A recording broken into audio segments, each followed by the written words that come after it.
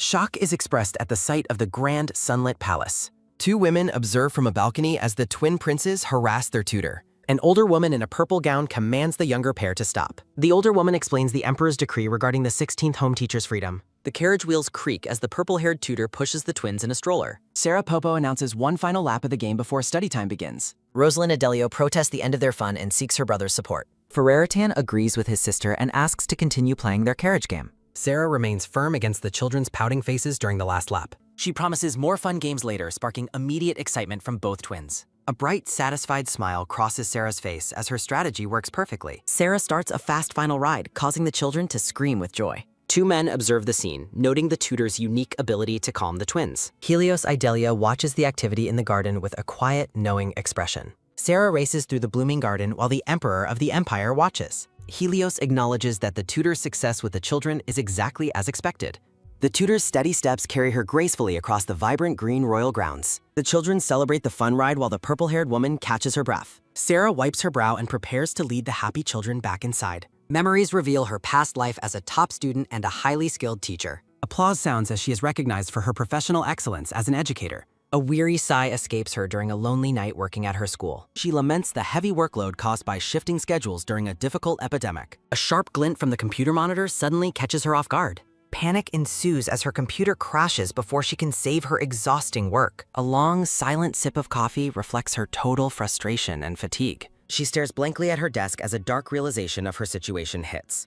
Overworked and furious, her spirit drifts away from her slumped body. Soft pink blossoms bloom, marking the transition into a new world. Reincarnated as Sarah Popo, she initially rejoices in her noble birth. A cruel scam leaves her parents in tears and the family in debt. The young, dark-haired girl watches her parents suffer through their sudden poverty. Sarah stands before two graves as the sun sets on her tragic childhood. Left alone at 15, she searches for a way to survive her debt. A booming noise sounds as she finds a notice for magic-based labor. She collapses in despair upon realizing her lack of magical talent. Sarah decides to rely on her teaching expertise to build a new living. She visualizes her success as a specialized teacher for the Empire's noble children. She identifies a massive professional opportunity in the Empire's outdated education system. Coins splash into a blue ocean representing her untapped and profitable market. Sarah spends many nights studying hard by candlelight to prepare her career. She accepts her lack of combat skills and doubles down on academic training. A sudden setback occurs, creating a glowing burst of frustration for the student. Rumors of Sarah's innovative and highly effective classes begin to spread quickly.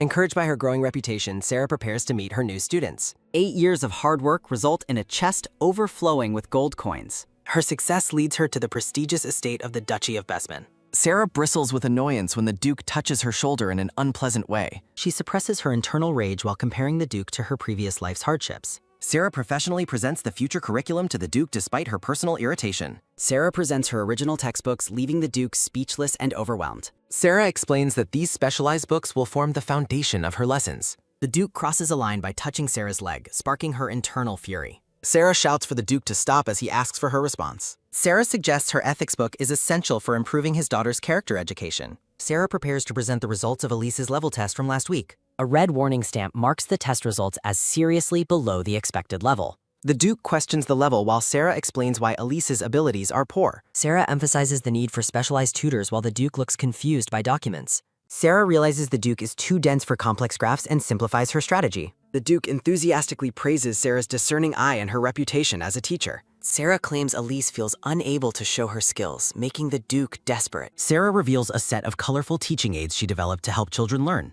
Sarah explains that a gifted child like Elise requires variety to think effectively. Sarah gloats about her skills while planning to overcharge him for his harassment. The Duke asks about the cost of tuition for 2 sessions a week. A document reveals a base total of 30 gold for her services. The Duke is horrified by the steep price of 30 gold per lesson. Sarah notes that 30 gold is a night's salary before preparing to double it.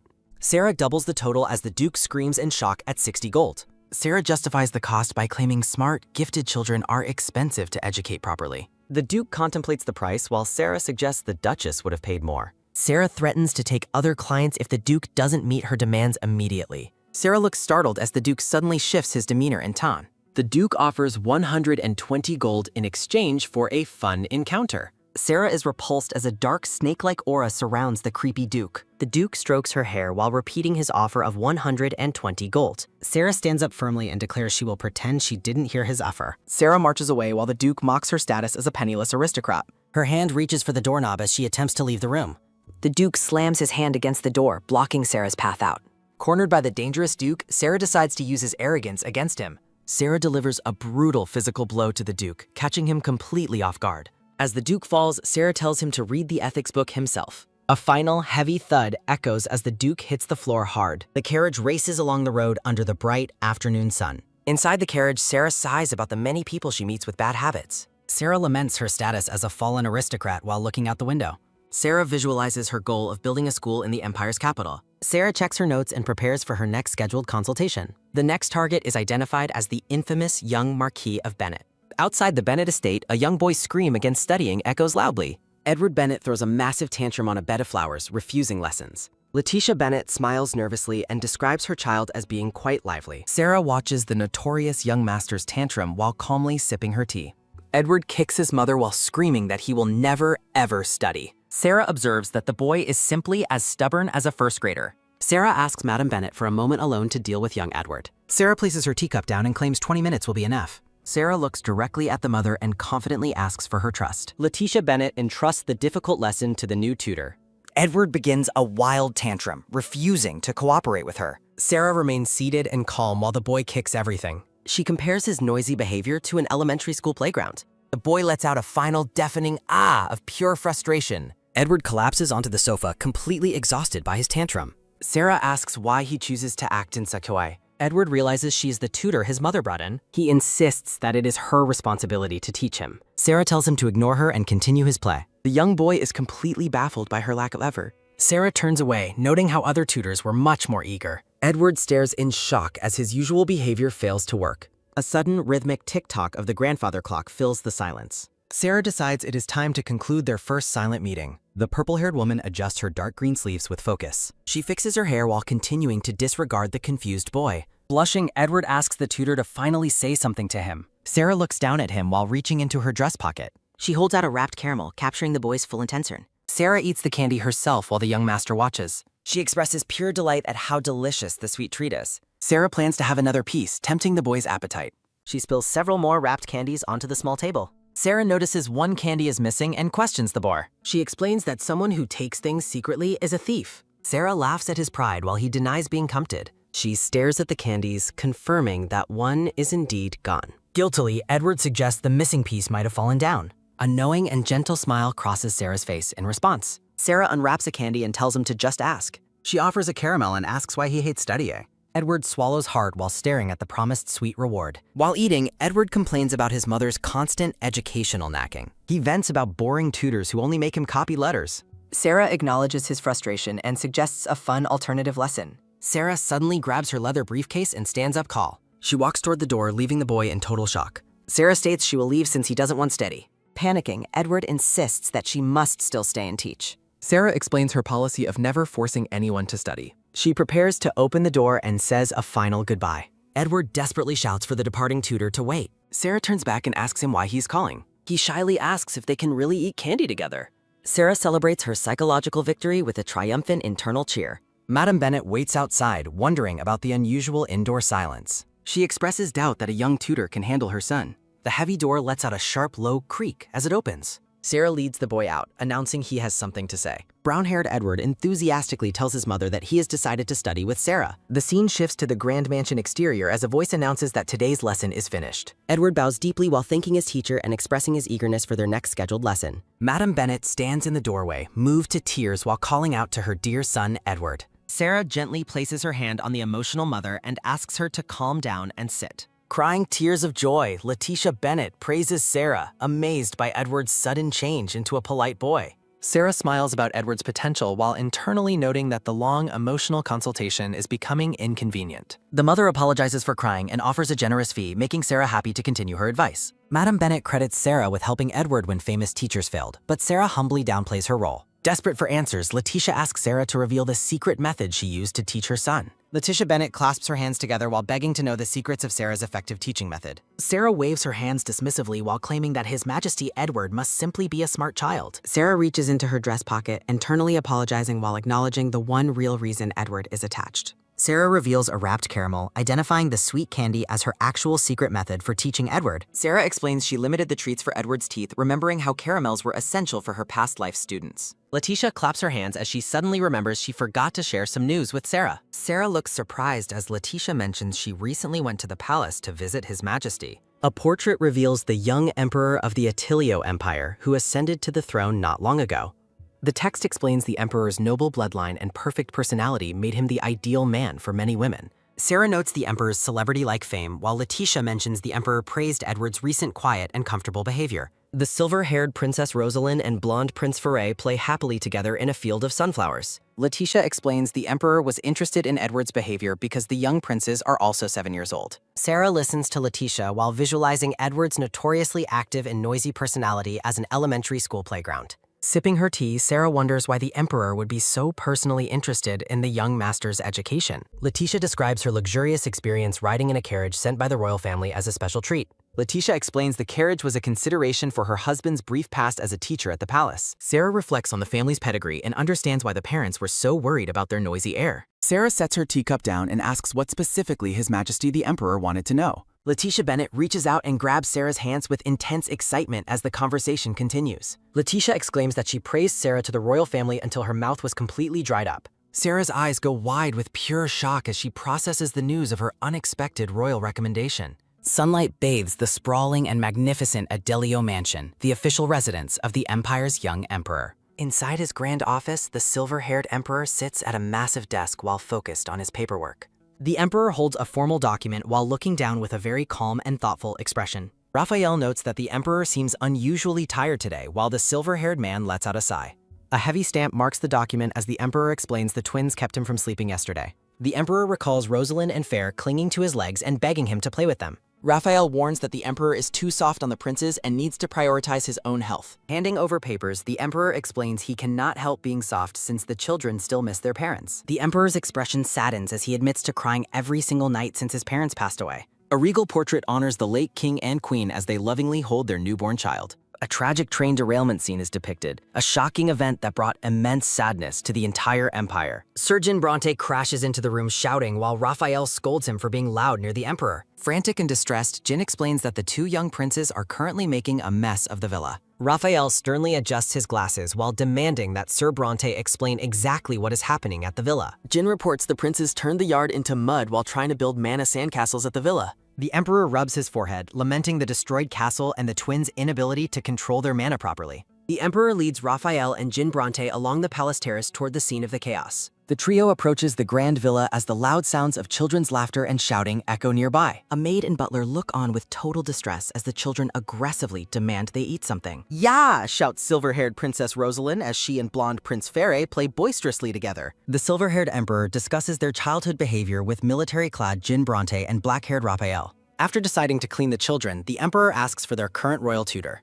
Raphael reports that the 15th tutor recently retired due to significant health problems. Raphael notes the maids and gardeners have also quit or gone on strike recently. The emperor reacts with visible shock at the news of mass staff department transfers. He lets out a heavy sigh while thinking of the name Sarah. The emperor concludes that he must entrust the care of the twins to her. Elsewhere, a grand mansion exterior serves as the backdrop for a conversation about rumors. The pink-haired Countess Adriel excitedly asks Sarah about the rumor of her royal appointment. Sarah denies the gossip, noting she hears new, fabricated stories at every home she visits. Sarah mentions Marchioness Bennett's involvement, which the Countess confirms happened at a recent tea party. Sarah internally marvels at the rumor spread while clarifying she has received no imperial proposal. While Sarah cites her status as an obstacle, Adriel explains the emperor ignores such origins. Countess Adriel praises Emperor Helios for his character-driven appointments as Sarah listens intently. A formal portrait depicts Emperor Helios on his throne, hailed as a capable imperial leader. Adriel remains confident in the emperor's future, prompting Sarah to ask for her specific reasoning.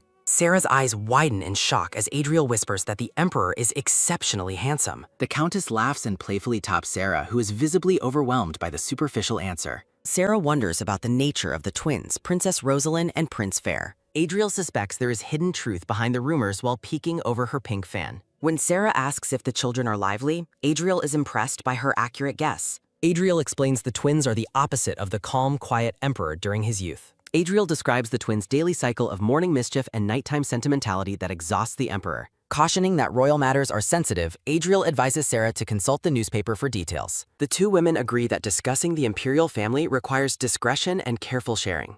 That evening, the scene shifts to a bookstore located in a quiet part of town. Sarah decides to investigate by purchasing a copy of a popular imperial-themed magazine. The official title card for the story appears in a bold decorative diamond frame. Moonlight illuminates the exterior of Sarah's wooden house during the night. Sarah reads by candlelight, finally understanding the emperor's interest in the Bennett family's success. She's disturbed to read accounts of the twins' vandalism and interference with imperial government affairs. Sarah is suddenly baffled by an explicit fanfiction segment regarding the emperor's private chamber behavior. Her attention is taken by a sudden quick whip as she tosses the magazine. Blushing furiously, she questions why a professional magazine would include such scandalous and unreliable fiction. Sarah stares at the discarded pages, deeply questioning the magazine's overall trustworthiness and value. She resolves to refuse any potential offer from the palace to protect her own reputation. A sudden series of knocks sounds as a mailman announces a delivery at the door. Sarah peeks through the door crack as the delivery person confirms her identity as Sarah Popo. Sarah spots the chrysanthemum seal on the envelope and recognizes it as the official imperial symbol. Panicking about a royal summons, she quickly rips the letter open to see the contents.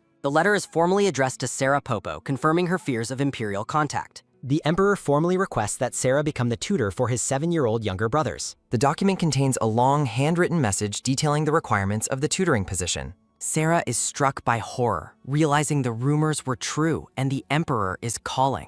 Her hand shakes as she holds a quill, determined to write a formal letter of refusal. Sarah begins writing her rejection, prioritizing her peaceful life and reputation over imperial prestige. She remains convinced that the twins are far too abnormal for her to handle successfully. Sunlight filters through the leaves as the next day finally begins. Sarah stands motionless with a blank, confused expression, her mind clearly struggling to process events. 3 mysterious figures wearing deep red cloaks loom ominously together. The visitors announce they are from the Imperial Palace requesting entry. Sarah nervously allows the group into her home to begin talking. A sudden, sharp gasp escapes Sarah as she spots a sword. Fearing execution for her refusal, Sarah offers the visitors a seat.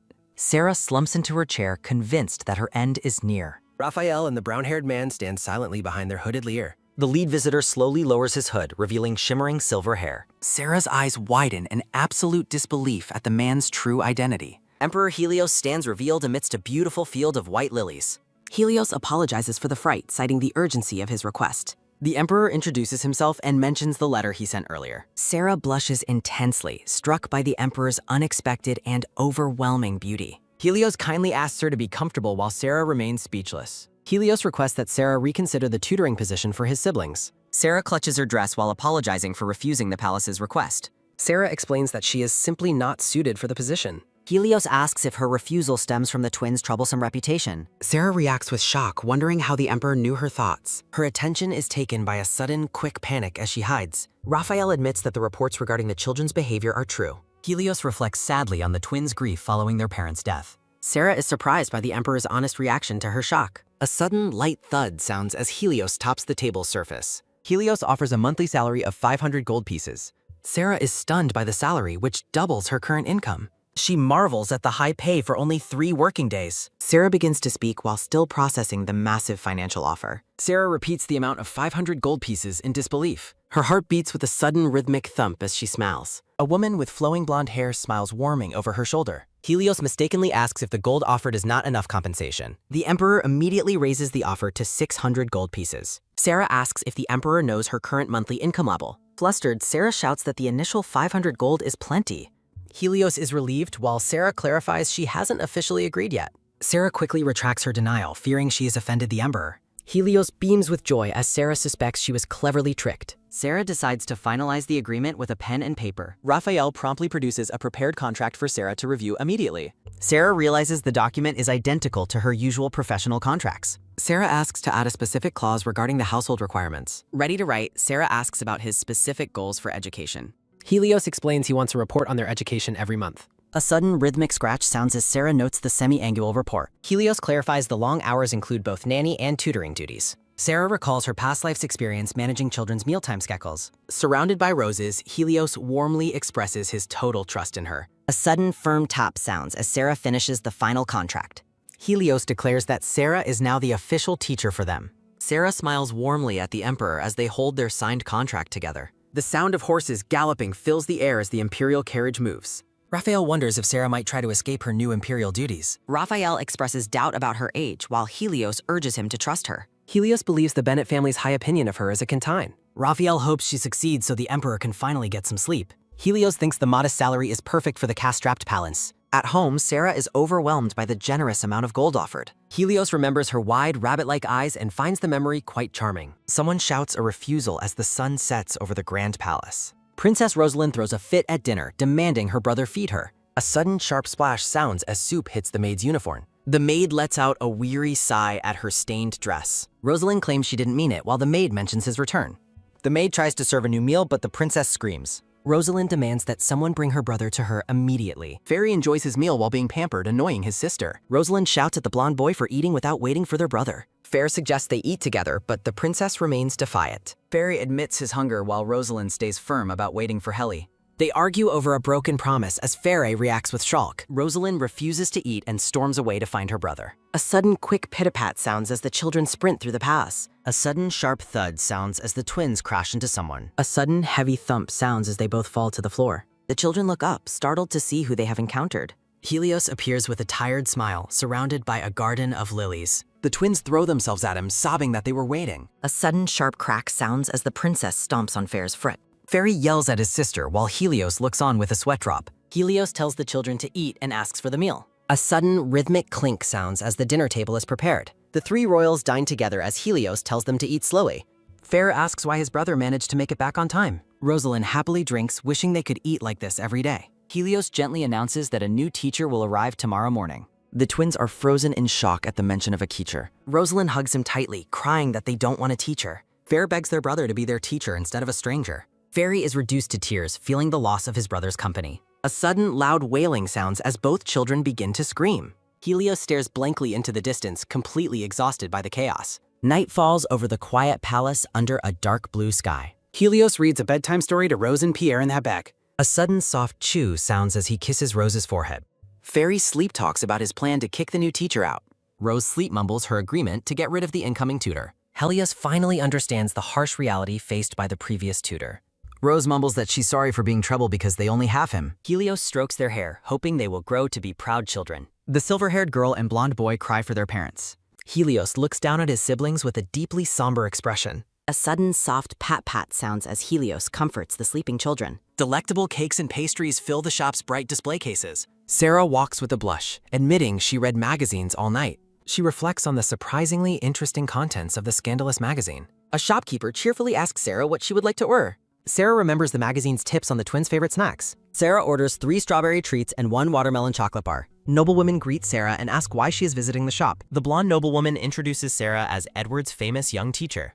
The ladies are amazed by Sarah's youthful and beautiful appearance. The blonde woman advises the ladies not to judge her age. Sarah confirms she is heading to the imperial palace tomorrow morning. Sarah worries about the palace rumors despite the emperor's extreme beauty. The noblewomen gossip about the twins' reputation for garden destruction. Sarah fears the twins' pranks and her choice to accept. The blonde noblewoman offers warm encouragement to the worried Sarah. A sudden, quick thump sounds as Sarah resolves to succeed. An ornate imperial carriage arrives at Sarah's humble wooden home. Sarah lists the toys and stickers she brought for the token. Sarah checks her supplies one last time before departing her home. A sudden, light tap sounds as Jean Bronte offers up. The imperial carriage travels swiftly through the quiet town streets. The massive imperial palace towers magnificently under a clear sky. A sudden, sharp creak sounds as the carriage door opens. A sudden, soft rustle sounds as a gloved hand appears. Jean Bronte asks about her trip as she exits the carriage. Sarah expresses her gratitude for the Emperor's helpful travel arrangements. Jean Bronte introduces himself as the head of the Emperor's Guard. Sarah introduces herself as Jean offers his protection and service. Sarah asks him to use her first name, flustering the guard. Jean leads her to the study where the twins are reading. Sarah notices the muddy garden and questions the palace's messy state. She's dismayed to see her white shoes are already ruined. Jean explains the garden mess and the ongoing gardener strike. Jean expresses concern for her, but Sarah insists she's fine. Sarah gazes at the large and ornate halls of the palace. A sudden low creak sounds as they reach the study. Sarah looks around for others as Jean gestures to enter. A sudden, loud bam sounds as Sarah enters her room. Sarah enthusiastically shouts the names of the twins while entering room. The vast study remains completely silent and empty of children. Sarah realizes with shock that the twins have already escaped.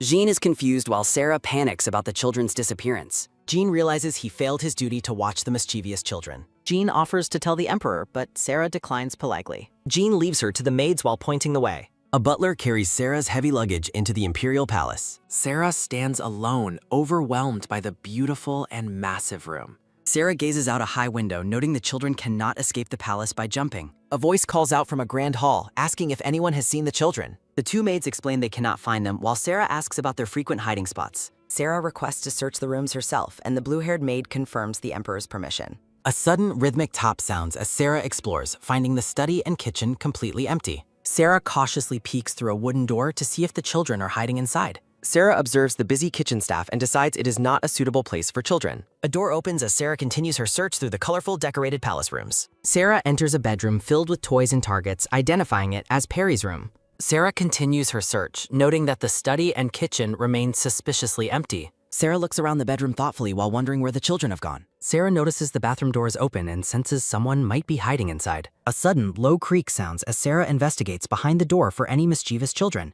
A sudden, quick whoosh sounds as Sarah swings the door open to surprise the kids. Sarah stares into the bathroom, only to find the room is entirely empty of people. Sarah feels discouraged, wondering where the children could have possibly disappeared to this time. A sudden, loud shout commands an attack, catching the startled Sarah completely off guard. The blonde boy aims a large water hose at Sarah with a very mischievous smile. A sudden, sharp squeak sounds as a small hand turns the heavy metal water valve. The young prince playfully sprays the water hose directly toward his startled new teacher. A sudden, heavy splash sounds as a blast of water hits Sarah directly in the face. Sarah stands soaked on the floor, appearing defeated by the children's messy and wet prank. Sarah dries her face, wondering if he is having fun despite her lack of magical mana. Perry looks up at Sarah innocently, asking if she is actually angry with him. Perry sits on the edge of the tub and calls out to get her attention. Sarah rushes toward the prince, warning him that he might get hurt by falling. The blonde boy stares intently at Sarah while she wipes away her lingering tears. Perry asks if she is the new teacher, and Sarah Popo confirms her identity to him. The young boy looks at her curiously and asks her how old she is.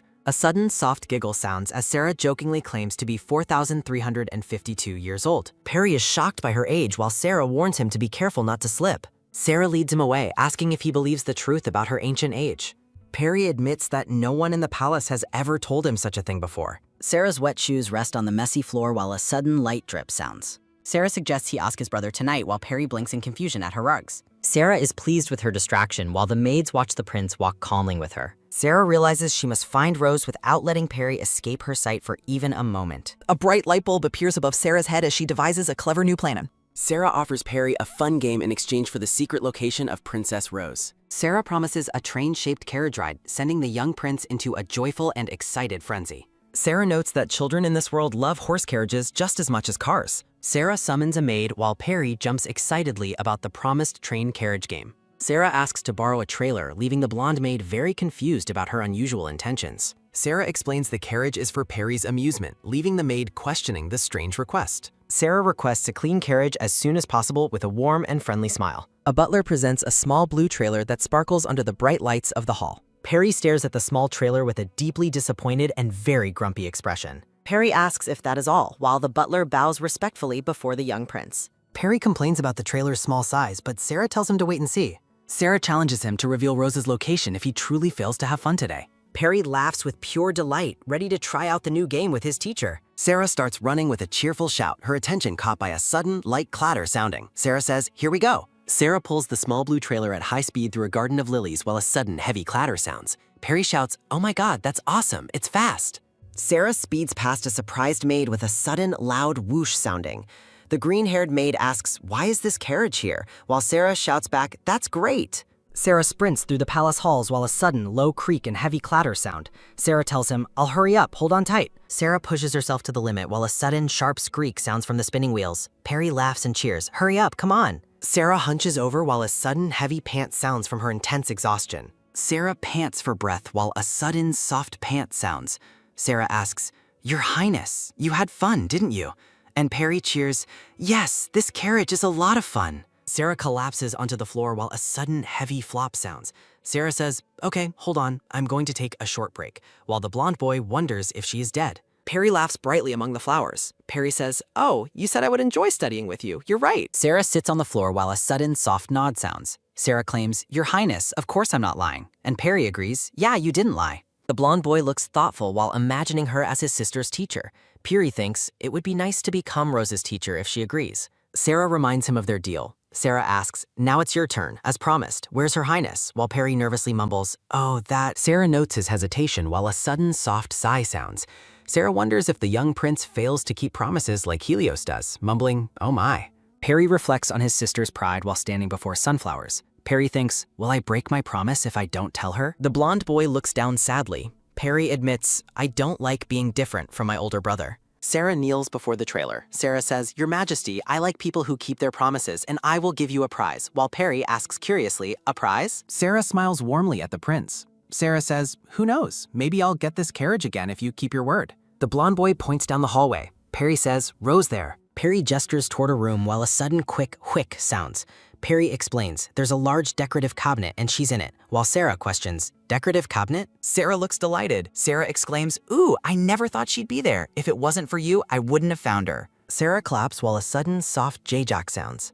Perry asks, "Really? You wouldn't have found her if it weren't for me?" And Sarah praises, "Of course, you're even more awesome than I thought." Sarah puts a finger to her lips while a sudden soft nod sounds. Sarah whispers, "Hush, Your Majesty." Sarah stops as she notices something suspicious near the cabinet. Dust drifts out from beneath the large ornate storage cabinet. Sarah kneels to examine the white powder on the carpet while a sudden soft slide sounds. Sarah touches the white dust with her fingertip while a sudden light swish sounds. Perry shouts a command for the prank to begin. Perry yells, "Now!" A sudden loud boom sounds as a massive cloud of flour explodes over Sarah. Sarah is covered in white flour while a sudden loud choke sounds.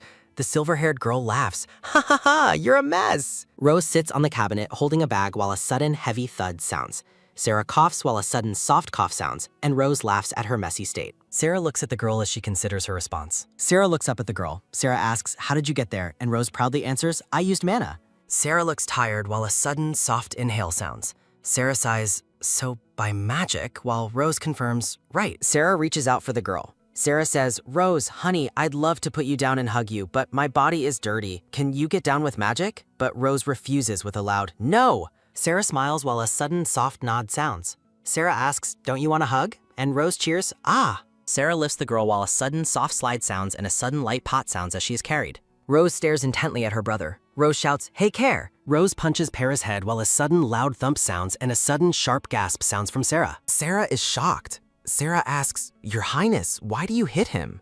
And Rose snaps, "I decided to punish him for being an idiot, so don't interfere." Rose yells at the blonde boy while a sudden loud shout sounds. Rose screams, "You broke your word, liar!" Rose continues her scolding. Rose shouts, "I heard it all from the maids. You were enjoying the carriage with this teacher."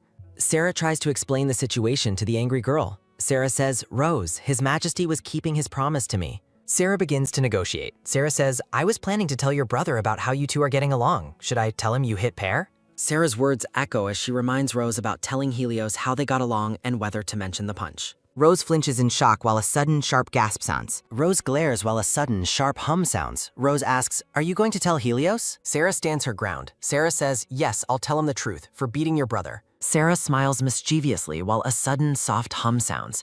Sarah offers, "But if you do what I say, I'll tell him you did a good job today."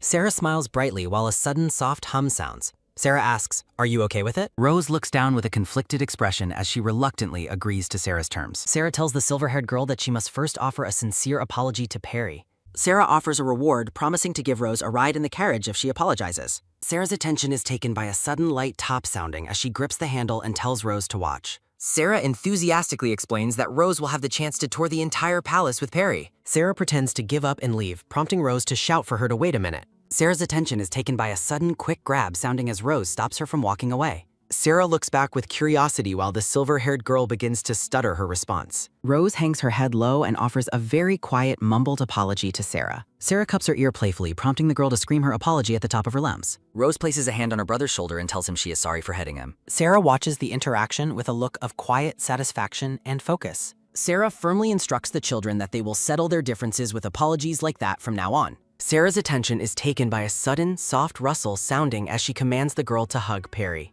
Rose is completely shocked by the request, but Sarah insists that she must go through with it. Rose looks incredibly reluctant while the blonde boy waits nervously for his sister to approach. Sarah shakes her head and sighs, telling Rose to stop hesitating and hug her brother properly. Rose finally lunges forward, wrapping her brother in a sudden, heavy hug sounding. Rose smiles warmly as she repeats her apology for hitting Perry earlier.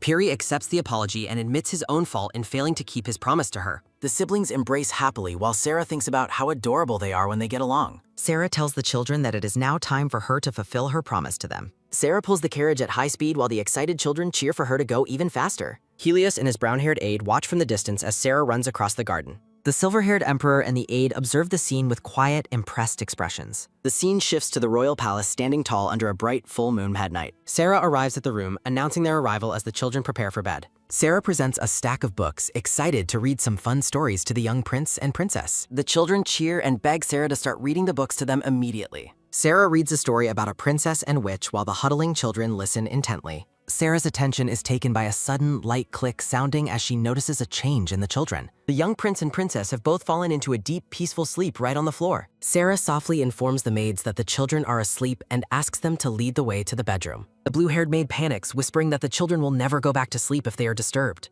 Sarah's attention is taken by a sudden, quick dash sounding as the maid runs to get blankets and pillows. The children are tucked into a cozy makeshift bed together among the flowers. Sarah's attention is taken by a sudden light click sounding as she quietly closes the door. The maids are astonished, asking for her secret after the children fell asleep so quickly. Sarah laughs off their praise, suggesting they were simply tired from their very busy day. Sarah asks about the children's usual bedtime, surprised to learn it is often much later than expected. The maid explains that the children refuse to sleep until the emperor comes to visit them. The maids reveal that the children often wait up and cry until late into the night.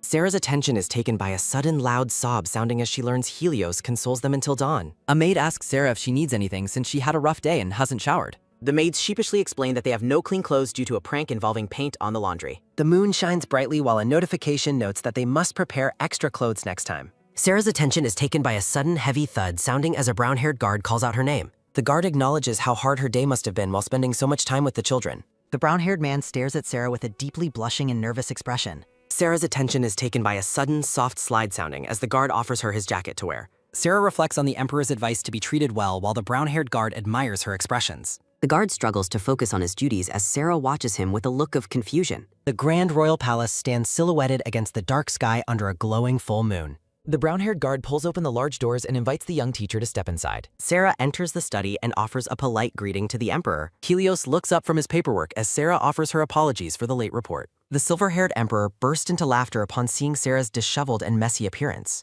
Helios apologizes for his sudden laughter while Sarah remains tearful and tells him it is perfectly fine. Helios gestured toward the sofa and invites Sarah to stop standing and take a comfortable seat. Helios walks across the room and asks about the chaos he observed in the hallway earlier. Sarah's attention is taken by a sudden light slide sounding as her oversized jacket slips off her shoulder. Helios reaches out to catch the garment and tells Sarah to stay still while he holds it. Helios looks at the young teacher with a very gentle and warm gaze. Sarah blushes intensely, thinking that anyone dating the emperor would be constantly nervous around him. Helios gazes down at Sarah while she sits quietly with a flustered expression. Helios reflects on how serious she is about her job despite her ruined dress and considers thanking her. Helios places a hand on Sarah's shoulder and asks if she would like to take a shower. Sarah is completely shocked by the suggestion and asks if he means inside his personal suite.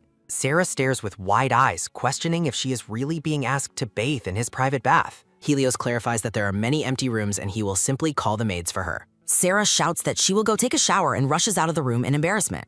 Helios watches the door close with a subtle smile as she runs down the hallway. Sarah pleads with the maids to let her bathe alone because she feels too uncomfortable receiving help. Sarah enjoys a peaceful soak in a large tub filled with warm water and fragrant flowers. Sarah recalls the emperor's offer while sitting in the bath surrounded by blooming sunflowers. Sarah splashes water in a panic, mortified that she completely misunderstood his words about the shower. Sinking into the bubbles, Sarah blames her misunderstanding on reading too many romance novels in the past. Sarah washes her face and reminds herself that she is nearly 50 years old across 2 lives. Sarah nervously sniffs her arm, wondering if she smelled so bad that he felt forced to suggest bathing. Sarah looks up toward the ornate palace ceiling with a look of exhaustion. Helios sits alone on the sofa, waiting for Sarah to return and finish their conversation. The silver-haired man stares off with a thoughtful and calm expression. Sarah is still blushing as she recalls how the emperor found her shocked reaction very cute. Sarah's attention is taken by a sudden light click sounding as she opens the door to return.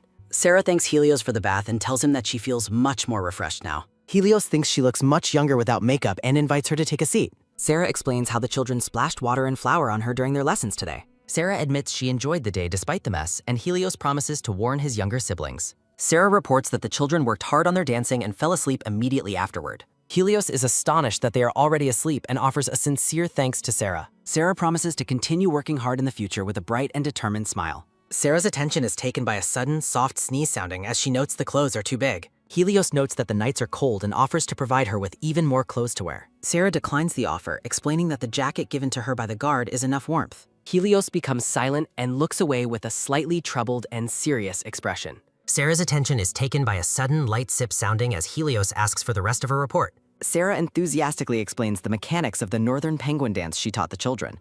Sarah laughs while describing Rose's energy, and Helios notes it sounds like they had a lot of fun. Helios reflects on his own strict upbringing while Sarah notes the tired children didn't even ask for him. Helios stares at the young teacher, realizing how different her teaching style is from what he expected. The royal palace stands majestic under a bright full moon at night. Sunlight shines over the imperial palace on a clear, new day. Pear points out that Helios told them to listen but didn't explicitly forbid playing around while Rose hums in agreement. The blonde boy worries about being scolded while remembering Helios's request for them to promise to listen to Sarah today. Rose tells her brother to forget his worries because teasing their new teacher is far too much fun. The silver-haired girl explains that their brother visits them more often when they cause trouble for others. Rose wears a dark and mischievous grin as she prepares to execute a new scheme. Sarah's attention is taken by a sudden, rhythmic thud sounding as Rose walks toward the door while Pear watches nervously. Sarah's attention is taken by a sudden, loud creak sounding as she opens the door and cheerfully greets Rose and Pear. Sarah compliments the children on their nice outfits while they remain completely silent and still at the table. Sarah suspects that the children are hiding something because they are both sitting so tensely. Rose jumps in alarm and loudly claims that absolutely nothing has happened. Sarah asks if the Emperor scolded them or if they are currently planning a new prank for the day. Sarah's attention is taken by a sudden, light rustle sounding as she asks for the truth, and the children shake their heads vigorously.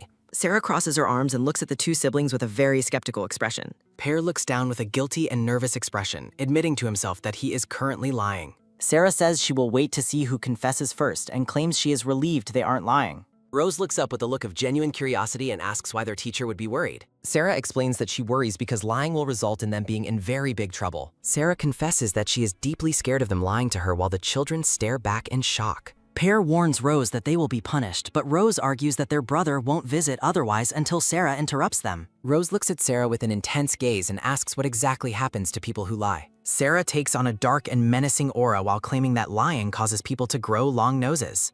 Pear rubs his nose in a panic, fearing it is already growing larger, while Rose watches him with concern. Sarah laughs quietly as she listens to their whispering and announces she must check their training progress with some papers. The children are horrified by the prospect of a test and suddenly lunge forward to hug Sarah tightly. Sarah asks if this affection is a new way to avoid studying, while the children claim they have prepared a gift. Sarah is suspicious of the offer, but the children look at her with wide, excited eyes. Sarah's expression shifts to horror as she realizes the children are referring to something inside her pocket. Sarah's attention is taken by a sudden, soft slide sounding as she reaches into her dress pocket with a trembling hand. Sarah pulls her hand out and clenches it into a tight fist while shaking with visible anger. Sarah opens her palm to reveal a large brown cockroach crawling across her skin. Sarah's attention is taken by a sudden loud scream sounding as she tosses the bug away in a blind panic. The children cheer and laugh, delighting in the success of their prank as stars float around them. The large brown cockroach remains on Sarah's hand as she prepares to scream in terror. Sarah's attention is taken by a sudden, loud scream sounding as her eyes go wide with absolute disgust.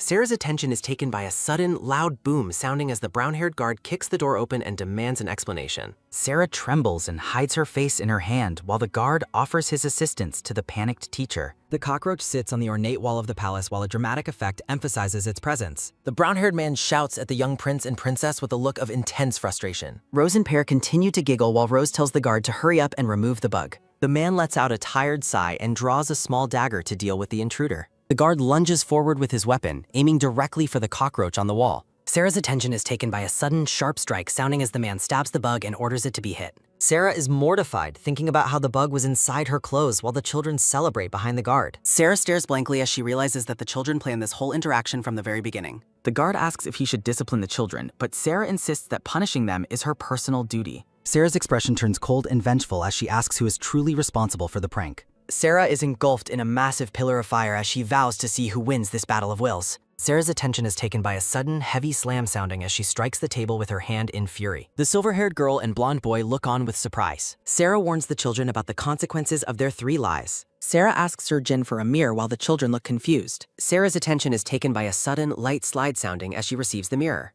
Sarah claims Pear's nose has grown due to his earlier denials. Rose panics when her nose feels longer, admitting to previous lies. Pear hesitantly admits he thinks Rose's nose looks a little bit longer. Sarah suggests getting an objective opinion from the brown-haired guard. Sarah winks at Jin and asks if the children's noses grow. Jin sweatily claims their noses will eventually reach the palace window. The children panic and beg Jin to check their mosaic again. Sarah notes that her and Jin's noses are perfectly normal. Sarah's attention is taken by a sudden light slide sounding as she holds the mirror. Rose asks for a doctor, but Sarah claims he is currently busy. Sarah promises to reveal the cure if they pass today's test. The children sit at the table looking incredibly stressed and miserable. Sarah mentions their noses will keep growing if they don't study. Sarah points to a matching game on the children's study paper. Pear realizes that the test is much easier than he expected. The children present their completed work with pride and excitement. Sarah smiles warmly at the children while preparing to grade them. Sarah's attention is taken by a sudden light slide sounding as she marks the papers. Sarah's attention is taken by a sudden light slide sounding as she demonstrates a lesson. Rose and Pear watch Sarah with nervous and hopeful expressions. Sarah praises their excellent work while holding up the graded papers. Rose and Pear celebrate their success with bright, happy smiles. Rose proudly declares her intelligence while Pear claps for her. Sarah reflects on the children's natural intelligence and physical coordination. Pear asks for the nose restoration method as Sarah smiles. Sarah instructs the children to close their eyes and lean in. The 2 children sit together with their eyes tightly shut. Sarah tells the children to open their mouths a little bit. Sarah's attention is taken by a sudden light pop sounding as she feeds them. The children blush and realize they are eating something truly delicious. Sarah admits that she lied about their noses growing from lying. The children's shock is represented by crumbling stone statues in the background. Rose and Pear shout at Sarah for deceiving them so completely. Sarah's attention is taken by a sudden light slide sounding as she happily admits it. Sarah asks if the chocolate is worth forgiving her for teething. The children agree to forgive her just this once for March audit. Sarah invites the children to take another piece of chocolate together. The palace stands quietly under the stars behind green garden leaves. Sarah's attention is taken by a sudden, firm step sounding as a man approaches. A dark-haired man with glasses introduces himself as Raphael Dempsey. Raphael explains that Jin is busy training with the Emperor today. Sarah's attention is taken by a sudden, steady step sounding as they walk. Sarah wonders if her questions are becoming annoying to the assistant. Raphael stops walking and turns away from Sarah with a sigh. Raphael turns back with a blush, revealing he isn't actually annoyed. Raphael praises the Emperor as an ideal leader with divine charisma. Sarah expresses her amazement at the Emperor's rare and divine power. Sarah explains that the Emperor's high level of power reflects divine favor. Raphael suddenly and firmly takes Sarah's hands into his own. Sarah's attention is taken by a sudden light blink sounding as she addresses her assistant. Raphael offers a very gentle and encouraging smile to his teacher colleague. Sarah reflects on the likelihood of Raphael being an excellent professional partner. Raphael continues to watch Sarah's presentation with a very pleasant expression. Sarah and Raphael share a lighthearted and joyful moment of laughter together. Sarah's attention is taken by a sudden, loud creak sounding as she pushes open the palace doors. Raphael informs Sarah that they will need to wait for the Emperor's arrival. Sarah's attention is taken by a sudden light sip sounding as she wonders when Helios will appear. Sarah's attention is taken by a sudden rhythmic tick sounding as the clock marks the time. Sarah's attention is taken by a sudden light shimmer sounding as she admires expensive palace artifacts. Sarah wonders if the old photograph she discovered is a royal family portrait. Sarah's attention is taken by a sudden soft slide sounding as she traces the siblings' younger faces. Sarah remarks on how happy the royal family appears in the photograph.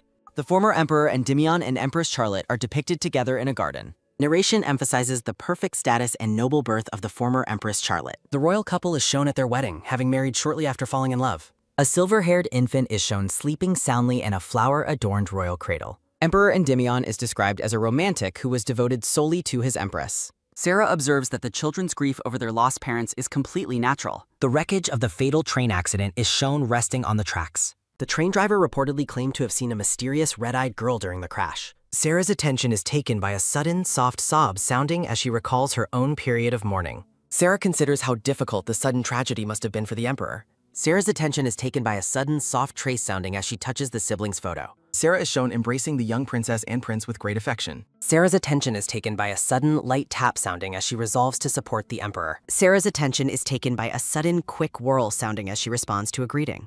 Helios appears with damp hair and a towel, prompting Sarah to marvel at his beauty. Sarah's attention is taken by a sudden light bow sounding as she formally greets the Emperor. Helios notes that Sarah managed to stay clean today, and she agrees while recalling the previous chaos. Helios apologizes for making Sarah wait while a maid enters the room with tea. Sarah's attention is taken by a sudden light clink sounding as the tea service is placed. Helios asks Sarah for a report on the day's events mentioned by the guard. Sarah's attention is taken by a sudden light sip sounding as Helios explains his limited information. Sarah describes the morning's incident as a minor joke that she intended to overlook. Helios looks concerned and asks for clarification while Sarah worries about his potential reaction. Sarah attempts to change the subject while mentioning how the princess exploited a moment of carelessness. Sarah's attention is taken by a sudden light snap sounding as she begins to explain the prank. Sarah's attention is taken by a sudden rhythmic thud sounding as she reenacts the insect's movement. Sarah's attention is taken by a sudden loud scream sounding as she reenacts her terrified reaction. Sarah enthusiastically describes how the guard arrived and quickly killed the bug with a dagger. Helios playfully mocks the teacher for being unable to handle common pests despite her perfect reputation. Helios gazes at Sarah with very soft, fond, and deep purple eyes. Helios apologizes for the siblings' behavior while Sarah hopes for smoother lessons in the future. Helios asks if the rest of the class was productive, and Sarah confirms she conducted a test. Sarah's attention is taken by a sudden light rattle sounding as she realizes she forgot something important. Sarah's attention is taken by a sudden light tap sounding as she presents her evaluation. Helios asks if his presence is bothersome, causing Sarah to blush and hurriedly deny it. Helios asks if she has other thoughts, prompting a frantic and embarrassed denial from Sarah. Sarah determinedly resolves to never fall for the Emperor's playful psychological traps again. Helios reflects on how Sarah's emotions are as transparent as those of his young siblings. Sarah notes the children's high rankings, questioning why the brilliant emperor is so surprised by them. Sarah thinks about her talkative former assistant while expressing her lack of boredom with Helios. Sarah's attention is taken by a sudden light slide sounding as she reveals the new curriculum. Sarah looks down at her detailed lesson plans with a focused and professional expression. Helios observes the presentation with a contemplative and deeply thoughtful gaze. Sarah finishes explaining her plan, and Helios finds her modern educational methods quite impressive. Sarah explains that her classes were developed by elite academic researchers from her home country. Sarah informs the Emperor that she will not be teaching combat or magic lessons yet. Sarah returns her focus to the finalized curriculum she will begin teaching the next morning. Sarah clarifies her position by stating she only wishes to postpone the more difficult subjects. Sarah suggests that the young children require more time to adjust to their new lives. Sarah prioritizes the children's comfort and rest over rigorous studying as they sleep peacefully together. Helios accepts her reasoning, leaving Sarah looking overjoyed and grateful for his cooperation. Helios decides to leave, and Sarah offers to help him pack up his belongings. Sarah's attention is taken by a sudden light clack sounding as she closes the heavy book. The scene shifts to the moonlit palace as the pair exchange their final evening farewells. A bright and peaceful sun shines over the grand towers of the royal palace. Rose and Pear relax comfortably on the carpeted floor amidst their toys and books. Rose asks her brother what kind of prank they should attempt to play today. Pear smiles mischievously as he suggests they target their teacher, Sarah, once again. The siblings note that Sarah has successfully anticipated their tricks for the past 2 weeks. Rose and Pear both look forward to their teacher's arrival with genuine and bright smiles. Pear reminisces about their past pranks while Rose agrees that Sarah is an interesting teacher. Pear recalls Sarah's panicked reaction to a previous trick and suggests doing it again. Pear admits he enjoys Sarah's unique reactions and thinks she is as pretty as Helios. Pear's attention is taken by a sudden, quick whirl sounding as he asks Rose's opinion. Rose hesitates and looks away when asked if she truly likes their new teacher. Pear openly confesses his fondness for Sarah, leaving Rose looking completely shocked and stunned. Rose bashfully admits she likes Sarah a little, despite not having thought about it before. Rose admits to herself that Sarah is a fascinating person who is genuinely a good teacher. Rose wonders if Pear is asking her to stop pranking Sarah while they enjoy snacks. Pear clarifies that he simply fears Sarah might be fired because of their constant mischief. Rose hugs her brother, admitting she wants to be friends but fears losing her family. Sarah's attention is taken by a sudden rhythmic patter sounding as Jen runs toward the children. Jen expresses his relief that the royal children didn't try to hide from him today. Rose asks if the Emperor sent him, while Pear laughs at the guard's funny face. Sarah's attention is taken by a sudden, soft stroke sounding as Jen pats their heads. Jen reassures the worried siblings that the Emperor will visit them later that evening. Rose hugs Jen tightly while wishing for the night to arrive as soon as possible. Pear expects Sarah to arrive any minute, and Jen notes that she is always punctual. Sarah's attention is taken by a sudden, light smirk sounding as the children anticipate her arrival. Pear calls out to the guard, and Jen respectfully responds to the young prince's summons. The children enthusiastically ask the guard to tell them more about Sarah's true character. Jen looks thoughtful and considers how to describe the mysterious and interesting Miss Sarah. Jen admits his limited knowledge, while Rose pleads for even the smallest piece of information. Jen informs the children that Sarah is unable to use magic. Jen explains Sarah's lack of mana while the royal siblings listen. Narration notes, Sarah's fear of heights prevents her from riding horses. Her attention is taken by a sudden, light top sounding as the children celebrate. Rose mischievously plans to use magic to make her teacher fly. Jen addresses Rose directly while maintaining a pleasant and calm expression. Rose innocently insists they are well-behaved while checking in with Pear. Pear gives a suspicious smile while Jen realizes he made a mistake. Jen clutches his head in despair after realizing he shared too much. Jen checks his watch, realizing he must leave for a royal meeting. Jen expresses his frustration and concern to the seemingly distracted children. Jen yells at the laughing children who are clearly not listening. Her attention is taken by a sudden rhythmic tap sounding as Jen leaves. Jen offers a sincere apology as he walks away from the room. Sarah stands peacefully in the garden while Jen offers another apology. Her attention is taken by a sudden loud thud sounding as the bag drops. Sarah looks completely horrified as she processes the sight before her. Sarah wonders what has happened as she stares in pure shock. Sarah finds Pear shivering on the floor in a state of terror. Sarah rushes to the prince's side and asks about Rose's whereabouts. Pear clings to Sarah while desperately asking her for help. Sarah looks up and gasps as she spots the young princess. Sarah calls out to Rose, who is floating near the ceiling. Rose cries out in fear while floating helplessly high in the air. Sarah attempts to comfort the panicked princess as she flails about. Both siblings are overwhelmed with fear as they plead for Sarah's help. Sarah breaks into a cold sweat while trying to understand the situation. Sarah realizes the children have accidentally manifested unstable magic mana. A brief pause occurs as the tense magical crisis continues. Sarah continues to stare at the floating princess with wide, fearful eyes. Narration explains the requirements for stable magic use and mana control. The children's undeveloped mana causes their magic to manifest unpredictably and dangerously. Sarah deduces that this disaster started as a planned prank on her. Sarah recalls her previous warnings while feeling frustrated by the current suffering. Sarah considers calling for help to get the floating princess down. Pear confesses his mistake and begs Sarah to save his floating sister. Sarah tries to leave for help, but Pear pleads for her stead. Pear fears Helios' reaction since they broke their promise about magic. Sarah promises secrecy, but Pear refuses to let her leave the room. Sarah realizes she must first calm Pear before she can help those. Her attention is taken by a sudden soft pot sounding as Sarah stays. Sarah guides the hyperventilating prince through several deep and steadying breaths. Sarah informs Pear that she needs his help to save his sister. Pear looks hopeful as Sarah confirms they can solve this together. Rose floats miserably at the ceiling while Sarah asks for her cooperation. Pear tries to focus and be brave despite his lingering tears. Sarah offers an encouraging and proud smile to the young prince. Sarah worries about how to rescue Rose without using any magic. Her attention is taken by a sudden light slide sounding from the furniture. Her attention is taken by a sudden light creak sounding as Sarah steps onto the table to reach the floating princess. Her attention is taken by a sudden quick tap sounding as Sarah jumps to rescue Rose. Sarah catches Rose in midair as the princess desperately pleads for her help. Sarah promises to lower Rose safely while instructing the princess to hold on to her arm tightly. Her attention is taken by a sudden firm snatch sounding as Sarah secures her hold on the child. Sarah successfully brings the princess back to the ground amidst a flurry of magical flowers. Her attention is taken by a sudden sharp slip sounding as Sarah's heel skids across the floor. Pear shouts a warning as Sarah begins to fall while still clutching the princess. Her attention is taken by a sudden quick pull sounding as Sarah shields Rose from the hard impact. Her attention is taken by a sudden heavy thud sounding as they hit the floor together. Pear rushes toward them in a panic, calling out to both the princess and their teacher. Pear stops and stares in shock at the scene unfolding on the palace floor. Sarah sits up and checks if the princess is able to stand on her own. Rose looks up at Sarah with a horrified and stunned expression. Her attention is taken by a sudden light drip sounding as Sarah notices blood on her hand. Pear asks if she is all right while Sarah tries to smile and offer reassurance. Sarah winces and flinches as she realizes the extent of her head injury.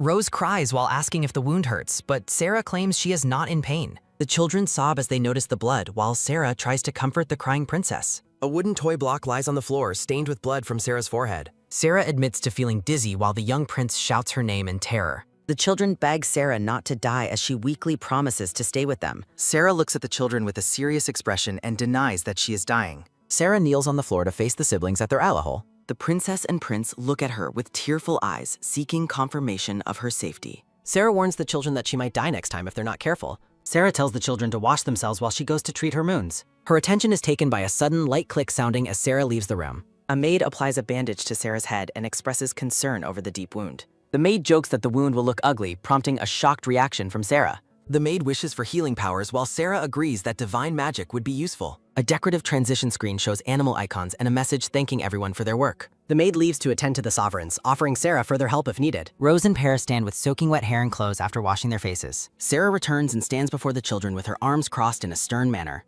The princess looks down and offers a sincere apology to her teacher. Sarah asks for the reason behind their apology, and the children confess to the harmful prank. Sarah resolves to be patient and asks the children how they will react to future injuries. Rose cries and promises to never play such jokes again and to listen carefully.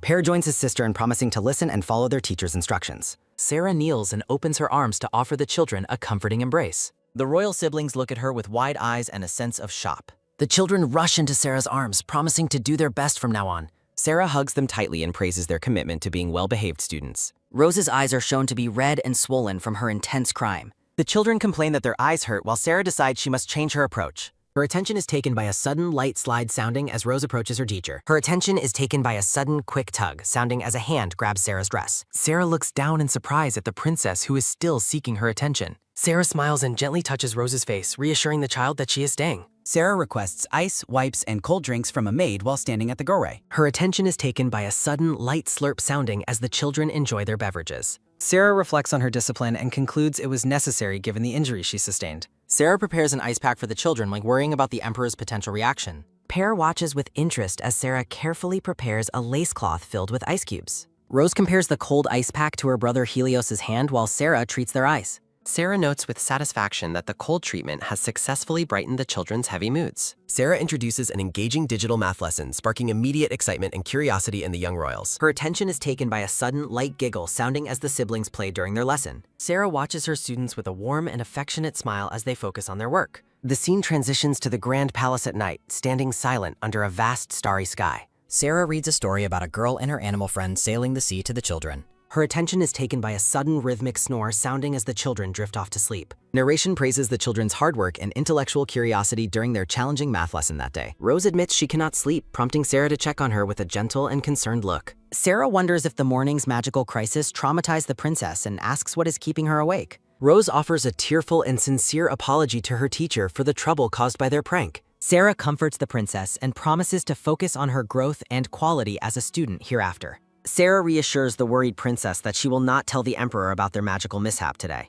Sarah bids the children a final goodnight and prepares to quietly exit the sleeping quarters. Her attention is taken by a sudden soft puff sounding as Sarah blows out the bedside candle. The moonlight filters through the tall palace windows, illuminating the quiet hallway during the late evening hours. Helios gazes with an intense and piercing expression, his purple eyes glowing slightly in the dark room. Sarah sips tea while feeling completely drained after the long and emotionally taxing events of the day. Sarah's heart beats rapidly as she tries to compose herself while the Emperor watches her intently. Helios addresses Sarah by her nickname and asks about the injury visible on her forehead. Sarah laughs nervously and claims she simply fell, secretly counting this as her third lie today. Sarah imagines the dramatic and panicked reactions of her colleagues if they were to see her wound. Helios notes Sarah's pain seems disproportionate to the small bandage, causing her to wince in discomfort. Helios stands and approaches as Sarah insists she is fine despite the pain caused by moving. Her attention is taken by a sudden, quick snap sounding as Helios pulls the bandage from her forehead. Sarah feels flustered by Helios's close proximity while he confirms that the bleeding has finally stopped.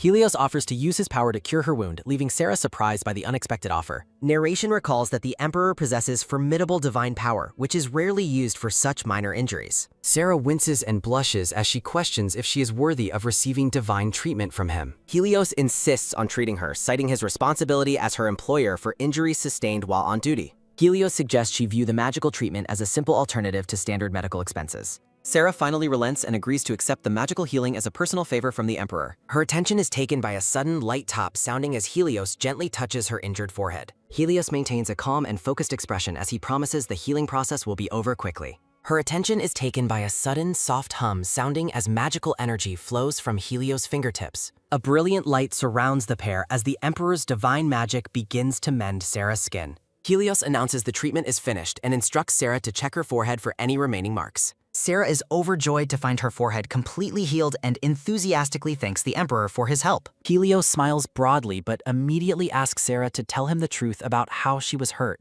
Sarah stubbornly repeats her lie about falling down while Helios looks on with an amused, skeptical expression. Sarah panics internally and wonders if lying to the Emperor is considered a major or minor sin. An illustrative graphic emphasizes Sarah's firm commitment to keeping the promises she made to the royal children. Helios privately notes Sarah's naivete and wonders how she would react if he moved even closer to her. Helios questions if the injury was really caused by the children, while Sarah frantically denies any involvement. Sarah panics internally over the ethics of white lies, while the Emperor looms over her with a skeptical and intense gaze. Sarah notes that the Emperor's handsome face is dangerous, feeling flustered as he finally agrees to stop questioning her. Sarah clears her throat and recites the list of the day's lessons, covering arithmetic, language, manners, and art play. Sarah holds up 2 childlike drawings and asks Helios if he recognizes the scenes depicted on the paper. Helios correctly identifies a drawing of Sarah getting wet and another of the siblings throwing mud, while Sarah confirms that Pear is actually the more skilled artist. Helios observes that Rose's drawings are more annoying, while Perry's reflect a sensitive personality as he takes the papers from Sarah. Her attention is taken by a sudden light rustle sounding as Helios looks at the drawings and admits that Sarah understands the children well. Sarah beams with a radiant and bashful smile, her heart swelling at the rare and sincere praise from the Emperor. Sarah laughs and recalls that the children's recent dance was quite nice, prompting an amused chuckle from Helios. Her attention is taken by a sudden sharp rap sounding as Helios reacts to an unexpected knock at the door. Her attention is taken by a sudden light creak sounding as the brown-haired man with glasses enters to inform Helios that it is past 10 o'clock. Sarah bows politely and announces her departure, leaving the 2 men alone in the opulent hallway. As Sarah walks away into the distance, the man with glasses scolds Helios for repeatedly ignoring his instructions to finish the meeting by 10. Helios tries to joke that he was only told 3 times, but his assistant angrily insists he said it 10 times so Sarah could rest early. Her attention is taken by a sudden, quick swish sounding as Helios dons his heavy cape and confirms he is heading to the children's villa once more. Helios walks through the silent palace gardens, the massive full moon hanging in the starry sky above the quiet estate. Helios watches the maid at the door and reflects on how much better his siblings behave and sleep when Sarah's around. The maid looks up in surprise and bows deeply as she realizes the Emperor has arrived at the villa late at night. Helios asks the maid if anything specific occurred between Sarah and the royal siblings during their lessons today. The maid looks down nervously and admits she isn't entirely sure, but she suspects something unusual did happen. The maid reveals that Sarah's forehead was injured during a prank, causing Helios to repeat the news in a tense and questioning tone. Helios closes his eyes in frustration, privately resolving not to let the matter go easily since Sarah was hurt by the children's actions. Her attention is taken by a sudden, heavy groan sounding as Helios pushes open the door, determined to scold the siblings once they wake. Helios freezes in the doorway, his eyes wide with shock as he takes in the sight of the children in the study. The royal siblings are curled up together on a small bed, sleeping peacefully under a thick blanket amidst a flurry of magical flowers. Helios realizes that Sarah must have prepared a temporary bed in the study room to accommodate the exhausted children. Her attention is taken by a sudden soft stroke sounding as Helios gently touches Rose's hand and wishes her a good night's sleep. Pear blinks his eyes open and stares at his older brother in a daze, instantly panicking as he realizes he might be in trouble. Her attention is taken by a sudden quick jump sounding as Helios is startled by the young prince suddenly leaping up from the bed. Pear frantically shakes his sister and tells her to get up quickly because their brother has arrived, while Rose groans in confusion. The children quickly recover and offer enthusiastic greetings to their brother, trying to mask their guilt with bright smiles. Helios pulls the children into a hug and asks how their day was, secretly suspecting they have been quite busy with their mischief. The children exchange a nervous look and ask their brother why he is questioning them and if anything has happened. Rose and Pear anxiously ask what Sarah told him, their eyes wide with the fear of being caught in their earlier prank. Helios realizes Sarah lied to protect the children and chooses to play along, telling them that she praised their writing and drawings. Rose is stunned by the news, privately noting that while Sarah promised not to tell, she never expected her to offer such high praise. Rose feels a deep pang of guilt and concludes that Sarah is a truly good person despite the harm the princess caused her earlier. Rose vows to be kind to her teachers starting tomorrow, while Helios continues to claim Sarah said there are no other students like them. Helios teases the children by asking if they are curious if something else happened, prompting a frantic and panicked denial from Rose. Helios tells the children it is time for sleep, and though they beg him to stay and read a book, he eventually gives in with a sigh. Helios reaches for the stock of books on the nightstand, wondering if he should be relieved that the children are finally willing to sleep. Her attention is taken by a sudden light thud sounding as Helios picks up a book titled Gavin's Fortune and wonders about its contents. Pear excitedly explains that the book is very cool and tells the story of a brave 7-year-old boy who catches thieves. Helios is impressed to discover that Sarah Popo is the author, realizing that his children's teacher is a woman of many hidden talents. Narration begins the story of a boy named Gavin, the youngest in his family, as the night passes over the palace rooftops. The scene shifts to the next morning as the children's voices echo through the grand hallway, calling out for Sarah. Sarah stands in the corridor looking completely bewildered as the royal siblings rush toward her with joyful expressions. Her attention is taken by a sudden loud thump sounding as the children tackle Sarah with a hug, leaving her wondering what has changed. Sarah observes the children's wagging excitement and thinks to herself that they look exactly like adorable, eager puppies. Sarah is overwhelmed by their sudden affection, reflecting on how she feared things would be awkward after her stern discipline the previous day. One of the children grabs Sarah's hand, telling her they have been waiting while she tells them to sit down and not follow her to the bathroom. Rose asks if it's good that they waited for her, and Sarah warmly confirms that it is indeed good. Sarah notes that the children won't leave her side, praising them for waiting in the morning and paying attention during lessons. Rose and Pear express their love for people who keep promises, with Pear confessing that he loved Sarah even before that. Rose vows to get serious and stop joking around from now on, while Pear mentions he has already told her not to mess around. The royal siblings tackle Sarah with a hug as Pear shouts that he loves her, prompting Sarah to laughingly ask why he says that. Sarah returns their affection and asks if they should go to the study room together. A graphic of a sunny sky with a rainbow notes that today is a special day requiring a quick finish to their work. In the study, Rose asks if she is doing her project correctly, while Pear complains that his work isn't going well. Rose examines her red paper flower with a dissatisfied look, feeling it is beautiful, but her own efforts are lacking. Pear boastfully claims his paper project is prettier because it looks more like a real flower, while Rose glares at him. Sarah encourages Rose, telling her she has done well and that His Majesty will be delighted to receive the gift. A child's hand carefully presses down on a paper flower, asking why they are making flowers and if it is Sarah's birthday. Sarah smiles and reveals the date is May 8th, leaving Rose and Pear looking completely baffled by the significance. The children wonder if there is a special event today, while Sarah privately recalls that May 8th was Parents' Day in her previous life. Sarah imagines silhouettes of parents wearing paper flowers on their chests as expressions of love from their children. Sarah explains that on this day, the siblings will give the Emperor a thank you gift for taking care of them.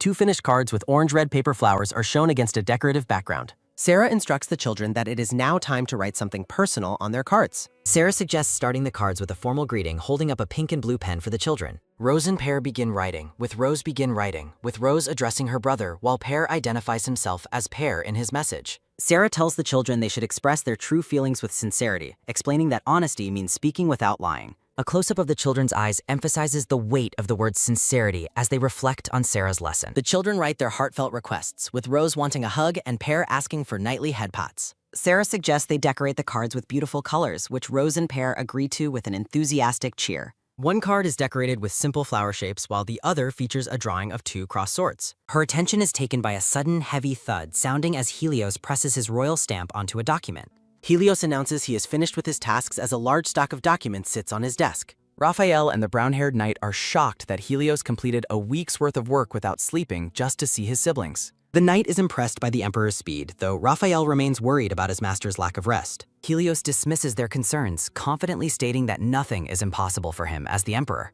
Raphael notes that playing with 7-year-olds is difficult, and the brown-haired knight asks if Helios knows how kids that age play. The brown-haired knight explains with a serious face that children tend to repeat the same thing over and over. The knight continues his warning, noting that they will keep repeating the activity throughout the day until they finally get bored. Raphael looks completely perplexed and asks what the knight is talking about. An illustration shows the knight being forced to pull the children in a wooden carriage, and he urges Helios to refuse if they ask. Helios mentions he heard the carriage game was Sarah's invention, which shocks Raphael as he hears her name. Raphael questions how Sarah could push the carriage given her small size and her inability to even carry her own bag.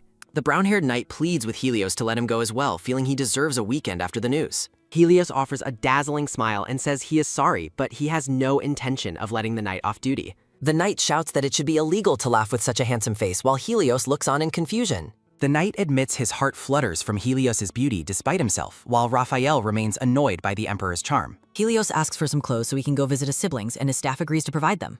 Her attention is taken by a sudden, steady rhythm sounding as Helios walks away down the corridor in his heavy cloak. Her attention is taken by a sudden, sharp creak sounding as a door is opened in the palace. Her attention is taken by a sudden, soft murmur sounding as Helios admits he is excited to see Rose and Pear. Raphael and the knight are left behind in the hall while a large full moon hangs in the night sky. The children's villa stands peacefully in the quiet night, its architecture silhouetted against the dark sky. Sarah and the royal siblings peek over a ledge, their faces filled with curiosity and secret anticipation. Rose and Pear focus intently on a collection of letter tiles scattered across their evening lesson. Helios stands in the doorway, observing his sister Rose from a distance as she prepares for a surprise. Helios wonders what could be making the children so focused that they haven't noticed his arrival in the room. At the study table, Sarah, Pear, and Rose are deeply engrossed in their secret activity. Helios approaches and asks the dark-haired teacher what they are doing. Sarah is startled by his presence, expressing her surprise at seeing the Emperor standing right behind her. Rose and Pear finally notice their brother and greet him with excited, joyful shouts. Helios picks up Rose and asks if he is interrupting their lesson, but Sarah assures him he is not. Sarah explains that they finished their work and were playing games to pass the time while waiting for him.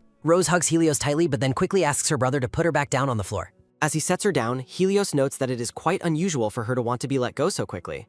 Her attention is taken by a sudden, soft whisper sounding as Rose asks Sarah when they should present their gift. Helios looks on with a confused expression, wondering what secret the group is keeping from him. Sarah winks at the princess and tells her that now is the perfect opportunity for their surprise. Rose tells Pear they should give it now, leaving Helios completely baffled by their mysterious behavior. The children dash away to get their surprise as Helios asks Sarah for an explanation, but she tells him to wait and see. Sarah watches the siblings with a playful smile, telling the Emperor he will discover the truth very soon. Her attention is taken by a sudden light patter sounding as the children's feet approach the adults. Rose and Pear stand before Helios with nervous expressions, each holding a handmade card behind their backs. Sarah gives the children a subtle thumbs up to encourage them during this important and emotional moment. The children look up at their brother with wide, hopeful eyes as they prepare to present their hard work.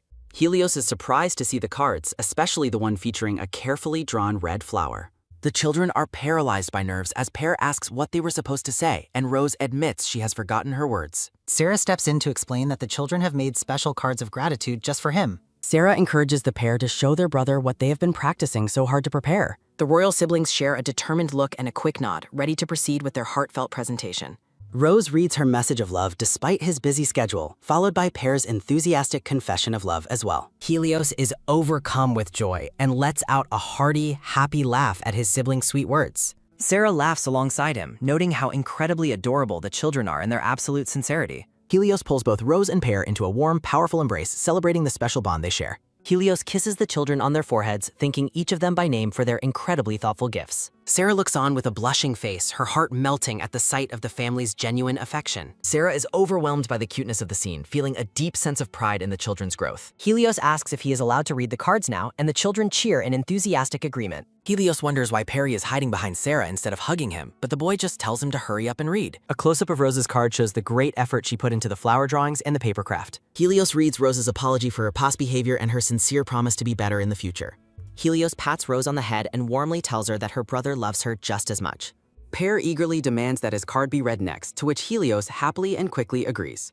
Helios examines Pear's card, noting the drawing of crossed swords and wondering if they were inspired by his own weapon. Helios chuckles to himself, thinking that the spirited sword drawing captures Perry's personality perfectly. Helios turns to Sarah and expresses his deep gratitude for helping the children create such wonderful, meaningful gifts. Sarah is flustered as Helios thanks her again with a dazzling smile, making her blush intensely. Pear tugs at Sarah's skirt and reminds her to give the brother the gift she prepared for him too. Sarah shyly offers a red paper carnation, trying to downplay the gesture out of her sudden embarrassment. Rose tells Sarah that she must be the one to pin the flower onto her brother's royal cloak. Sarah stands frozen like a statue, worrying about whether touching the Emperor's body would violate royal etiquette. Sarah is startled as Helios calls out her name, his eyes focused on the handmade gift she holds. Helios points to a spot on his chest and politely asks Sarah to place the flower there for him. Helios smiles warmly, noting that the gift is especially precious because it was made alongside his siblings. The group gathers at the table as Sarah carefully pins the flower on Helios, much to the children's delight. Sarah is stunned that the Emperor actually accepted her handmade paper flower.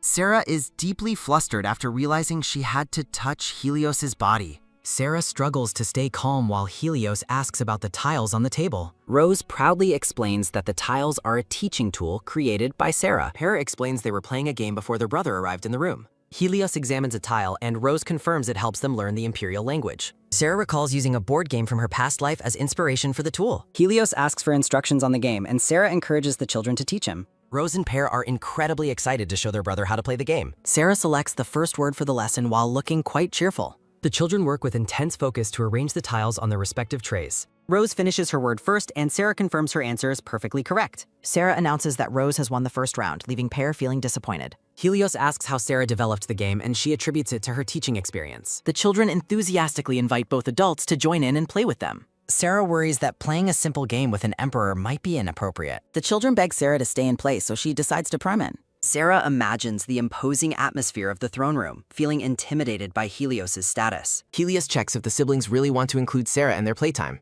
Helios turns to Sarah and warmly expresses his own desire to play with her. Sarah is left speechless and blushing at the Emperor's genuine and kind invitation. The groups are divided into Team Rose and Helios against Team Sarah and Pear. Sarah explains the rules where one team arranges tiles and the other identifies the word. The group prepares to begin as Sarah signals the start of the game. Sarah calls out the first word while reaching toward the scattered tiles. Her attention is taken by a sudden, quick scuttle sounding as the children scramble for tiles. A single hand reaches out with speed to grab a specific letter tile. Pear celebrates his victory in the round while Rose looks on in shock. Helios awards the point to Pear and Sarah praises the boy for his success. Sarah high-fives Pear, noting that she will choose easier words for Anne. Helios announces that it is finally his turn to pick a word for the children. Helios chooses a very long, difficult word which completely shocks the dark-haired teacher. Sarah questions the difficulty of the word, but Helios confirms he wants to proceed. Helios offers a handsome smile, admitting that he has no interest in losing. Sarah realizes that the Emperor possesses a surprisingly strong and playful competitive spirit. Rose shouts with joy that she has finished arranging her word tray. Sarah comforts Pear after his loss, encouraging him that he was very close. Sarah notes that the score between the siblings is now tied at 1-1. Helios asks if it is time for the adults to compete against each other. Rose and Pear whisper a secret plan while giggling together at the table. Helios asks the children what they find so funny, but they feign innocence. Pear excitedly tells the adults to get ready for their upcoming turn. Pear shouts a romantic word, causing Sarah to panic and lose her cool. Sarah is utterly stunned and embarrassed by the word the children have chosen. Sarah tries to rationalize the children's behavior while she reaches for a tile. Her attention is taken by a sudden, firm thud sounding as their hands collide. Sarah and Helios share an intensely awkward and blushing moment over the shared tile. Her attention is taken by a sudden, sharp zip sounding as Sarah pulls a wow. Helios politely insists that Sarah should be the one to take the game piece. Her attention is taken by a sudden, quick swish sounding as Sarah offers the Emperor the game piece. Sarah frantically searches for a different tile to distract herself from her extreme embarrassment. Helios gazes warmly at Sarah while admitting he failed to find the specific tile. A blushing Sarah asks her brother what he is doing during the game. Pear lectures the adults for giving up, insisting that Sarah take the tile on the table. Pear shouts that the game is no longer fun when they play with such little effort. Sarah apologizes to the Emperor, noting that she will try harder while the children celebrate their finds. Pear pouts and tells everyone to stop playing because the game has lost its enjoyment. An awkward silence falls over Sarah and Helios as they realize how much they ruined the game. Rose rests her head on her hand, looking completely bored by the scattered game pieces. The group says their goodbyes as Helios prepares to depart from the royal garden. Her attention is taken by a sudden heavy thud sounding as Helios carries Perry away. Perret complains to his brother about the boring game and confesses his frustration with Sarah. Helios blushes intensely, wondering why he spent so much time staring at the dark-haired teacher. Sarah notes that while it is normal for children to look at her, Helios' attention feels different. Helios realizes he cannot take Sarah's obvious nervousness lightly after their accidental physical contact. Helios kisses Perez's forehead and the boy promises to perform better during their next encounter. Rose maintains a serious and determined expression as she focuses on her next goal. Rose's eyes sparkle with competitive fire as she prepares to challenge her brother for Sarah's attention. The scene shifts to the exterior of the palace where the children wonder about Sarah's next lesson. Pear and Rose look down in curiosity, asking Sarah about the mysterious items she is holding.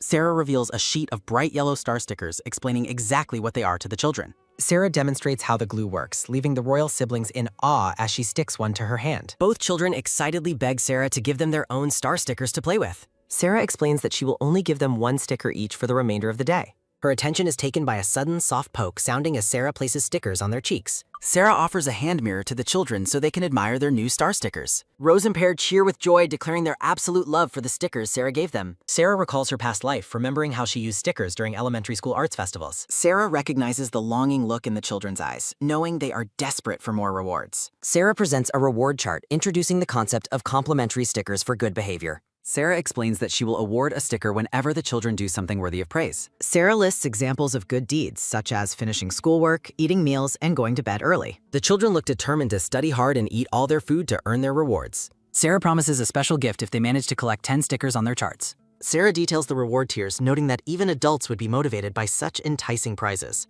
Pear eagerly reads the first reward on the list, which promises snacks and playtime with Sarah. Rose takes her turn and reads the next reward, which offers a walk and games with Sarah. Sarah pets Pear's head, thinking that girls are faster at learning languages before asking him to read more. Pear shouts out the final reward, which is getting to play a favorite game with Sarah. Her attention is taken by a sudden, sharp snap sounding as Sarah pins the reward sheet to the wall. Sarah walks away after telling the children they can check the reward list at any time. A fierce rivalry ignites as both siblings vow to collect stickers faster to keep Sarah for themselves. Pear and Rose show terrifying determination, leaving Sarah completely baffled by their sudden shift in attitude. A text box indicates that 2 weeks have passed since the introduction of the sticker system. Her attention is taken by a sudden, firm slap sounding as a completed sticker chart is presented. Rose is declared the winner, holding her full chart while a devastated Pear cries in the background. Sarah is amazed by Rose's skill, noting that the girl collected 20 stickers in record time. Sarah is shocked to see the children eating their side dishes without a single word of complaint. Pear stares at his nearly empty chart in despair, wondering why he only managed to get 3 stickers. Rose jumps with excitement, asking Sarah for her promised walk now that she has reached her goal. Rose looks down with a serious expression while clutching her jeweled brooch. Her attention is taken by a sudden, quick grab sounding as Rose scolds Pear. Her attention is taken by a sudden, soft stretch sounding as Rose pinches Pear's cheeks. Rose imagines herself as the one who will always be closest to Sarah. Perry worries that he will lose out on Sarah's affection if he is absent. Rose firmly declares that they will not be including their brother in their plans. Pear hugs his sister tightly after she graciously offers to let him have his turn. Rose hugs Sarah's arm while suggesting that Pear join them for their walk. The grand palace garden flourishes under the bright sun, filled with fountains and flowers. Raphael walks alongside Helios while reminding the Emperor to take necessary breaks from work. Raphael points toward the distance after spotting Sarah and the children in the garden. Sarah leads the 2 royal siblings through the garden while holding their hands. Helios explains that Sarah is rewarding the children with a walk for their hard work. Helios reflects on the clever sticker reward system Sarah introduced for the children. Sarah happily explains how the children earn stickers in exchange for their good behavior. Helios notes that the children's habits have significantly improved over the past 2 weeks. Raphael expresses his genuine amazement at how well Sarah handles the royal siblings. Raphael explains Sarah's difficult past and her lack of high social status to Helios. Raphael highlights Sarah's early career and notes that a wealthy countess wouldn't work this hard. Sarah appears within a decorative frame of roses as Raphael praises her kindness and intelligence. Raphael suggests Sarah would thrive in the social world, but Helios tells him to be quiet. Her attention is taken by a sudden, sharp breeze sounding as Helios reacts with cold intensity. Raphael looks startled and breaks into a nervous sweat at the Emperor's sudden irritation. Helios wonders to himself why the comments about Sarah's status make him feel so defensive.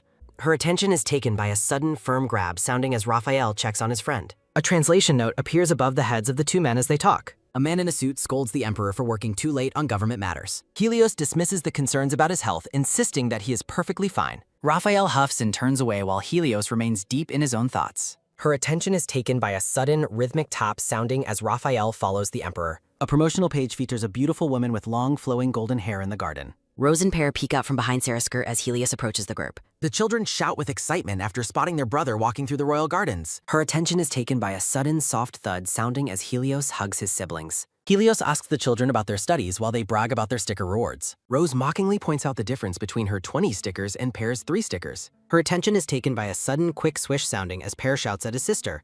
Sarah offers a polite and respectful bow to greet the Emperor in the garden. Her attention is taken by a sudden, quick patter sounding as the children hug their teacher. Her attention is taken by a sudden, soft thud sounding as the children deny fighting. Her attention is taken by a sudden, firm squeeze sounding as the siblings hug to prove friendship.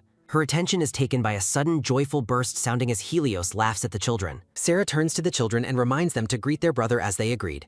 Her attention is taken by a sudden, soft rustle sounding as the children bow and curtsy. Helios and Raphael are completely stunned by the children's sudden and perfect display of manners. Helios praises his siblings for their greeting, and they credit Sarah for teaching them. Helios offers a warm and gentle smile while expressing his deep gratitude to Sarah. Sarah blushes intensely while looking up at the Emperor after receiving his kind words. Her attention is taken by a sudden, sharp glint sounding as Rose watches her brother suspiciously. Rose notes the strange atmosphere between Sarah and Helios as they gaze at each other. Helios asks Rose if she has something to say, but the girl simply declines. Pear jumps up with great energy, announcing that he actually has something to say. Her attention is taken by a sudden low growl sounding as Pear's stomach grumbles loudly. Sarah smiles warmly and suggests that the group return to the palace for food. Pear takes Sarah's hand while expressing his desire to eat with her and his brother. Helios agrees to have snacks together while Raphael worries about the Emperor's busy schedule. Sarah looks slightly flustered and agrees to join the royal siblings for their meal. Rose watches the interaction with determination, vowing to uncover the truth about Sarah and Helios. The scene shifts to an ornate dining hall where the group enjoys tea and cakes.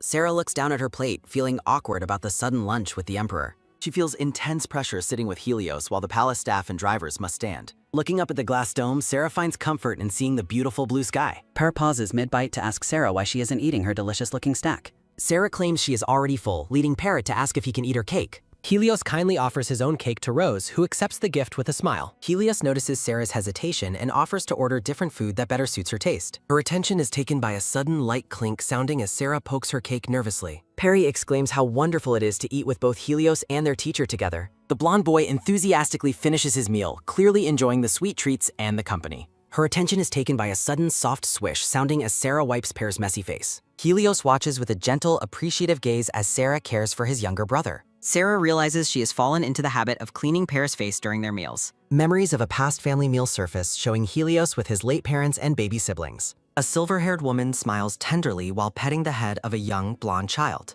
In the present, Sarah mirrors that affection by gently stroking Pear's golden hair as he smiles. A quiet, peaceful atmosphere settles over the table as Helios remains lost in his thoughts. Rose bluntly asks her brother why he is smiling so much, catching him off guard. Her attention is taken by a sudden, loud spray sounding as Sarah spit takes her tea. Sarah coughs in surprise while Helios asks Rose to explain her comment about things getting weird. Helios quickly checks on the coughing Sarah while Rose suggests calling for a royal doctor. Sarah waves her hands frantically, insisting she is perfectly fine despite the sudden shock. Helios explains that his siblings adore Sarah and crave her daily praise and attention. Sarah expresses her pride in the children's remarkable progress and good behavior over the past weeks. A montage shows the siblings diligently studying the imperial language and reading books on their own. Sarah highlights their newfound independence, including their ability to sleep alone in their own rooms. Sarah notes that the children have even started falling asleep without waiting for her company. Helios agrees that his siblings are growing up, sharing a moment of mutual understanding with Sarah. Her attention is taken by a sudden light clatter sounding as Sarah sets her teacup down. Her attention is taken by a sudden fast patter sounding as Pear runs to his brother.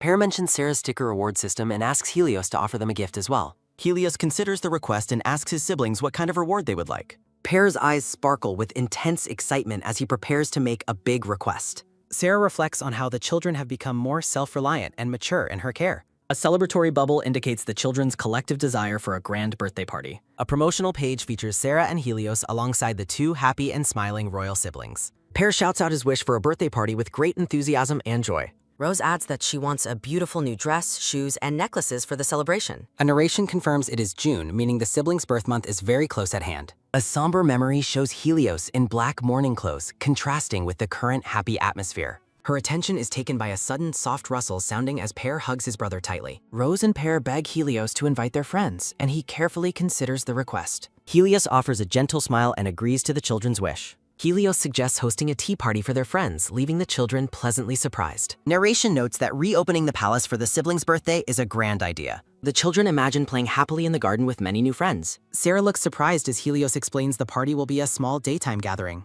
Rose and Pear excitedly tell Sarah they want her to celebrate their birthday with them. The royal siblings look up at Sarah with sparkling eyes, full of hopeful expectation. Sarah reflects on the tea party, realizing her role has shifted toward being a nanny. Sarah agrees to join since it's during work hours, causing the children to cheer. Helios notices Sarah's reaction and suspects she has misunderstood the nature of his invitation. The children reach out and take Sarah's hands in a gesture of pure joy. Rose and Pear spin Sarah around while expressing their happiness that she will be there. Night descends over the quiet palace, signaling the passage of time before the big day. Her attention is taken by a sudden soft rustle sounding as maids discuss the garden party. Sarah walks through the hallway with her belongings as she is addressed by the staff. Maids overwhelm Sarah with questions about cake flavors, games, and party preparations for the children. Sarah examines various dress samples while discussing replacements for the royal siblings' birthday outfits. Sarah feels flustered as the palace staff continuously call for her help with party planning. A maid finishes dressing Rose, who stands proudly in her new pink and white dress. Rose twirls in her elegant birthday gown and asks Sarah for her honest opinion. Sarah is struck by Rose's beauty as the staff admires the young girl's appearance. Rose hugs Sarah in gratitude, but the maid warns her not to ruin her hair. Sarah reassures the blue-haired maid that everything is fine despite Rose's energetic hugging. Sarah reminds Rose to stay beautiful today as the Emperor will be waiting for her. Rose expresses her excitement for her brother's reaction and shows off her new shoes. Sarah smiles at Rose's joy, reflecting on the time and money spent on the gift. A flashback shows Sarah receiving a letter about a famous shoemaker introduced by a countess. Her attention is taken by a sudden loud slam sounding as Pear calls for Sarah. Pear poses in his new royal birthday outfit, looking incredibly sharp and confident. Pear interrupts Rose's moment to ask Sarah what she thinks of his own appearance. Rose reacts with a fiery outburst, shouting in annoyance at her brother's sudden intrusion. Sarah remains calm and smiles as the siblings continue their usual playful bickering. Sarah tells Pear he is great on the inside too, boosting the boy's confidence. Sarah laughs and tells Pear that he looks just like an emperor in his outfit. Pear strikes a dramatic pose while Sarah giggles at his sudden change in demeanor. Sarah continues to laugh, noting that Pear's behavior perfectly mimics that of the Emperor. Sarah pulls Pear into a warm embrace while wishing him a very happy birthday. Pear pulls back and excitedly announces that it is now time for him to receive a gift. A magnificent gold-trimmed green imperial carriage is presented as a grand gift. Pear holds a miniature version of the carriage, and Sarah notes his satisfaction with it. Sarah points to a specific spot on the toy and instructs Pear to press a button. Her attention is taken by a sudden light click sounding as Pear presses the hidden button. Her attention is taken by a sudden firm clink sounding as the toy carriage begins transforming. The toy carriage transforms into a beautiful, glowing sword, leaving Pear completely awestruck. Sarah explains the toy's inspiration while the children hug her and express their deep gratitude. Jen enters the room to pick up the children for their birthday celebration. Jen applauds and compliments the royal siblings on how beautiful they look for the party. Jen leads the children away, mentioning that the Emperor is waiting for them outside. Pear and Rose walk away with Jen, telling Sarah to get ready and look beautiful. Her attention is taken by a sudden, rhythmic clatter sounding as Sarah walks. Sarah collapses onto a chair, sighing about overworking herself with party preparations. Her attention is taken by a sudden, quick jump sounding as Sarah startles. Popo explains the Emperor sent a gift, making the purple-haired woman curious. Sarah is stunned to find a beautiful, frilly lavender dress inside the box. Popo explains that wearing the gift is a direct royal command. The maids explain she will attend the party as an official guest. Sarah scratches her head, wondering if she belongs among high-ranking nobles. Popo insists the children would be overjoyed to see Sarah looking beautiful. Sarah remains silent, considering the weight of the upcoming social event. The elegant gown hangs ready, signifying the start of the celebration. Her attention is taken by a sudden, sharp click sounding as Sarah walks. The brown-haired maid encourages Sarah to see the result of their hard work. Sarah gasps in amazement as she catches her reflection in the mirror. Sarah looks breathtaking in her lavender dress with flowers in her braided hair. The palace garden is decorated beautifully for the royal children's birthday. Sarah notices many guests, despite being told it was a small party. A wide view shows noble guests gathered around the buffet and garden. Sarah spots the children at the buffet but feels unable to reach them. A voice calls Sarah's name, catching her attention amid the crowded garden. Raphael greets Sarah, noting his long absence while preparing for the party. Raphael points out the many noble guests that Sarah likely recognizes. Sarah curses under her breath when she spots a familiar, unwelcome guest. Sarah's attention is taken by Duke Bossman speaking to the silver-haired emperor. Raphael observes Sarah's dislike for the Duke, and she asks how he knew. Raphael explains that people dislike the Duke for his arrogance and wealth. Raphael asks if she tutored the Duke's family, noting her extreme reaction. Sarah admits she kept a secret about her past involvement with the Duke. Sarah reveals the Duke once harassed her, leaving the dark-haired man horrified. A loud scream interrupts their conversation as children fight over the chocolate fountain. Pear gazes longingly at the chocolate fountain, mentioning his own desire for treats. Sarah expresses her inability to manage the overwhelming number of children present. Her attention is taken by a sudden, sharp gasp as the children see her. The siblings hug Sarah, praising her beauty and her choice of dress. Rose and Pear beamed with joy while addressing Sarah at the party. A crowd of excited children run toward Sarah, shouting her name enthusiastically. Her attention is taken by a sudden, joyful roar sounding as kids surround her. Her attention is taken by a sudden, fast patter sounding as another child runs. A brown-haired boy named Edward expresses how much he wanted to see Sarah. Her attention is taken by a sudden, soft rustle sounding as Edward bows politely. Sarah thinks about how the boy still remembers the lessons she taught him. Sarah pets Edward's head, causing Rose and Perret to look incredibly jealous. Her attention is taken by a sudden, firm grip sounding as Pear grabs her. The royal siblings stand protectively in front of Sarah, claiming her as theirs. Raphael tells the royal siblings they cannot claim their teacher that way. Her attention is taken by a sudden, gentle squeeze sounding as Pear holds hands. Sarah offers a warm smile as the children continue to vie for her. Sarah says her hands are precious and for well-behaved children to hold. Her attention is taken by a sudden, quick scurry sounding as kids run back. The children sit perfectly still at the table, earning a quiet compliment. Sarah is greeted warmly by an acquaintance who hasn't seen her in quite some time. Sarah greets a group of elegant ladies while acknowledging the long time since their last meeting. Sarah is greeted once more by a familiar voice, repeating the same words she heard earlier today. The dark-haired woman shares that young Edward and Clara were deeply saddened not to see Sarah. The purple-haired woman and her companion share a lighthearted and secretive whisper during the garden party. The dark-haired woman with the butterfly accessory prepares to transition the current topic of conversation. The ladies observe the large number of guests who have gathered for the birthday celebration. The guests praise the silver-haired emperor, admiring his gentle demeanor while he is surrounded by admirers. The women discuss the emperor's age and suggest he should prioritize finding a wife soon. The group wonders who among the nobles will eventually be chosen as the next empress. Cruz Cerubia is introduced as a highly favored candidate for the role of empress. A narrator notes that the daughter of Duke Bassman possesses high status and impressive magical skills. It is common knowledge that the red-haired noblewoman has harbored feelings for the emperor since childhood. The pink-haired companion wonders if the emperor might actually return the red-haired woman's intense affections. Helios appears visibly uncomfortable and pensive as the social pressure of the party mounts. Sarah catches a glimpse of the silver-haired emperor looking distressed amidst the crowded garden celebration. Despite his inner turmoil, the silver-haired emperor offers a radiant and charming smile to his guests. Cruz Cerubia clings happily to the emperor's arm while he maintains his polite but weary expression. Sarah remains silent and looks down, appearing troubled by the scene unfolding before her eyes. A sudden, sharp command rings out, demanding that an unknown person stop their current actions immediately. Her attention is taken by a sudden, sharp snap sounding as Sarah furiously demands someone repeat their words. Her attention is taken by a sudden, heavy thud sounding as a small, angry fist strikes out. Rose has pinned a noble boy to the ground and is aggressively pulling his hair in fury. Her attention is taken by a sudden, harsh snap sounding as the boy screams for Rose to stop. Sarah stands frozen in complete shock as she witnesses the violent outburst from the young princess. Sarah frantically looks around for Pear while noting how incredibly embarrassing the public brawl has become. Sarah discovers Pear sitting alone on the grass, sobbing uncontrollably next to a wrapped birthday gift. Sarah calls out to Pear as she rushes toward him with an expression of deep concern. Pear runs towards Sarah with open arms, desperately begging his teacher to give him a comforting hug. The brown-haired boy cries out in pain as Rose continues to bite his arm without letting go. Her attention is taken by a sudden, muffled grunt sounding as a maid tries to calm the princess. Her attention is taken by a sudden, wet splat sounding as Rose spits at her opponent in anger. Rose realizes Sarah has been watching her behavior and quickly tries to adjust her ruffled pink dress. Sarah reaches out a hand and gently asks Rose to come over to her side. Her attention is taken by a sudden, firm press sounding as Rose stands stubbornly with a red face. Sarah addresses the white-haired princess with a serious expression, signaling that they need to have a talk. Her attention is taken by a sudden soft rustle sounding as Rose buries her face in Sarah's dress. Sarah decides it is best to remove the children from the public eye before discussing the incident further. Sarah asks Marquise Bennett for permission to take the royal siblings away from the party for a moment. Sarah looks at the children with a heavy heart, addressing them formally while hiding her own distress. Rose and Pear look up with tear-filled eyes, appearing deeply ashamed and upset by the recent events. Sarah suggests that they move to a more private location to talk about what just happened. The sun shines over the peaceful garden, contrasting with the emotional turmoil of the royal children.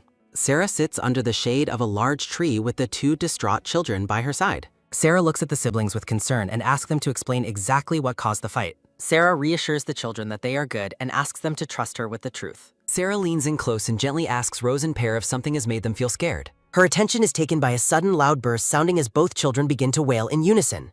Sarah tries to soothe the crying siblings, encouraging them to speak slowly so she can understand their pain. Sarah pulls both children into a warm and protective embrace as they cry together. Sarah pulls out 2 caramels to soothe the upset children. Rose and Pear remain silent while staring at the treats. Sarah asks the children what they heard that caused them distress. Rose mutters quietly that her brother's situation is a significant concern. Rose screams that the Emperor will eventually abandon or kill them. Sarah is stunned to hear such horrific claims from the princess. Flashback. Duke Bassman teaches a child about the cruelty of royalty.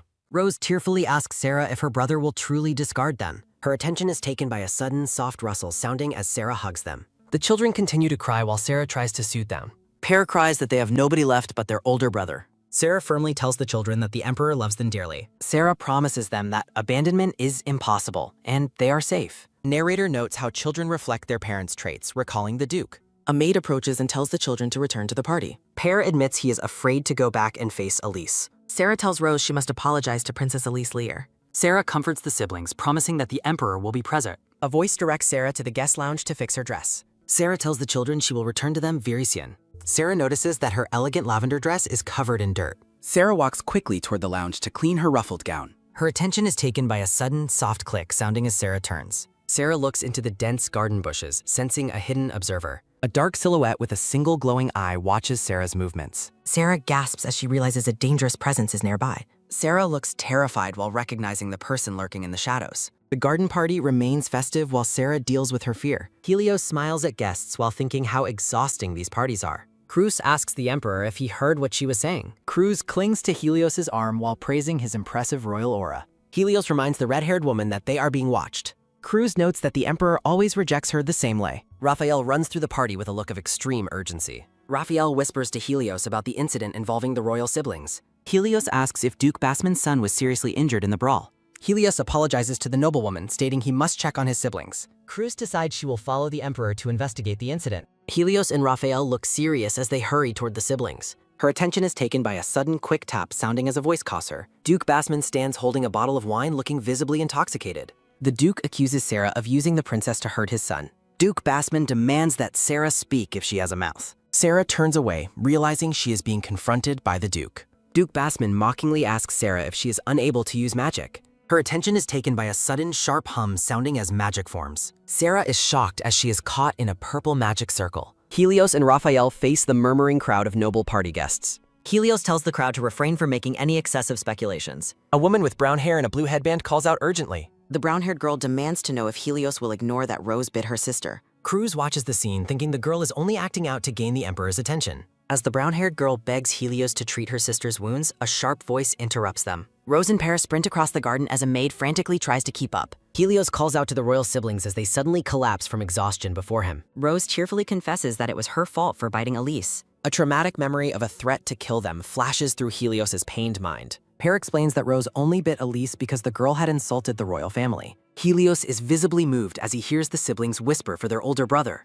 Her attention is taken by a sudden, loud wail sounding as the children cry at Helios's feet. Princess Besmon apologizes to the Emperor, admitting that she and her brother were very rude. Helios dismisses the matter as Rose's fault, promising to overlook it this one time. Helios's gaze turns chilling as he warns that there will never be a next time. Her attention is taken by a sudden, sharp hum sounding as a magic circle traps Sarah's hand. Sarah screams in terror as the Duke's magic begins to surge around her. Sarah demands the Duke let her go while he forcefully grips her home. Duke Besmon offers to ignore her mistake if she agrees to a secretive deal. Sarah questions if the Duke is referring to the debt of 120 gold. Her attention is taken by a sudden, heavy grab sounding as the Duke tries to negotiate her lessons. Sarah loses a shoe while struggling against the Duke, shouting her refusal.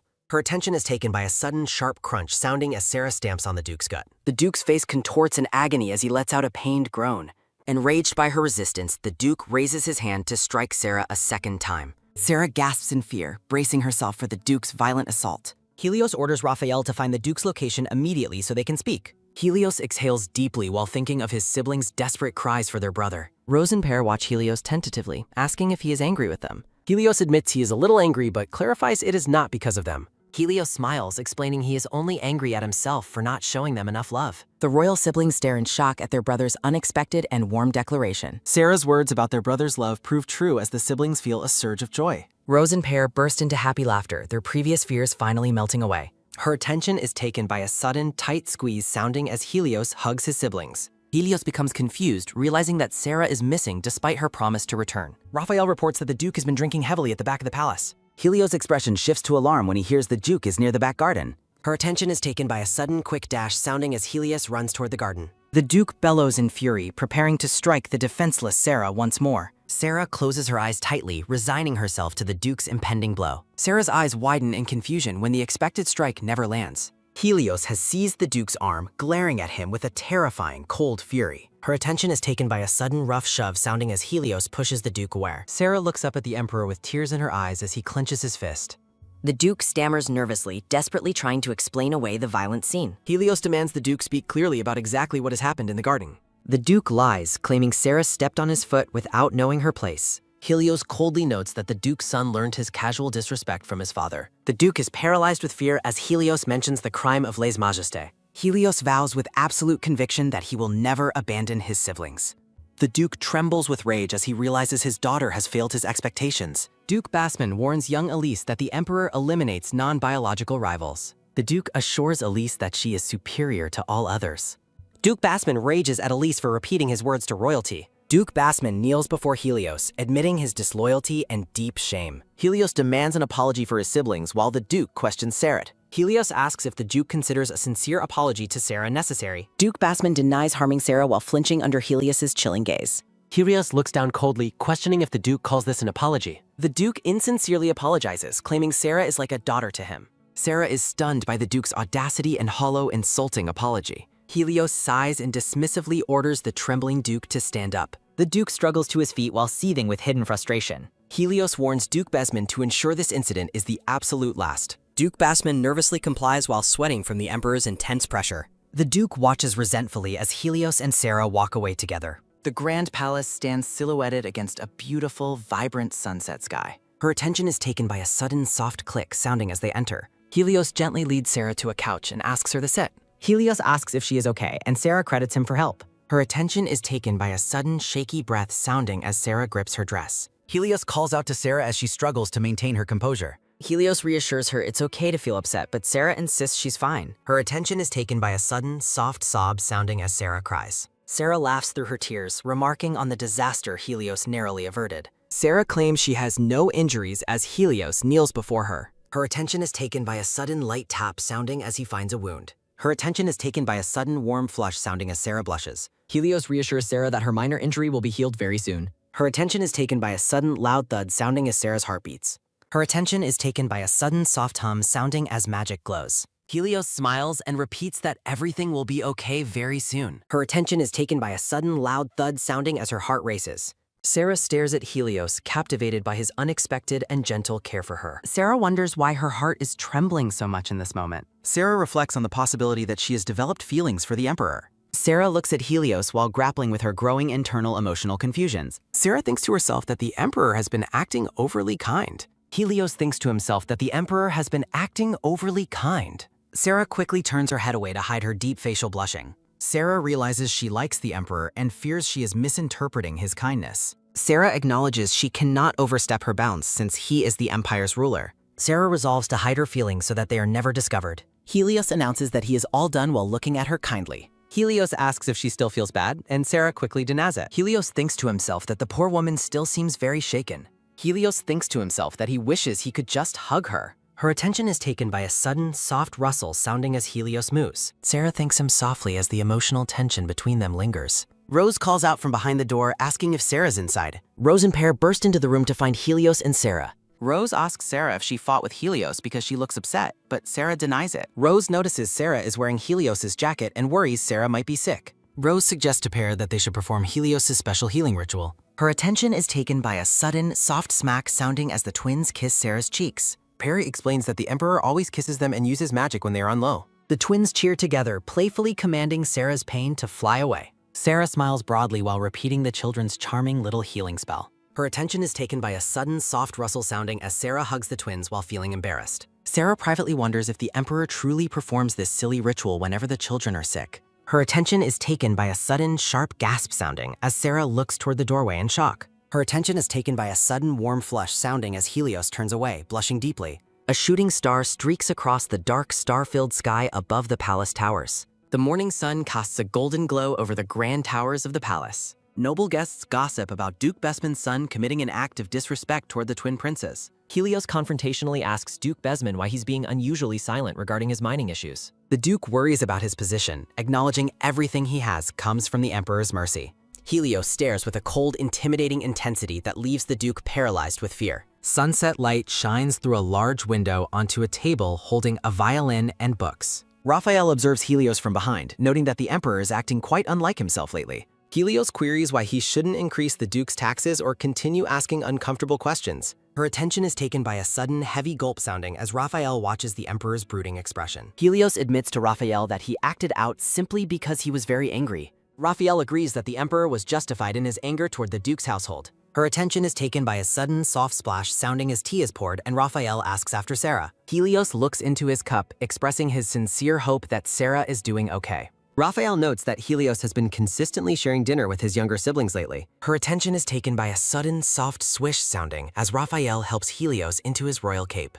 Helios smiles and suggests checking on Sarah's well-being before they head to dinner. Her attention is taken by a sudden, quick blink sounding as Sarah looks surprised by a new development. A blue-haired maid informs Sarah that the Emperor will be joining them for dinner again. Sarah worries that seeing the Emperor so frequently makes it harder to hide her feelings. Sarah admits to the maid that dining with someone as important as the Emperor is uncomfortable. The blue-haired maid notes the difficulty of Sarah's position while looking at the palace interior. Sarah fixes Pear's napkin while the boy eagerly asks when his older brother will arrive. Her attention is taken by a sudden, joyous shout sounding as the twins cheer for the Emperor's arrival. Sarah greets the Emperor with a polite bow and a small, nervous smile. Helios smiles warmly and asks Sarah if everything has been going well for her. Sarah thinks to herself that Helios is an overly kind person, which is almost painful. A gourmet meat dish served with vegetables sits on a decorative plate on the table. Sarah reassures the maid that she is fine as a meal is placed before her. Helios notices Sarah isn't eating and asks if she has already had her meal today. Her attention is taken by a sudden, soft rustle sounding as Sarah grips her dress nervously. Sarah smiles at Pear as a narrative note mentions she lacks time to eat while caregiving.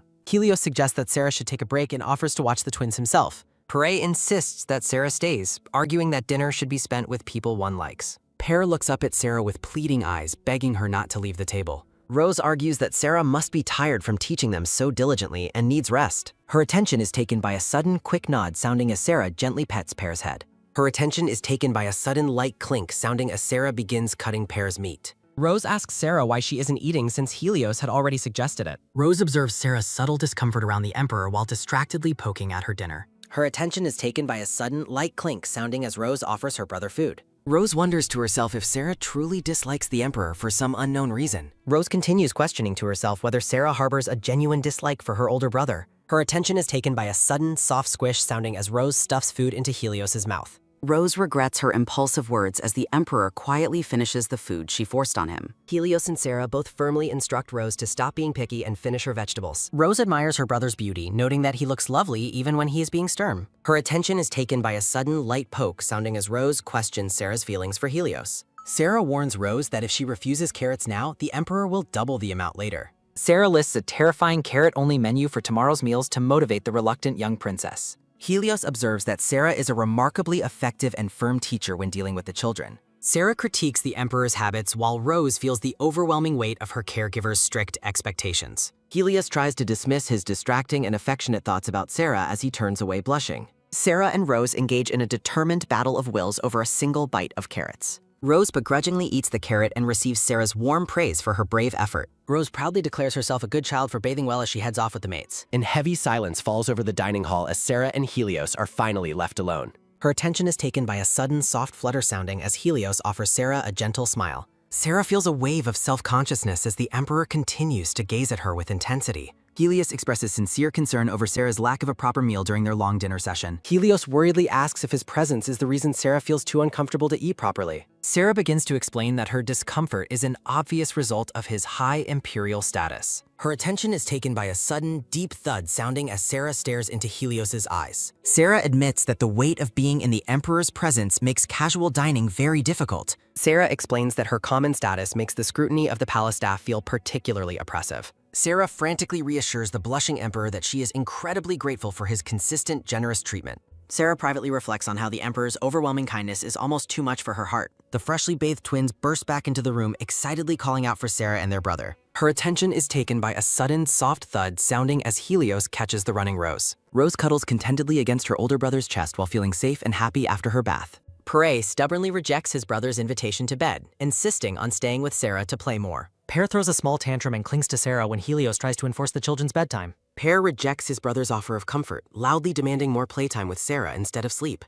Sarah uses Pere's stubbornness as a convenient excuse to avoid any further private moments with Helios. Helios agrees to the children's demands with gentle surprise, noting that such chaotic evenings are quite pleasant. The twins excitedly demand that both Sarah and the Emperor read them a story before bed. Helios feels a sense of nervous exhaustion at the prospect of the children's endless bedtime story demands. Rose misinterprets her brother's nervous expression as a sign of an ongoing secret conflict with Sarah. Her attention is taken by a sudden soft clap sounding as Rose plans to reconcile the adults. Sarah and Helios look on with bafflement as the children suddenly display an unusual burst of energy. Rose assertively takes charge of the evening's activities, ordering a complaining Pere to help tidy up. Pere voices his frustration at Rose's bossy behavior and his desire to help choose the book. Rose uses Pere's full name to establish her absolute dominance over the evening's storybook selection process. Rose whispers her secret matchmaking theory to a shocked Pere, claiming the adults are not getting along. Her attention is taken by a sudden, soft smack sounding as Rose kisses Pere's cheek. The twins unite in their secret mission to choose the perfect book to bring the adults together. Sarah watches the children search the library, noting that choosing a simple book is taking quite long. Helios radiates a breathtaking and dazzling handsomeness that leaves the entire room feeling much brighter. Sarah admires the Emperor's stunning appearance while commenting on the children's delay in finding a storybook. Pere excitedly presents a book to Rose, confirming their sibling bond. The twins gleefully present the chosen storybook and demand a reading. Sarah questions Rose's choice, but the young princess remains firm today. Her attention is taken by a sudden soft swish sounding as Rose assigns roles. Her attention is taken by a sudden light tap sounding as everyone settles. Sarah begins reading the story of a beautiful princess to the twins. Sarah enthusiastically acts out the beginning of the magical tale. An illustration of a graceful fairy appears within the unfolding story. Helios contributes to the performance, matching Sarah's dramatic storytelling energy. The story's narrative flow is accompanied by dramatic, swirling visual effects. Sarah portrays the sleeping princess waiting for the wizard's arrival. The children cheer in anticipation as the story reaches its climax. The story dictates that only a true love's kiss can awaken her. Rose innocently asks if the wizard must now kiss the princess. Both adults react with sudden, overwhelming shock at the child's suggestion. Her attention is taken by a sudden, muffled sound as Rose silences Pere. Sarah blushes intensely, her heart racing at the prospect of the kiss. A thick, awkward silence settles over the room as both adults hesitate. Rose observes their hesitation, concluding they must have had a massive fight.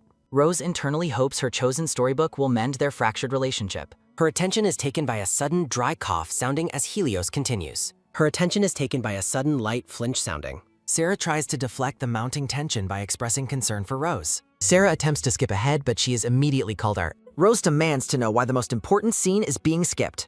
Rose points out their successful previous acting as she demands the kiss. Rose insists with absolute conviction that the kiss is the primary goal. Pear jumps excitedly while chanting for a kiss to finally happen. The adults are cornered as the children chant loudly for a kiss. Sarah explains that such gestures are only for those who are close. The children are devastated, believing their favorite adults actually dislike each other. Her attention is taken by a sudden, heavy sigh sounding as Sarah panics. The children begin to sob, convinced of a deep rift between the adults. Both adults are completely baffled by the children's sudden, dramatic emotional outburst. Her attention is taken by a sudden, soft sob sounding as Pear cries. The twins break into loud, inconsolable wails, filling the room with sorrow. Sarah frantically reassures the sobbing children that no such conflict ever occurred. Rose demands to know why Sarah always tenses up around the Emperor. Rose accuses her brother of hypocrisy for not getting along with Sarah. Pear pummels his brother's arm while declaring both adults are being bad. Her attention is taken by a sudden, soft swish sobbing. Helios suggests they re-enter their roles to satisfy the children's emotional demands. Her attention is taken by a sudden, quick glance sounding. The children instantly stop crying, watching with star-filled eyes. Sarah reluctantly agrees to the performance while her heart pounds with excitement. Helios solemnly recites the story's lines about delivering a kiss of true love. Helios looks at Sarah with a breathtakingly handsome and sincere expression. Her attention is taken by a sudden, soft smack sounding. The Emperor gently presses his lips to Sarah's hand in chivalry. The twins cheer joyfully as Sarah struggles to process her extreme embarrassment. The twins cheer about the kiss as the adults blush. Sarah reveals the book's happy ending as the characters live happily. The children hug joyfully while Sarah finds relief in their acceptance. Her attention is taken by a sudden, soft glow sounding. Helios appears calm, making Sarah wonder if he is truly unfazed. Sarah questions if the Emperor is accustomed to such romantic gestures. Sarah gently directs the excited children toward bed instead of another story. The twins settle into their pillows with a final, sleepy sniff. Her attention is taken by a sudden, soft pat sounding. The sleeping children mumble about their hope for the adults' peace. Sarah reassures the slumbering twins that no conflict exists between them. Helios offers an escort while Sarah points out the waiting knight. Helios insists on escorting her to prevent the children from getting angry. The pair walks through the hall while the knight stands ready. The knight watches the departing pair with a confused expression. Her attention is taken by a sudden, soft step sounding. The Emperor and governess walk outside, followed by the suitcase-bearing knight. Sarah wonders why the Emperor would personally see her to her carriage. She rationalizes that he acts solely for his sleeping younger siblings. Helios admits his personal desire to escort her despite her protests. Helios confesses he simply wanted to spend more time with her. Sarah is stunned by the Emperor's direct and unexpected admission. Her attention is taken by a sudden, light breath sounding. Helios reacts with wide-eyed surprise at Sarah's sudden formal address. Sarah playfully teases the Emperor about his naturally charming and swoon-worthy words. She dismisses his kindness as merely saying what people want to hear. Helios remains silent as he processes her light-hearted dismissal of his feelings. Sarah points out the contradiction between his earlier excuse and his confession. Her attention is taken by a sudden, sharp gasp sounding. Helios leans in close, causing Sarah to question his sudden proximity. Sarah stares up at the Emperor as the knight heir turns skill. Sarah repeats her address to the silent and intense Emperor. Helios suddenly laughs, leaving Sarah feeling bewildered by his shift in mood. Helios clarifies that everyone, including the children, wanted to escort her. Sarah smiles warmly while suggesting he stay inside for future departures. The knight reflects on the abnormality of an emperor escorting a governess. Helios privately questions why he feels the need to make absurd excuses. He worries that his earlier kiss on her hand caused her discomfort. Helios apologizes for the day's events, though Sarah seems genuinely confused. Helios struggles to articulate his concerns while Sarah watches him curiously. Sarah remembers the kiss as Helios regrets potentially ignoring her perspective. She explains that the twins also cried during the emotional story reading. Sarah reassures him that the kiss was merely part of a play. Helios watches her go, questioning if she truly felt nothing from it. The carriage departs as Helios feels a sense of quiet relief. Sarah bows politely and thanks the Emperor for his generous escort. The knight assists Sarah into the carriage with a friendly, casual farewell. Helios watches the friendly interaction from a distance with a silent stare. Her attention is taken by a sudden, soft rustle sounding. Helios hesitates before clenching his hand as he prepares to speak. The silver-haired Emperor offers a gentle smile while bidding Sarah farewell. Sarah blushes as she formally acknowledges the Emperor's polite, lingering departure. Her attention is taken by a sudden, rhythmic clip-clop sound. Raphael asks the silver-haired Emperor about his unusual activities that evening. Helios admits his distraction stems from the governess's radiant, bright smile. Morning light hits the palace as discussions of marriage finally begin. Ministers emphasize the urgent need for an empress to produce an heir. The emperor faces intense pressure from ministers regarding a national royal marriage. Helios maintains a polite, blank smile that leaves everyone feeling utterly confused. The advisors debate whether the emperor is actually pleased or deeply angry. Helios silences the room by delaying the national marriage discussion indefinitely. Her attention is taken by a sudden, heavy step sounding. Bright sunlight streams through the ornate windows of the silent royal palace. Her attention is taken by a sudden, weary groan sounding. Raphael notes the emperor's exhaustion while Helios admits his intense fatigue. The advisor reminds Helios that the minister's concerns are legally valid. Her attention is taken by a sudden, light rustle saving. Helios identifies Duke Cross as a surprisingly high-quality and viable candidate. Raphael explains that candidates were selected based on high-ranking noble lineage. The advisor notes the political and economic advantages of the various candidates. Raphael insists the emperor must finally choose an empress right now. Helios concedes that he can no longer postpone the inevitable royal decision. The emperor reflects on his duty and role within the imperial family. Raphael highlights Duke Cross's beauty and her long-standing affection for Helios. Duke Cross's magical influence is cited as a major imperial power asset. Helios falls into a deep, silent contemplation over the potential political union. The Cross family maintains a powerful monopoly over all magical knowledge. The palace provides significant funding to the Cross family for magicians. Helios calculates how marriage could bring magicians under palace authority. Raphael informs the emperor that it is time for his scheduled meeting. Colorful flowers bloom beautifully under the bright, clear midday sun. Duke Cross approaches the emperor with a joyful and bright expression. Attendants admire the emperor's striking appearance as he stands outside. Helios internally rejects the idea of ever marrying the red-haired duke. The red-haired woman expresses her gratitude for the emperor's garden visit. Her attention is taken by a sudden, rhythmic crunch siding. Duke Cross asks if her marriage proposal ruins the emperor's merit. Helios explains that a national marriage requires serious, careful consideration. The woman insists her family's magic would be a great support. Duke Cross offers a bright smile while highlighting her family's support. Helios acknowledges the transactional nature of high-ranking noble marriages. The red-haired woman touches Helios while citing successful past arrangements. Helios withdraws while expressing concern for the pressure on his siblings. Duke Cross internally vows that the emperor will eventually accept her. A cold distance remains between the emperor and the red-haired duke. Raphael interrupts to announce that the scheduled meeting has finally concluded. Her attention is taken by a sudden light click sounding. Her attention is taken by a sudden rhythmic thud sounding. Duke Cross promises to wait for a more favorable future response. A formal system notification provides a brief update on the series. Her attention is taken by a sudden rhythmic crunch sounding as the emperor walks away. The red-haired woman gazes at the palace, dreaming of one day making it her home. Duke Cross stops in her tracks, noticing something unexpected nearby. Sarah and the twins greet Helios with bright, welcoming energy in the garden. The group shares a moment of pure, heartfelt joy as they laugh together. Helios' genuine laughter surprises the red-haired woman watching from a distance. Her attention is taken by a sudden, soft bow sounding as Sarah pays her respects. Duke Cross watches Sarah intently, questioning the purple-haired woman's lowly status. The red-haired woman observes the lively interactions between the emperor and his companions. A dark shadow falls over Duke Cross as she listens to the unfamiliar name used for the governess. The red-haired woman turns away in shock, repeating the strange nickname she overheard. Duke Cross's expression darkens with jealousy as she watches Helios and Sarah share a laugh. The red-haired woman feels a surge of bitterness, realizing her goals may be harder to reach. Lush green leaves sway gently, marking a quiet transition in the palace garden. Her attention is taken by a sudden, steady thud sounding as the group strolls past blooming roses. Sarah and Helios discuss their plans while the children complain about the afternoon heat. Helios gently scoops up his younger brother to encourage him to head back inside. The blonde-haired boy protests, demanding to hold the governess's hand instead of being carried. Sarah laughs warmly as the young prince playfully calls out for her help. The setting sun casts a golden glow over the palace as cheerful voices fade. Night begins to fall over the quiet garden, shifting the day's mood. Sarah reflects on the rare luxury of leaving her duties earlier than usual. Her attention is taken by a sudden, heavy breath sounding as the emperor sighs. Sarah asks about the emperor's melancholy mood while he acknowledges his obvious distress. Sarah empathizes with his heavy responsibilities, while Helios jokes about changing careers to teaching. The purple-haired governess expresses how much joy she finds in caring for the young princess. Helios thanks Sarah for her kindness while she expresses gratitude for the opportunity to work. Sarah observes the emperor's lingering sadness despite his polite attempts to mask it. Sarah mentions Duke Cross, noting how close they appeared to be earlier. Sarah admits a feeling of envy toward those who can truly affect the emperor's heart. Her attention is taken by a sudden soft bow sounding as Sarah thanks her escort.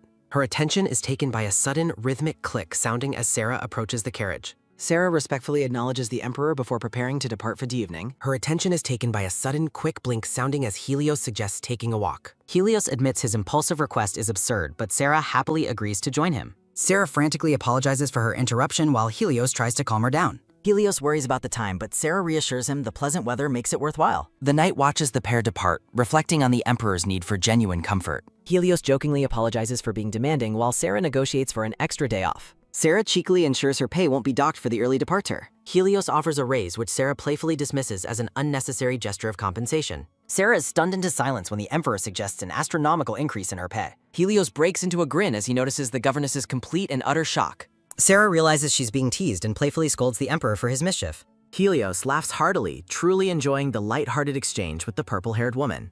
Sarah watches the Emperor's genuine joy with a soft, mesmerized expression on her face. Her attention is taken by a sudden, soft swish sounding as they walk under the stars. Helios admits to himself that his only goal was to see the governess's radiant smile. Her attention is taken by a sudden, light rustle sounding as Helios notices her messy hair. Sarah offers her hand to the Emperor, hoping to provide him with some comfort. Her attention is taken by a sudden, rhythmic thud sounding as Sarah catches several caramels. Helios examines the small treats in his hand while questioning if they are actually caramels. Her attention is taken by a sudden, soft flush sounding as Sarah suggests sweets for comfort. Helios wonders if the purple-haired governess treats the young princes with this same thoughtful kindness. The Emperor admits he understands why the children are so fond of their sweet-natured governess. Helios offers a radiant smile that leaves Sarah completely mesmerized by his striking, handsome appearance. The silver-haired man notices the warmth of the evening and asks if the candies have melted.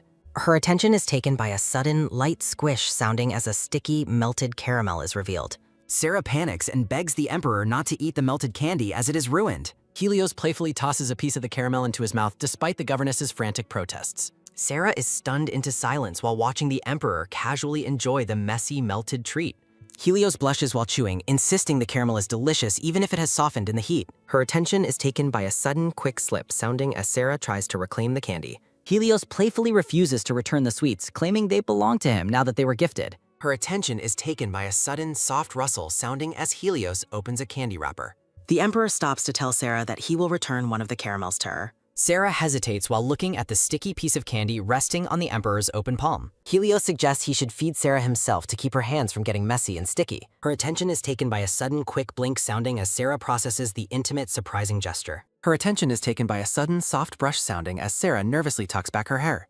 The purple-haired woman leans in and takes the caramel directly from the Emperor's outstretched hand. Sarah blushes deeply while chewing, formally thanking the silver-haired Emperor for the sweet shared treat. Helios finds the caramels exceptionally good, leaving Sarah startled by his casual and joyful demeanor. Her attention is taken by a sudden wet lick sounding as Helios brushes his lips with his tongue. Sarah panics internally over her attraction while explaining that the princes also enjoy the rewards occasionally. The pair discusses using sweets to motivate the children, comparing it to promising cake for eating carrots. Sarah imagines an adorable younger version of the Emperor and finds the thought absolutely heart-melting. Her attention is taken by a sudden soft rustle sounding as the Emperor questions her comparison. Helios chews thoughtfully while Sarah watches him with a cheerful and incredibly bright expression. Sarah laughs while noting her sweet magic spell worked because the Emperor is finally smiling again. Helios reflects on the deep sense of peace he feels whenever he is with the governess. The Emperor recalls the heavy pressure from ministers regarding his duty to enter a royal marriage. Helios considers the long list of candidates, including the powerful and red-haired Duke Cross. The Emperor realizes that Sarah's presence makes him completely forget his many royal and political burdens. Helios notes that Sarah is just as kind and upright with him as with his siblings. The silver-haired Emperor thanks the governess, admitting he feels much better after their evening walk. Her attention is taken by a sudden, light rustle sounding as Helios hides the candies away. Sarah worries that the melted treats in his pocket will surely ruin his fine imperial clothes. Her attention is taken by a sudden rhythmic tap sounding as the pair playfully chases each other. Her attention is taken by a sudden, heavy breath sounding as Sarah stops to recover from running.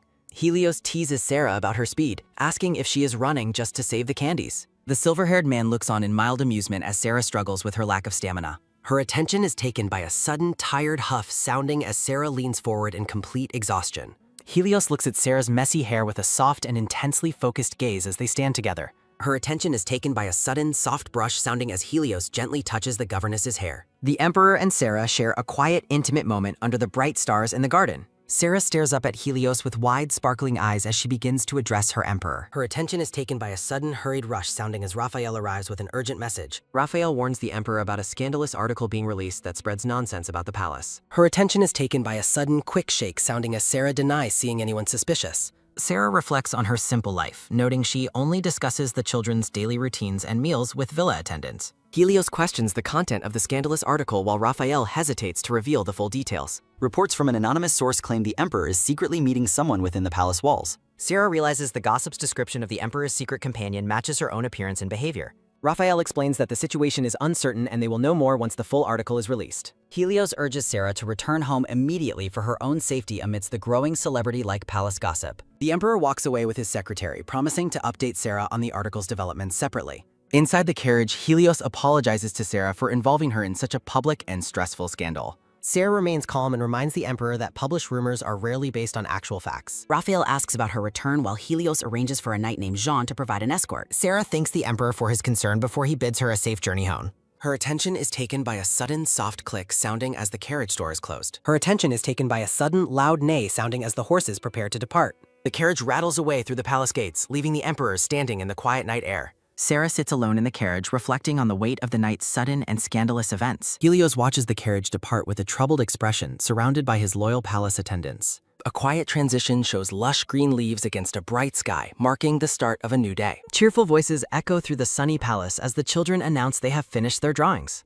Helios sits on the floor with the young royals who complain about their arms aching from their homework. The Emperor teases the children for hiding their assignments, though he admits to forgetting about them as well. Rosalie nervously claims they have been busy reading books while Helios watches her with a suspicious gaze. Brereton reveals that Rosaline encouraged him to skip the work because she thought Sarah would forget about it. Her attention is taken by a sudden loud scream sounding as Rosaline denies suggesting they ignore their work. The young princess tries to silence her brother while he insists she is lying about her laziness. Helios adopts a stern tone and calls out to Rosaline, demanding an honest explanation for her behavior. Her attention is taken by a sudden, quick flinch sounding as the children react to their brother's authority. Rosaline apologizes for her laziness while Brereton nods in agreement, much to their older brother's amusement. Helios decides to inspect their artwork while Rosaline continues to glare at her snitching younger brother. The Emperor examines a drawing of a giant eye, feeling a sense of bewilderment at their creative effort. Brereton and Rosaline look up with sparkling eyes, eagerly asking if their artwork is truly beautiful and perfect. Her attention is taken by a sudden soft ahem sounding as the children celebrate their perceived artistic success.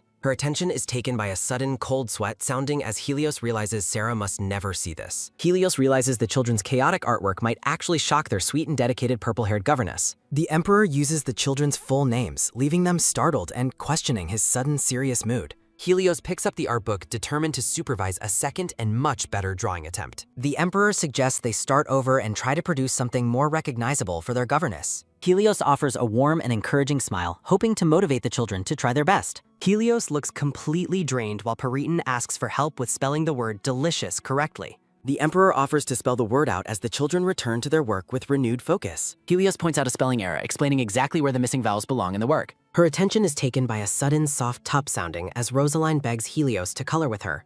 Her attention is taken by a sudden quick point sounding as Helios realizes the crude doodle represents Sarah. Helios recalls his own high artistic standards, but remembers Sarah's advice not to judge the children harshly. Her attention is taken by a sudden loud fling sounding as Raphael bursts into the room with news. Brereton is delighted to see Raphael, while Helios reacts with a look of intense, focused surprise. Raphael mentions the magazine article discussed previously, noting that it will be published later that very evening. A scandalous magazine headline questions the identity of the mysterious woman recently seen with the Emperor. Her attention is taken by a sudden quick jump sounding as Helios reads the shocking contents of the report. Her attention is taken by a sudden firm grab sounding as Rosaline tries to pull her brother away. Brereton snatches the paper from the Emperor's hand, demanding to read the gossip for himself. Helios tells Per to return the magazine as the prince hums curiously. Per reads the scandalous headline about the Emperor's secret love affair aloud. Her attention is taken by a sudden, quick rustle sounding as Helios reaches. Per asks for the definition of an affair while Raphael watches silently. Her attention is taken by a sudden, soft sigh sounding as Helios dismisses them. Helios tells the children Sarah might be angry about their unfinished homework. The children are annoyed and call Helios the worst for being strict. Helios and Raphael watch the children being led away by palace attendants. Raphael explains that the article focuses on the Emperor's secret late-night walks. Raphael notes that while Sarah's identity remains unknown, socialites will likely recognize her. Raphael bows and promises to find the source for Sarah's safety. Helios is startled as the children call out to him from afar. Helios carries both children to bed, postponing further discussion with his secretary. Helios reflects on his responsibility to protect Sarah from the scandal's fallout. A bright full moon glows in the dark, silent night sky. Her attention is taken by a sudden, soft gasp sounding as Sarah panics. Sarah watches the murmuring crowd outside her window in a cold sweat. Sarah collapses on the floor, wondering what the crowd is waiting for. The purple-haired woman crawls across the floor toward a mysterious white envelope. Her attention is taken by a sudden, quick snap sounding as Sarah reads. Sarah realizes the letter is from Helios, warning her about the scandal's rumors. Sarah flops onto the bed, feeling overwhelmed by her new status as consequences. Sarah reflects on the Emperor's promise to send knights for her home's protection. Her attention is taken by a sudden, happy chirp sounding near the cabin. Sarah wears a black veil and hat, looking like a suspicious assassin. Her attention is taken by a sudden, slow creak sounding from the door. A grand imperial carriage stands ready, looking incredibly conspicuous in the quiet area. Sarah worries that the extravagant carriage makes her secret location far too obvious. Her attention is taken by a sudden, loud clang sounding from the carriage. Her attention is taken by a sudden, fast whoosh sounding as Sarah jumps. Her attention is taken by a sudden, soft rustle sounding from the hug. Sir Bronte apologizes for the rough greeting while Sarah recovers from the shock. Jean explains that the Emperor was deeply concerned and personally requested his help. Her attention is taken by a sudden rhythmic rattle sounding from the wheels. Sarah tells Jean that while people gathered, nothing dangerous actually happened overnight. Sarah asks Jean to tell the Emperor not to worry about the situation. The brown-haired knight blushes while admitting that he was also extremely worried. Sarah feels surprised by Sir Bronte's personal concern and his sudden blushing reaction. Jean explains that neither the article nor the letter mentioned the specific details. Sarah is shocked to learn the article claims she is having an affair. Sarah recalls their late-night walks, but insists they were never romantic dates. Jean notes that the Emperor also explicitly stated that it wasn't a date. Her attention is taken by a sudden, quick startle sounding as Sarah reacts. Sir Bronte reassures Sarah that they are working on a formal palace response. Jean explains that today's imperial visit will be brief to resolve the matter. Sarah fixates on the Emperor's words, realizing he considers their time strictly professional. Sarah panics internally, convincing herself that Helios was simply being honest and sweet. Sir Bronte teases Sarah about her bold and suspicious-looking black assassin outfit. Sarah blushes and explains she was trying to hide like a celebrity but stood out. Jean Bronte looks at Sarah with a warm, affectionate, and gentle grin. A brown-haired maid asks Sarah to wait for the children and offers tea. Her attention is taken by a sudden, quick rustle sounding as Sarah reviews papers. Sarah feels a sense of gloom while questioning the Emperor's public denial. Her attention is taken by a sudden, slow creak sounding as the maid returns. Sarah asks if the children are ready, but the maid says they are. The maid hesitantly asks if Sarah was the mysterious woman in the article. The brown-haired maid watches Sarah with an expression of anxious curiosity and anticipation. Sarah blushes slightly as she processes the maid's bold and direct question. Sarah offers a small, nervous smile while confirming she was the woman mentioned. Sarah repeats her confirmation with a sheepish look, acknowledging the truth of it. The maid reacts with wide-eyed shock and astonishment at Sarah's unexpected admission. Sarah remains calm while noticing the sounds of staff gossiping outside the door. Sarah shrugs off the romantic implications, insisting they were just walking together. The maid looks disappointed, finding Sarah's simple explanation far less exciting than rumored. Her attention is taken by a sudden, soft plop sounding as Sarah sits back down. The maid mentions that the gossip magazine specifically claimed they were holding hands. Sarah is visibly startled, her eyes widening at the mention of physical intimacy. Sarah realizes the hand-holding was likely a misunderstanding while she was giving him caramels. Both women agree that the scandalous story is likely just a complete fabrication. Her attention is taken by a sudden, firm grab sounding as Sarah stops the maid. Sarah asks if she can see the magazine to read the report herself. Sarah drinks tea while reading the headline about the Emperor's secret love affair. The article describes nightly palace walks and claims the two were acting like lovebirds. Her attention is taken by a sudden, quick flip sounding as Sarah continues reading. Sarah notes the article is filled with incorrect details, like the Emperor's food preferences. Sarah stops abruptly as her gaze falls upon a specific name in the text. The report mentions Duchess Salvia Cross, a prominent figure with great political influence. A heading introduces Duchess Salvia Cross as a major subject of the report. The article describes the Duchess as the most appropriate romantic match for the Emperor. Sarah shuts the magazine with a sharp motion, her expression becoming more serious. Her attention is taken by a sudden, rhythmic gulp sounding as Sarah finishes her tea. The Grand Palace building stands tall under a clear and sunny afternoon sky. Sarah looks completely stunned by the quality of the children's latest homework assignments. Sarah notes the perfect grammar and careful coloring while the children look on proudly. Sarah realizes Helios must have supervised their work, and the children excitedly agree. Her attention is taken by a sudden, firm point sounding as the children show a drawing. Rosaline suggests drawing the Emperor next, though Sarah finds their current artwork quite crude. Her attention is taken by a sudden, quick scribble sounding as Sarah begins writing notes. Sarah laughs as both children demand she write long, four-sentence comments on their work. Sarah agrees to their request while the silver-haired and blonde children celebrate with joy. Sarah pauses her writing when Pereriton calls out her name to ask a question. Sarah is shocked by their question and wonders where they could have heard it. The children struggle to remember the word, suggesting various incorrect terms like afar and apar. Sarah asks if they mean a secret affair and they nod enthusiastically in confirmation. An explanation follows, defining an affair as meeting in secret, accompanied by giggling staff. Sarah is flustered and asks exactly where they learned such a sophisticated and scandalous word. Puritan mentions the term was in papers brought by Raphael as Sarah returns a notebook. Sarah feels relief they didn't read the whole article, though Rosaline seems suspicious. The scene becomes gloomy as Rosaline looks down at the paper with an unhappy expression. Sarah asks if anything is wrong and Rosaline hesitates to answer. Rosaline suspects the Emperor's secret affair involves a mystery woman.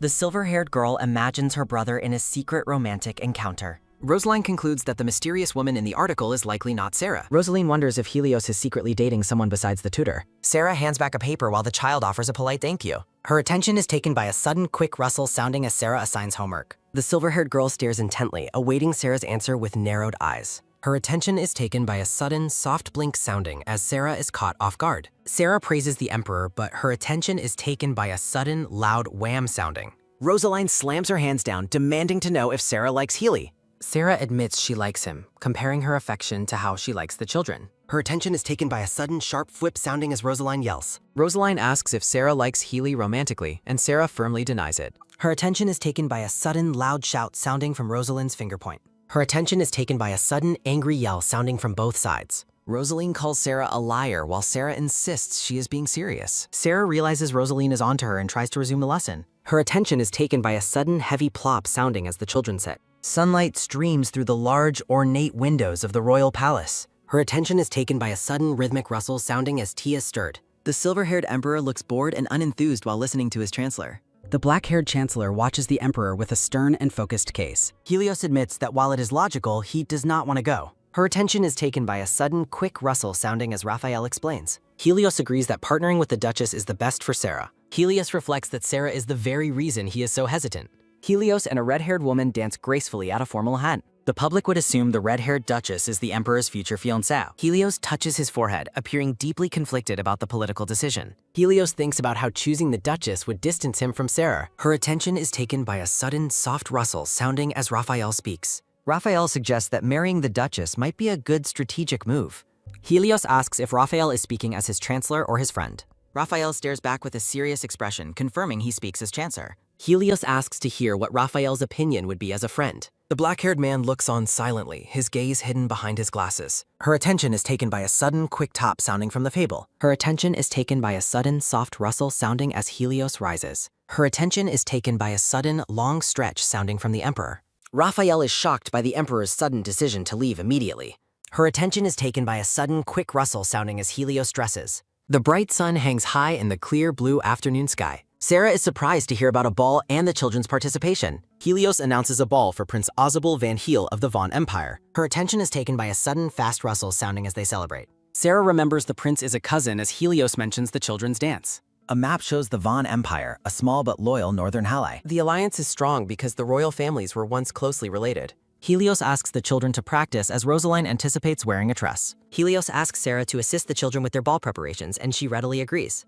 Her attention is taken by a sudden rhythmic pat sounding as Sarah comforts the young blonde prince. Helios mentions he will be busy for a while and advises Sarah to head home after lessons. Rosaline interrupts with shock, questioning if the Emperor and Sarah will stop meeting altogether. Sarah frantically silences the silver-haired girl to prevent any more awkward outbursts in front of Helios. Sarah nervously confirms her departure while the young girl struggles against her grip in the background. Helios bows politely while thanking the dark-haired tutor for her dedicated assistance. Her attention is taken by a sudden, soft click sounding as Sarah sighs in relief after Helios departs. Rosaline turns to Periton, wondering how they should handle the situation now that Helios is distant. The silver-haired girl becomes convinced that Helios must truly be pursuing a secret romance with someone.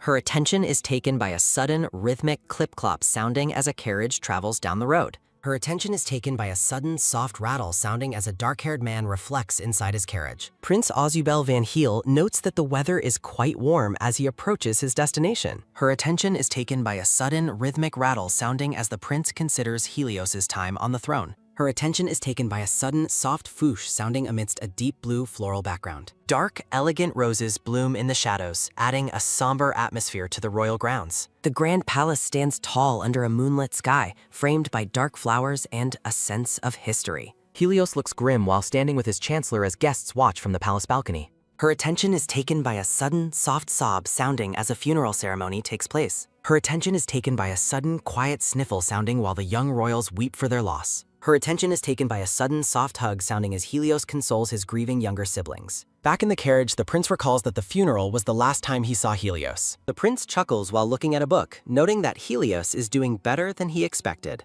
A sudden thought strikes the prince as he considers the rumors regarding the emperor's recent scandal. The gossip magazine features a bold report about the emperor's secret love affair and nightly walks. The carriage arrives at the palace, passing through the lush green trees under a bright sky. Helios sits on his throne while the visiting prince arrives to present himself to the emperor. Prince Ozabal walks down the red carpet between rows of stoic guards in the grand hall. Her attention is taken by a sudden, soft swish, sounding as Helios welcomes the prince after his travels. Her attention is taken by a sudden, soft thump sounding as the prince shrugs off the heat. Her attention is taken by a sudden, soft shh sounding as the two cousins approach each other. The two men reach out to clasp hands in a gesture of close friendship and familial bond. The prince grins broadly, abandoning his formal tone to address the emperor by his nickname. Her attention is taken by a sudden, loud whoosh sounding as the prince lunges for an enthusiastic hug. Her attention is taken by a sudden, sharp squeak sounding as the guards react with alarm and concern. Her attention is taken by a sudden, rhythmic pat sounding as a hand lands on the prince's shoulder. Helios returns the hug warmly, patting the prince's back in a display of genuine affection. The prince jokingly reminds the emperor that he is no longer just a 7-year-old child. Her attention is taken by a sudden, soft gasp sounding as Helios acknowledges they are the same age. Helios invites his cousin to join the children for dinner while a maid looks on politely. The prince accepts the invitation with a joyful smile, eager to see how the children have grown. Her attention is taken by a sudden loud creak sounding as the heavy palace doors are opened. The children look up in surprise from the table as their guest is suddenly announced. Prince Ozabal enters with open arms, delighting in the growth of the young silver-haired and blonde royals. Her attention is taken by a sudden soft click-click sounding as the prince approaches the dinner table. Her attention is taken by a sudden loud do-done sounding as the children provide a stiffly formal greeting. Rosaline immediately scolds Pereirton for forgetting the formal introduction rules their tutor taught them. The prince realizes the children haven't actually grown as much as he initially thought since his last visit. The children's eyes sparkle with excitement as they prepare to welcome their cousin to the palace. A lavish feast is spread across the table, featuring steak, soup, and a variety of fresh fruits. A lavish dinner continues as Helios and the children enjoy a feast together. Prince Ozabal gazes thoughtfully while holding his glass of wine at the dinner table. He reflects on how the empty chairs at the table are particularly noticeable tonight. Her attention is taken by a sudden soft shushing sound as he raises a toast. The four royals raise their glasses in a warm, familial toast during the meal. The children eagerly dig into their dinner as the conversation flows around the table. Rosaline excitedly tells Ozabel about the pretty, shiny sticker Sarah made for her recently. Her attention is taken by a sudden, loud whoosh sounding as Pereirton describes a new toy. Her attention is taken by a sudden rhythmic clank sounding as Helios cuts his steak. Ozabel wonders who this Sarah is as Rosalind invites him to play a game. The children passionately praise their tutor's talents and beauty to an increasingly intrigued Ozabel. Ozabel admits his curiosity while privately imagining an elderly woman based on the children's description.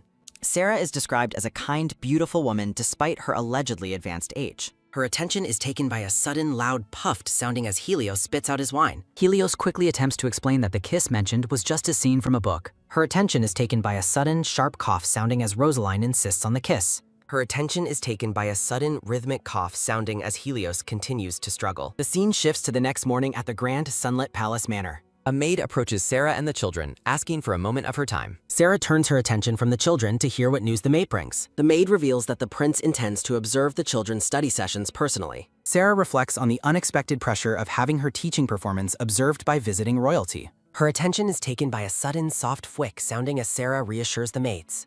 Sarah is puzzled by the maid's intense excitement regarding the visiting prince's arrival. The maids gush over the prince's handsome northern features and his striking deep blue hair. The maids emphasize the rare opportunity to meet someone so noble and attractive. Her attention is taken by a sudden loud kia sounding as the maids celebrate. A maid warns Sarah to be cautious, piquing the tutor's curiosity about the prince's reputation. Her attention is taken by a sudden loud gulp sounding as Sarah awaits more news. Sarah labels the prince a nuisance after hearing rumors of his flirtatious and chaotic reputation. The maids cornered Sarah with a difficult question about her romantic preference between the cousins. The maids eagerly press Sarah for an answer to their gossip-fueled romantic hypothetical. A dead silence falls as Sarah awkwardly tries to process the maid's intrusive question. Sarah reminds herself that she cannot judge a man she has never even met yet. Her attention is taken by a sudden rhythmic tomp sounding as Ozabel walks through flowers. Alzabel recalls Helios' firm insistence that the dark-haired tutor is strictly a professional hire. Alzabel expresses a keen interest in seeing exactly how the mysterious tutor conducts her classes. Helios warmly grants permission, praising Sarah's teaching methods as a model for other empires. Alzabel remains skeptical, doubting that Helios would kiss any woman without genuine romantic feelings. Her attention is taken by a sudden, quick tick sounding as Ausable ponders the situation. The palace decor remains elegant as the scene prepares to shift back to the lesson. Sarah appears noticeably tense as she prepares for the prince's unexpected arrival during her class. Sarah tries to calm Peririton, who has become frozen with anxiety over the royal guest. Rosaline is equally paralyzed by the pressure to represent the empire and impress her brother. Peririton admits his discomfort, clearly affected by the high stakes of the prince's visit. Sarah realizes she may have put too much pressure on the children earlier that day. Sarah instructs the children to comfort one another with rhythmic pats to ease their tension. Her attention is taken by a sudden, rhythmic pat sounding as Rosaline follows the instructions. Her attention is taken by a sudden, soft pat sounding as the boy tries to relax. Sarah chuckles at the sight of the children enthusiastically following her relaxation exercise together.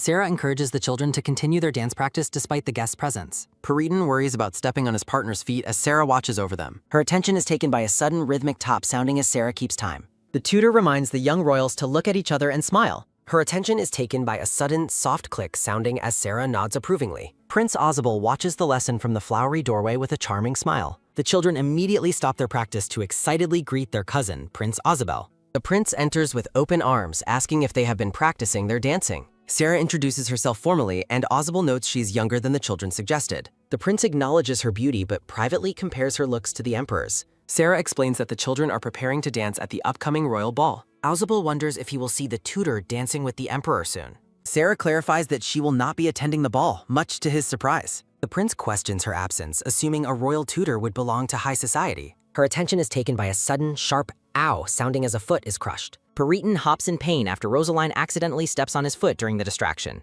Sarah rushes to the children as Rosaline apologizes for her confusing footwork during practice. Alzabel asks if the dance is difficult, and the children complain about the complexity. The prince offers to personally demonstrate the dance steps to help them learn faster. Her attention is taken by a sudden, soft shh sounding as he takes Sarah's hand. Her attention is taken by a sudden, soft flick sounding as Sarah is pulled closer. Her attention is taken by a sudden, quick flick sounding as he places his hand. Ausable mentions he will use magic to provide the music for their demonstration waltz. Sarah looks startled and nervous as the prince prepares to begin the dance demonstration. Her attention is taken by a sudden, sharp snap sounding as the prince uses magic. A magical melody begins to play from the piano as enchanted notes fill the room. Ausable leads Sarah through a graceful waltz while counting the rhythm for the children. Sarah feels incredibly tense, realizing she has never actually danced with a man before. While dancing, Ausable suddenly asks Sarah about the true nature of her relationship with Helios. Sarah maintains a professional smile, insisting they are strictly an employer and an employee. The prince instructs her on the proper spin as the children observe the demonstration intently. Her attention is taken by a sudden soft whisper sounding as he claims to know her seeper. Her attention is taken by a sudden loud stomp sounding as she crushes his foot. Sarah pulls away in shock as the prince reels from the sudden, painful impact. Her attention is taken by a sudden soft flick sounding as Sarah bows in apology. Ausable winces in pain, noting that she stepped on him with surprising force. Sarah is terrified when the prince mentions making a formal complaint to the emperor. Sarah apologizes profusely while the prince dramatizes his pain to tease her further. Ausable chuckles to himself, noting her strong reaction to the mention of the gossip article. Rosaline angrily defends Sarah, scolding Ausable for being mean to their beloved tutor. The children playfully attack the prince's legs while he claims the stomp was no accident. The children cling to Sarah's dress, telling the prince he doesn't look like he's hurting. Ausable teases that mistakes require forgiveness, and Sarah quickly agrees to settle the matter. Her attention is taken by a sudden, soft shushing sound as she tells them to stop. Sarah teaches a lesson on forgiveness, explaining that an apology doesn't guarantee instant pardon. Sarah offers to fetch the royal doctor while the children continue to cling to her. Sarah snaps the children to attention with a sharp command to end the chaotic scene. Ausable bursts into hearty laughter, admitting he would love to watch every one of her lessons. Sarah asks if his foot is truly all right as he recovers from his fit of laughter. Her attention is taken by a sudden rhythmic pat sounding as Ausable teases the children about their protectiveness. Ausable bids them farewell, satisfied that his curiosity about the dancing and the tutor has been satisfied. Sarah and the children exchange bewildered looks as the prince makes his sudden exit from the room. Ausable lingers at the threshold, repeating the tutor's name to himself with a thoughtful and mischievous smile. Her attention is taken by a sudden rhythmic skirt sounding as a pen moves across the formal parchment. Helios massages his temple, feeling the mounting pressure and exhaustion of his endless royal duties and paperwork. Her attention is taken by a sudden, soft shushing sound as Helios tries to justify his overprotectiveness. Helios gazes out at the sunny gardens, debating whether to interrupt the children's study session for a visit. He suddenly stops his movement, his hand poised as if reconsidering his next course of action at the door. Her attention is taken by a sudden, sharp knock sounding as his droopy mood is interrupted by a guest. Helios quickly masks his annoyance with a warm smile, granting his cousin immediate entrance to his private study. Ozabel enters the study with his usual charm, greeting the Emperor with casual and familiar northern warmth. Over tea and refreshments, the two royals discuss the progress of the children's recent waltz practice sessions. Helios offers a lighthearted compliment, noting that the new tutor is quite charming and capable in her role. Her attention is taken by a sudden quick fwick sounding as Ozabel describes the children's fierce loyalty and growth. Helios observes the children's rapid change in behavior, while Ozabel listens with a contemplative and silent gaze. Her attention is taken by a sudden soft teak sounding as Helios questions his cousin's true motives. Ozabel leans back, explaining that his visit was prompted by a request to oversee the family's general welfare. The conversation shifts to the Empress's recovering health before Ozabel probes into Helios's private, unspoken royal suspicions. Helios remains silent, his purple eyes reflecting deep, unresolved concerns that he is not yet ready to share. A locomotive speeds through the countryside under an ominous crimson sky, signaling a sudden shift in the story. Her attention is taken by a sudden loud creak sounding as the train brakes for a mysterious figure. The conductor is haunted by the vision of a red-eyed girl that vanished without a trace from the tracks. Ozabel confirms that even the most skilled royal magicians found no magical evidence of foul play or curses. Helios absorbs the news with a heavy heart, realizing the mystery is far deeper than he previously anticipated. Ozabel offers his sincere condolences, acknowledging the weight of the dark news Helios just received regarding the girl. A heavy silence falls over the tea table as the gravity of the situation settles between the two men. Ozabel breaks the tension with a light laugh, redirecting the conversation back to more immediate and lighthearted palace matters. Ozabel cheekily suggests joining the children's waltz practice, catching the Emperor completely off guard with the bold request. The prince boasts about his superior dancing abilities, insisting that he would be the perfect demonstration partner for Sarah. Helios begrudgingly acknowledges his cousin's talent, though he remains wary of the prince's true and playful intentions. Sarah diplomatically points out that mastery of a skill doesn't necessarily translate into the ability to teach children effectively. Helios remains silent and unconvinced, his skepticism deepening as he considers the prince's unnecessary involvement in the class. Helios questions the prince's busy schedule, but Ozabel insists that spending time with family is his top priority. Ozabel finally admits that his true motive is simply to spend more time with the intriguing and beautiful tutor. Helios eventually relents, agreeing to let the staff know that the prince will be attending the lessons personally. Her attention is taken by a sudden, soft shh sound as Ozabel analyzes the pair's hidden romantic feelings. Ozabel wonders if the unspoken feelings between them will ever be addressed or if they'll remain forever silent. Her attention is taken by a sudden melodic ding sounding as the piano signals another rigorous practice session. The children struggle with their form, looking increasingly flustered as they try to maintain their balance while dancing. Ozabel takes command of the demonstration, correcting Sarah's footwork as they glide gracefully across the ballroom floor together. Pereriton flinches under the pressure, finding it difficult to maintain a natural smile during the prince's practice session. Rosaline is equally tense, receiving sharp instructions on how to maintain her poise during the difficult ballroom turns. Sarah begrudgingly admits the prince's teaching prowess, though his intense and demanding style makes her quite uneasy. The lesson becomes a grueling marathon as the prince relentlessly demands they start over from the very beginning. The young royals finally collapse from exhaustion, prompting Sarah to worry about their physical and emotional well-being. A tense, silent atmosphere fills the room as the children look down in collective shame and deep fatigue. Ozabel notices the children's sudden and dramatic mood shift and probes for the reason behind their clear distress. The children prepare to reveal the source of their anxiety, beginning to recount the morning's unexpected events. A sudden, loud shout echoing through the palace grounds signals a moment of shocking and urgent revelation. Rosaline and Periton look shocked and distressed as they question Helios's startling announcement regarding his partner for the ball. The children desperately cling to the Emperor's cape, demanding to know why he chose the Duchess to be his dance partner. Periton looks up at his father with a worried and pleading expression, asking what will become of Sarah now. Rosaline recounts overhearing the ladies-in-waiting gossiping about Duchess Cross being the intended future Empress of the realm. Tears well up in Rosaline's eyes as she asks Helios if his choice of partner means he truly loves the Duchess. Her attention is taken by a sudden rhythmic shake, sounding as Helios dismisses any rumors of meeting anyone in secret. The children burst into hysterical tears and accusations, fearing that the Emperor intends to marry the Duchess against their wishes. Back in the present, Pereriton finishes explaining the source of their morning distress and anxiety to a concerned Sarah. The children explain that the Emperor has never taken a partner before, as he has always attended balls exclusively with them. Sarah remains silent and looks visibly troubled by the children's revelation regarding the Emperor's sudden change in behavior. Helios sits alone in thought, unaware of the gossip suggesting he intends to announce an engagement at the upcoming ball. Her attention is taken by a sudden, firm, tight sounding as Sarah gently takes the children's hands to offer them comfort. Sarah asks the children to consider how they would feel if their own future romantic feelings were not approved by others. Kneeling before them, Sarah patiently tries to help the children understand the complexities of the Emperor's social and royal duties. Sarah smiles warmly, encouraging the children to welcome whoever the Emperor chooses as his partner with open and kind arms. When Peryton asks if she is truly okay with the news, Sarah insists she looks forward to seeing His Majesty dance. Peryton gazes at Sarah with sudden suspicion, wondering if the tutor truly understands the romantic implications of a ball partnership.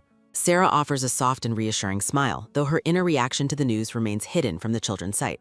The children exchange a knowing and serious look, sensing that Sarah might be masking her own deeper feelings about the matter. Ausable tilts his head curiously, intrigued by the revelation that Helios is attending the ball with someone other than Sarah. The scene reflects the unspoken tension and hidden distance currently separating Helios and Sarah, despite their mutual and silent concerns. Ausable adopts a mischievous expression, deciding to intervene in the situation by making Sarah a surprising and bold offer. Her attention is taken by a sudden, rhythmic sounding as Sarah wipes away the children's tears while Ausable questions her. With a confident and charming gesture, the prince formally invites Sarah to attend the upcoming welcome ball as his partner. Her attention is taken by a sudden, bright fwa sounding as the children react with pure joy to the prince's invitation. Ausable explains that as the guest of honor, he needs a partner, leaving Sarah flustered and feeling increasingly nervous. Her attention is taken by a sudden, rhythmic swish, sounding as Sarah tries to decline, noting she hasn't been officially invited. Her attention is taken by a sudden, quick thud sounding as Ausable grabs her hands, questioning why her family wasn't invited. Sarah is taken aback as the prince probes into her family's social standing and their apparent exclusion from the event.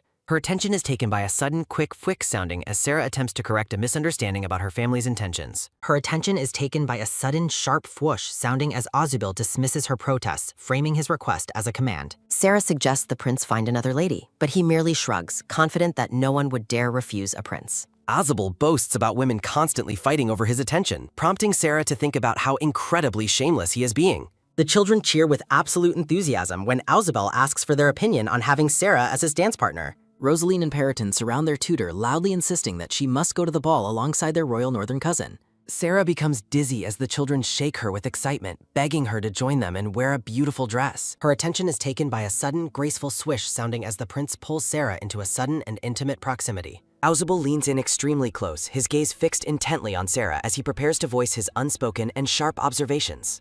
Her attention is taken by a sudden, soft whisper sounding as Ausable asks if she harbors secret romantic feelings for Helios. Ausable chuckles mischievously, threatening to expose her secret feelings unless she agrees to attend the ball as his chosen partner. Her attention is taken by a sudden, sharp snap sounding as the prince uses magic to signal the start of music. The children dance with newfound focus and grace while enchanted music fills the room during their final rigorous practice session. Ausable extends his hand toward Sarah with a charming smile, signaling for her to join him in the demonstration dance. Sarah walks toward the prince with a resigned expression, realizing she has been completely roped into his complicated and playful scheme. The scene shifts to the Grand Palace on the morning of the welcome ball held in honor of Prince Ausable. The children strike a triumphant and final dance pose, celebrating the fact that they completed the routine without any mistakes. Her attention is taken by a sudden rhythmic clap sounding as Sarah praises them, comparing their beauty to a legendary dancer. Her attention is taken by a sudden firm squeeze sounding as Rosaline hugs Peryton in their shared joy over Sarah's praise. Sarah gently points out that while their footwork was perfect, the children completely forgot to perform their final and formal bow.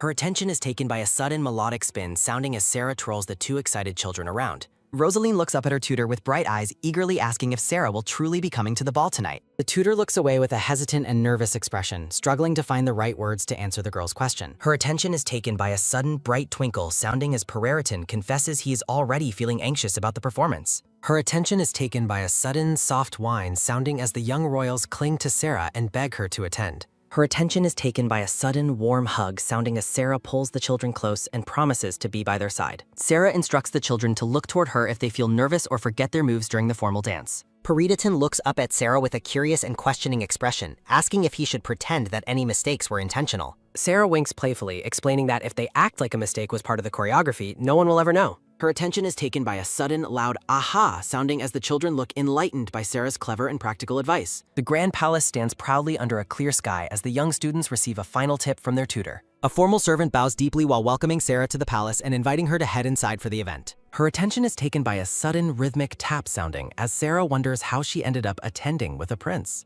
Ozable turns back to welcome Sarah to the grand event, greeting her with a calm and welcoming tone of voice. The prince stands before a backdrop of blooming white flowers, looking incredibly regal and handsome in his formal ball attire. Her attention is taken by a sudden rhythmic blue wave sounding as Sarah notes it was difficult to refuse his persistent invitation. Her attention is taken by a sudden, sharp, guilty sounding as Sarah looks flustered while the prince questions her true motives. Ozable wears a knowing smile, suggesting that perhaps Sarah is actually curious about who the Emperor's chosen dance partner is. Sarah looks down with a troubled and defensive expression, asking how she could ever dare to have romantic feelings for Helios. Ozable points out that he never actually mentioned her having feelings for the Emperor, leaving Sarah looking confused and quite trapped. Her attention is taken by a sudden bright fwa sounding as Sarah's face turns bright red from the prince's teasing remarks. Her attention is taken by a sudden loud rushed shout sounding as Sarah insists she shouldn't be interested in private matters. Her attention is taken by a sudden sharp smirk sounding as the prince watches the tutor react with obvious and deep embarrassment.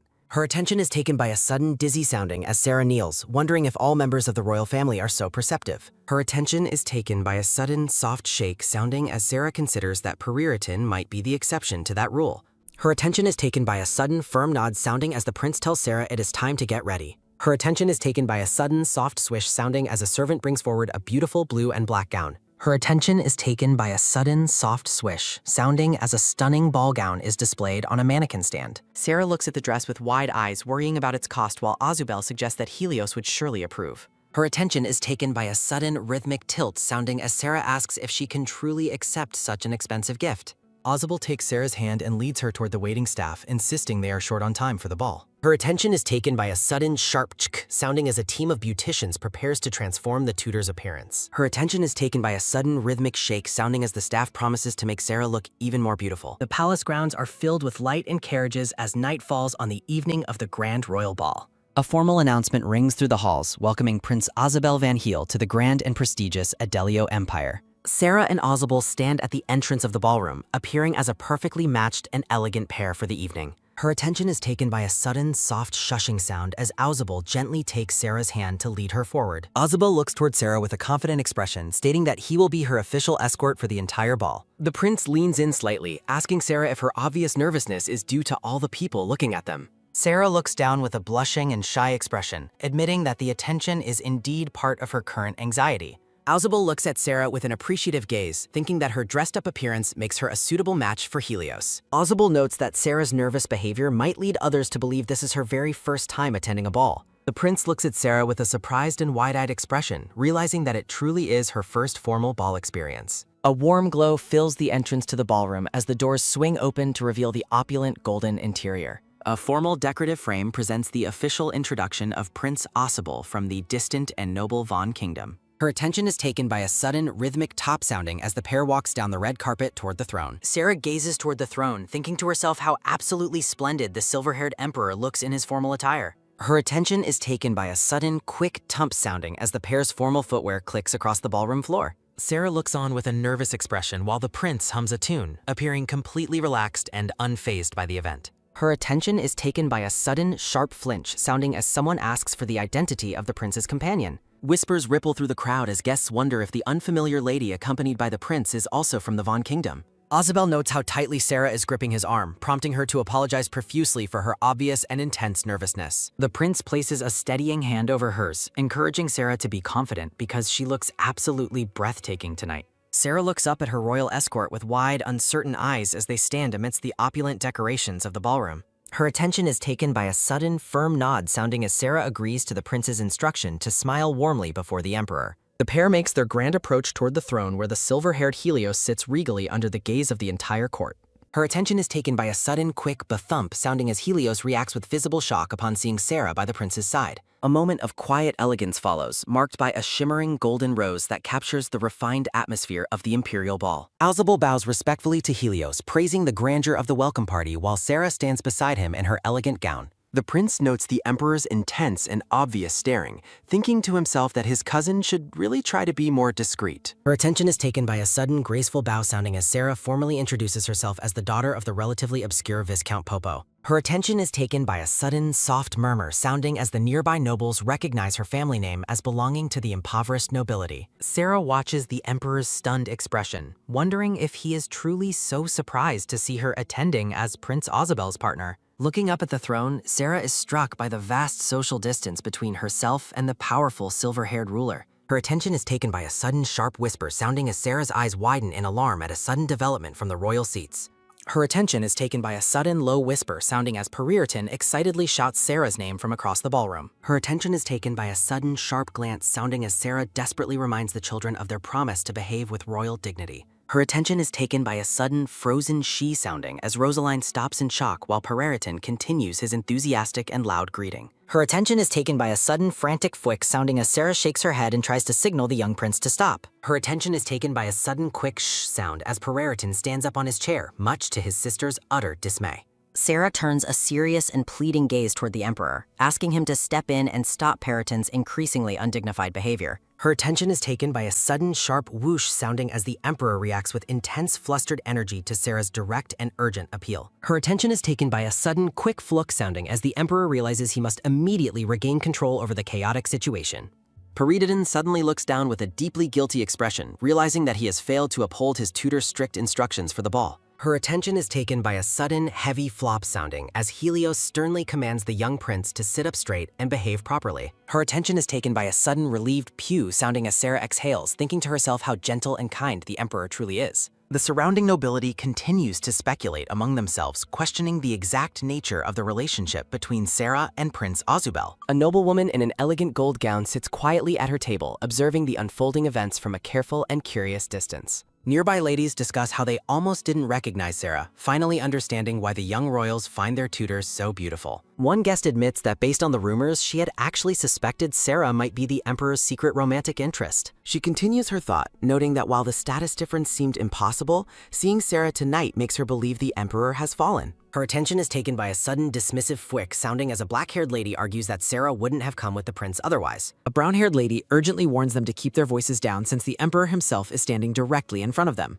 Her attention is taken by a sudden rhythmic shake sounding as Duchess Cross trembles with a mix of deep embarrassment and hidden anger. The red-haired Duchess stares with intense and burning eyes, her thoughts fixed with obvious malice on the name of Sarah Popo. Helios looks down toward Sarah as the court continues to buzz with scandalous rumors about her being his secret lover. A voice calls out to the red-haired woman, formally addressing her as Duchess Cross to get her wandering attention. A brown-haired man asks if the Duchess is all right, but she merely dismisses his concern while privately insulting his choice of hairstyle. Her attention is taken by a sudden, cold fwick sounding as the Duchess sharply rejects the man's reminders of her frail childhood health. Her attention is taken by a sudden, joyous ha-ha sounding as the man laughs off her coldness and tries to confess his special affection. Her attention is taken by a sudden, formal bow sounding as Duchess Crows abruptly ends the conversation to return to her official partner. Her attention is taken by a sudden rhythmic thump sounding as the red-haired Duchess makes her way across the ornate ballroom floor. The surrounding guests begin to notice that the Emperor is preparing to have his traditional first dance of the evening with the Duchess. Helios takes the hand of Duchess Cross as they prepare to lead the dance, drawing a soft exclamation of surprise from the onlookers.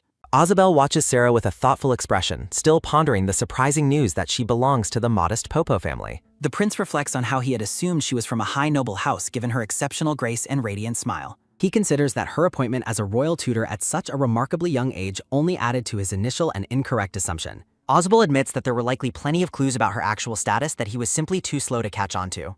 The prince calls out to Sarah, who immediately turns to respond to him with her usual and polite formal manners. Ozabel asks Sarah how she managed to become a royal tutor, noting that people in such positions are typically much older than her. Sarah lets out a playful hee-hee sounding as she asks the prince if he is finally becoming curious about her. Her attention is taken by a sudden low chatter sounding as Sarah explains her natural teaching talent to the prince. Ozabel admits he misjudged her character, which Sarah finds to be a perfectly understandable mistake under the circumstances. The prince asks if she feels any jealousy seeing another woman standing beside the silver-haired emperor in the ballroom.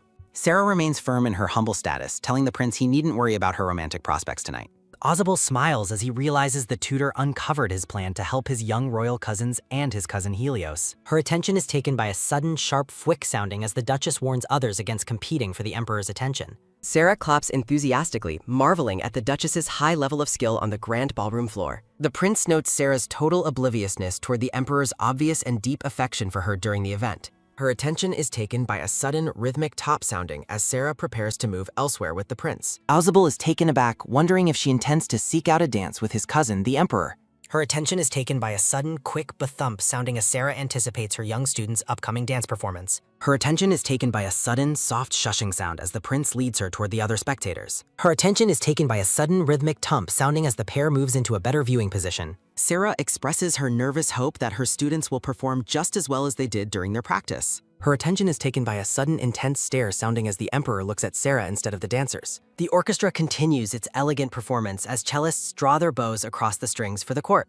Shimmering musical notes fill the ballroom while a pianist plays a graceful accompaniment for the royal dancers. Brereton and Rosaline begin their dance, moving with a surprising level of poise and synchronized grace. Her attention is taken by a sudden, graceful spin sounding as the young royals execute a perfect turn. Sarah watches with a beaming smile, clearly proud of the immense progress her young students have made recently. Her attention is taken by a sudden, sharp fwick sounding as the children finish their routine with confidence. Her attention is taken by a sudden, joyous cheers sounding as the young dancer's performance concludes successfully. Her attention is taken by a sudden, rhythmic clap sounding as Sarah applauds with sparkling eyes for her students. The prince credits Sarah for the children's success, though she humbly insists he also played a significant part. Sarah reflects on how much her own teaching and dancing skills have grown during their recent lessons together. Ozable claims he is merely stating the truth, which makes the tutor laugh with genuine and warm delight. A formal announcement rings out, inviting all guests to join the festivities on the grand imperial dance floor. Her attention is taken by a sudden, quick sound as the red-haired Duchess maintains her grip on Helios. Sarah and Ozable stand together, watching the other noble couples begin to fill the center of the room. The prince leans in with a mischievous grin, announcing that he has a special gift for Sarah today. Her attention is taken by a sudden, soft squeak, a sound as Sarah questions the nature of this surprise gift. Her attention is taken by a sudden, loud whoosh sounding as Ozable forcefully spins Sarah across the floor. Sarah is left dizzy and disoriented, wondering what the prince could possibly be thinking with such a move. Her attention is taken by a sudden, dismissive shrug sounding as the prince playfully laughs off her frustration. Her attention is taken by a sudden, firm, tight sounding as Sarah is caught by a mysterious pair of arms. The silver-haired emperor holds Sarah close, his expression filled with concern as they stand together. Helios stares down at the tutor with a flustered expression, asking if she is all right after her sudden spin. Her attention is taken by a sudden, quick fwick sounding as Helios' steadying hand rests against her waist. Sarah seethes with anger as she spots Ozable winking and giving a thumbs up from across the ballroom. Her attention is taken by a sudden, graceful bow sounding as Sarah formally asks to be excused from the Emperor.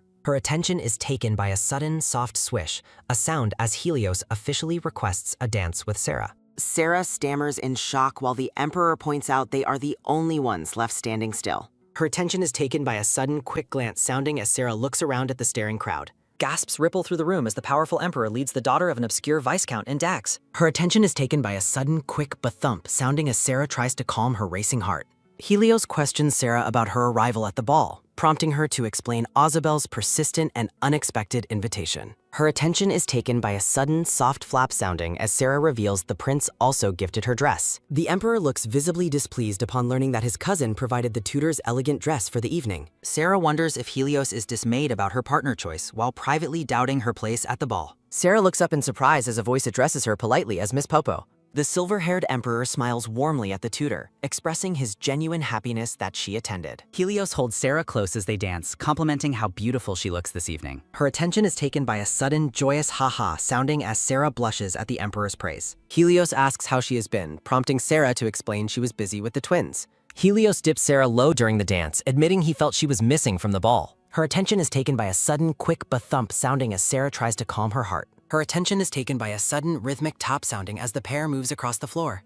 Her attention is taken by a sudden, sharp whip sounding as Helios asks if Ozable was helpful. Sarah praises the prince's dedication and dancing skills while the emperor listens with a quiet expression. The Emperor and the tutor waltz together amidst the crowded and glittering imperial ballroom. Her attention is taken by a sudden soft shk sounding as Helios notes the song ended. Sarah is startled by the silence, wondering if she should depart before the next dance starts. The purple-haired tutor addresses Helios formally, confirming her understanding of his high status and position. Her attention is taken by a sudden, quick whip sounding as Duchess Cross interrupts their moment. The red-haired Duchess Cross watches the pair from a short and very intense distance. Her attention is taken by a sudden rhythmic tup sounding as the Duchess approaches the Emperor. Her attention is taken by a sudden formal bow sounding as Sarah greets the high-ranking Duchess. Duchess Cross requests to be excused, reminding Sarah she is attending the ball as Helios' partner. Sarah looks down with concern, worried she may have unintentionally upset the powerful and elegant Duchess. The Duchess clings to Helios' arm, making sure to mention their upcoming marriage to the group.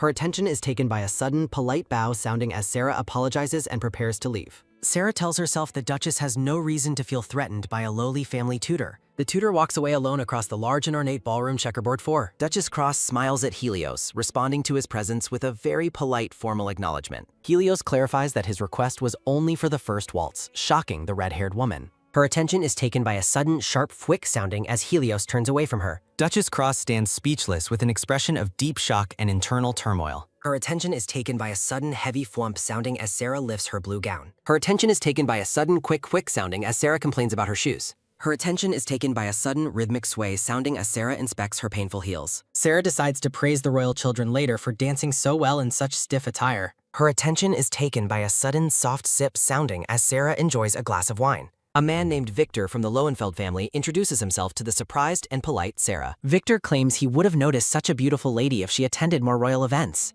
Sarah rejects Victor's dance request, explaining that her feet are currently hurting her very badly. Her attention is taken by a sudden, soft shushing sound as a man named Elliot approaches. Her attention is taken by a sudden, loud swarm sounding as more noblemen approach for a dance. Sarah becomes completely overwhelmed and dizzy, wondering where her original partner, Prince Ozabel, has gone. Nearby, a crowd of noblewomen quarrel and argue over the attention of the black-haired prince. Her attention is taken by a sudden, clumsy stumble sounding as Sarah tries to find fresh air. Her attention is taken by a sudden low-down sounding as the royal twins rest. The man in glasses asks if the royal children are hungry or sleepy from the long mate. Her attention is taken by a sudden deep ha sounding as the children sigh in unison. The brown-haired man asks the children about the Duchess who was seen dancing with Helios earlier. Rosaline explains the identity of Duchess Cross and her official role as the Emperor's ball partner. The silver-haired girl considers accepting the Duchess as Helios's secret lover for his own happiness. Rosaline feels that something is wrong as Pereriton points out the crowd forming around their tutor. The blonde prince observes that Sarah is being swarmed by many men who want to dance. Pereriton concludes that Sarah is perfect in every way, from her voice to her kind nature. Pereriton asks Rosaline if they should go see Sarah too, while Raphael looks completely exhausted. The blonde prince believes Sarah would prefer their company over other men, prompting Rosaline to consider the idea. Her attention is taken by a sudden, quick zoom sounding as Raphael reacts in shock to the children's sudden movements. Her attention is taken by a sudden, loud whoosh sounding as the twins dash away to find Sarah, leaving Raphael behind. Raphael scolds the royal guards for not chasing after the twins, frustrated by his own lack of speed. Pereriton and Rosaline realize they have lost sight of Sarah and themselves amidst the overwhelming crowd of guests. Her attention is taken by a sudden, heavy bump sounding as Pereriton accidentally collides with another guest. Her attention is taken by a sudden, joyous aha sounding as Pereriton graciously forgives a guest for bumping into him. Pereriton excitedly suggests resuming their search for Sarah, unaware of the silence from his sister. The young blonde prince reaches out only to find that Rosaline is no longer standing by his side. Her attention is taken by a sudden, high-pitched eek sounding as Pereriton shouts for his missing sister in a panic. Pereriton becomes deeply anxious, wondering how Rosaline could have vanished so quickly while they were just holding hands. The crowd surrounds the tearful prince with concern as he explains his desperate wish to find his sister and Sarah. Her attention is taken by a sudden, heavy huff sounding as the black-haired prince appears, carrying a startled Rosaline to safety. Her attention is taken by a sudden warm hug sounding as Alzabal asks why the children are separated from their guardian. The twins eagerly explain that they were trying to find Sarah but became lost in the vast and crowded ballroom. Alzabal finds The black-haired prince suddenly announces a plan, catching the young royals off guard with his enthusiasm. Alzabal offers a mischievous grin as he suggests they all go on a mission to locate their tutor. Alzabal leads the twins through the crowd as they call out Sarah's name in unison. The group encounters Helios and Duchess Salvia Cross, who acknowledge the children as they approach. Her attention is taken by a sudden, firm, tight sounding as the twins nervously cling to Ozabel while addressing the Emperor. Helios questions the whereabouts of Sarah, noting that her partner and the twins are all present except for her. Her attention is taken by a sudden, soft ha sounding as Duchess Salvia privately reflects on Sarah being the woman Helios favors. Salvia formally introduces herself to the group while Rosaline watches her with a very suspicious and intense stare. Ozubel considers the Duchess's identity, assuming Helios partnered with her strictly for strategic political purposes. Her attention is taken by a sudden firm tight sounding as the Duchess maintains her possessive grip on the Emperor's arm. The twins look up at Helios with expressions of disappointment and concern while they address him. Helios attempts to explain the situation to the children while Salvia smiles triumphantly by his side. Her attention is taken by a sudden sharp hiss, sounding as the Duchess's cold smile sends chills down Ozubel's spine. Her attention is taken by a sudden quick fwick sounding as Salvia suggests she has monopolized Helios's time for too long. Her attention is taken by a sudden soft shriek, sounding as Helios senses the tension and asks if something is wrong. Her attention is taken by a sudden soft pat, sounding as Helios tries to comfort Periton, who insists everything is fine. Rosaline explains they were searching for Sarah, prompting Helios to ask exactly where the tutor has gone. Periton points toward the corner where Sarah was last seen, despite Ozubel's attempt to stop him from speaking. Periton happily reports that Sarah was completely surrounded by several noblemen when they last saw her. Helios directs a terrifying glare at Ozubel, criticizing him for abandoning Sarah during her very first royal ball. Ozubel is shocked by Helios's uncharacteristic display of dismay, realizing how much the Emperor truly cares about Sarah. Rosaline adds to the tension by mentioning how beautiful Sarah looked and how many men wanted to dance with her. The twins confirm that Sarah was a popular figure at the ball, much to the Emperor's growing agitation. Helios reacts with visible concern and disbelief upon hearing about Sarah's popularity among the other male guests. The children playfully speculate that Sarah might actually find a partner she likes among her many suitors. Her attention is taken by a sudden soft pfft sounding as Ozubel wonders if the children are deliberately provoking Helios's jealousy. Helios's mood completely sours as he stands in a state of comical and deep emotional defeat. Helios abruptly excuses himself, tasking Ozubel with the care of the twins so he can go find Sarah. Ozubel quickly agrees to the Emperor's request as Helios prepares to set off on his search. Her attention is taken by a sudden rhythmic twump sounding as the Emperor walks determinedly back toward the ballroom floor. Ozubel laughs at how easily manipulated Helios is by his feelings, while the Duchess seethes with silent rage. Ozubel offers a cautious glance towards Salvia, sensing her intense and growing frustration with the situation.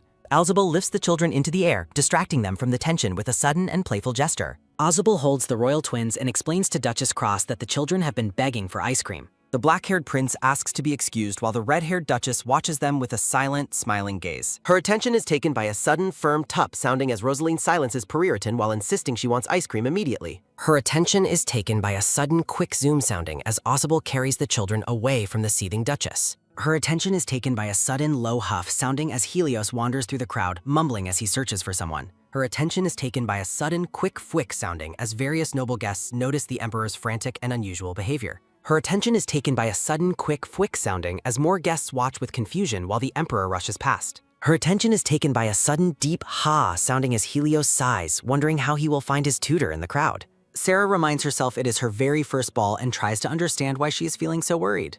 The Emperor's purple eyes are filled with intense focus and determination. Her attention is taken by a sudden, soft schwaff sounding as Helios decides to move away from the main ballroom floor. Her attention is taken by a sudden, heavy creak sounding as the balcony door opens to reveal Sarah standing alone outside. Helios smiles with a look of pure relief as he triumphantly announces that he has finally found his intended target. Her attention is taken by a sudden, soft swish sounding as the dark-haired woman enjoys the refreshing and cool night air. Her attention is taken by a sudden, soft whoosh sounding as the large palace fountain flows beneath the bright full moon. Sarah observes that the magnificent fountain is a perfect match for the elegance of the grand royal palace grounds. Her attention is taken by a sudden soft shuffle sounding as Sarah notices someone approaching and begins to offer a polite apology. Sarah is shocked to see the silver-haired emperor and addresses him as Your Majesty while looking up with surprise.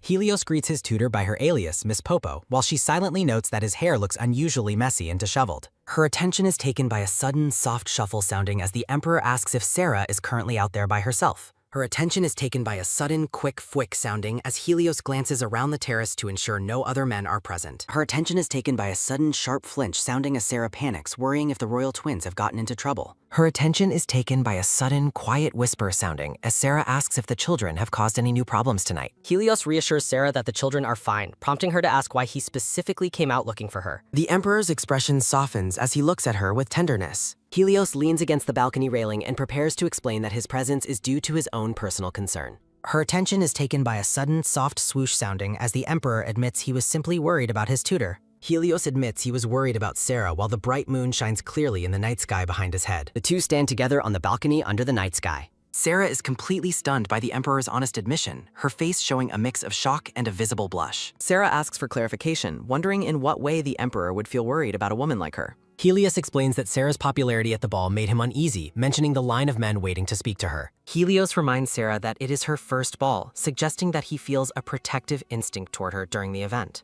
Sarah laughs at the Emperor's explanation and jokingly asks if he was worried about her like a concerned parent would be. Her attention is taken by a sudden, deep doo-dun sounding as Helios seriously admits he was feeling exactly like that. Helios explains his presence by noting that not everyone at a royal ball can be trusted with a lady's company. Sarah reassures the Emperor that she is an adult who knows better than to fall for simple tricks or dishonest men. Her attention is taken by a sudden, low mumble sounding as voices rise from a distance across the terrace balcony. A crowd of noble guests gathers to watch the night's highlight. Her attention is taken by a sudden, quick peek sounding as the pair notices guests moving for the evening's main event. Helios explains that Raphael suggested having fireworks at midnight to make the first ball in a long time truly grand. The dark-haired woman looks up with a gaze of pure wonder. Helios asks if Sarah has seen fireworks before, and she mentions seeing them from afar during his past birthday celebrations. Helios tells Sarah that she managed to find the best possible spot in the entire palace to watch the fireworks show. Her attention is taken by a sudden, sharp fizz sounding as the first trails of light launch into the night sky.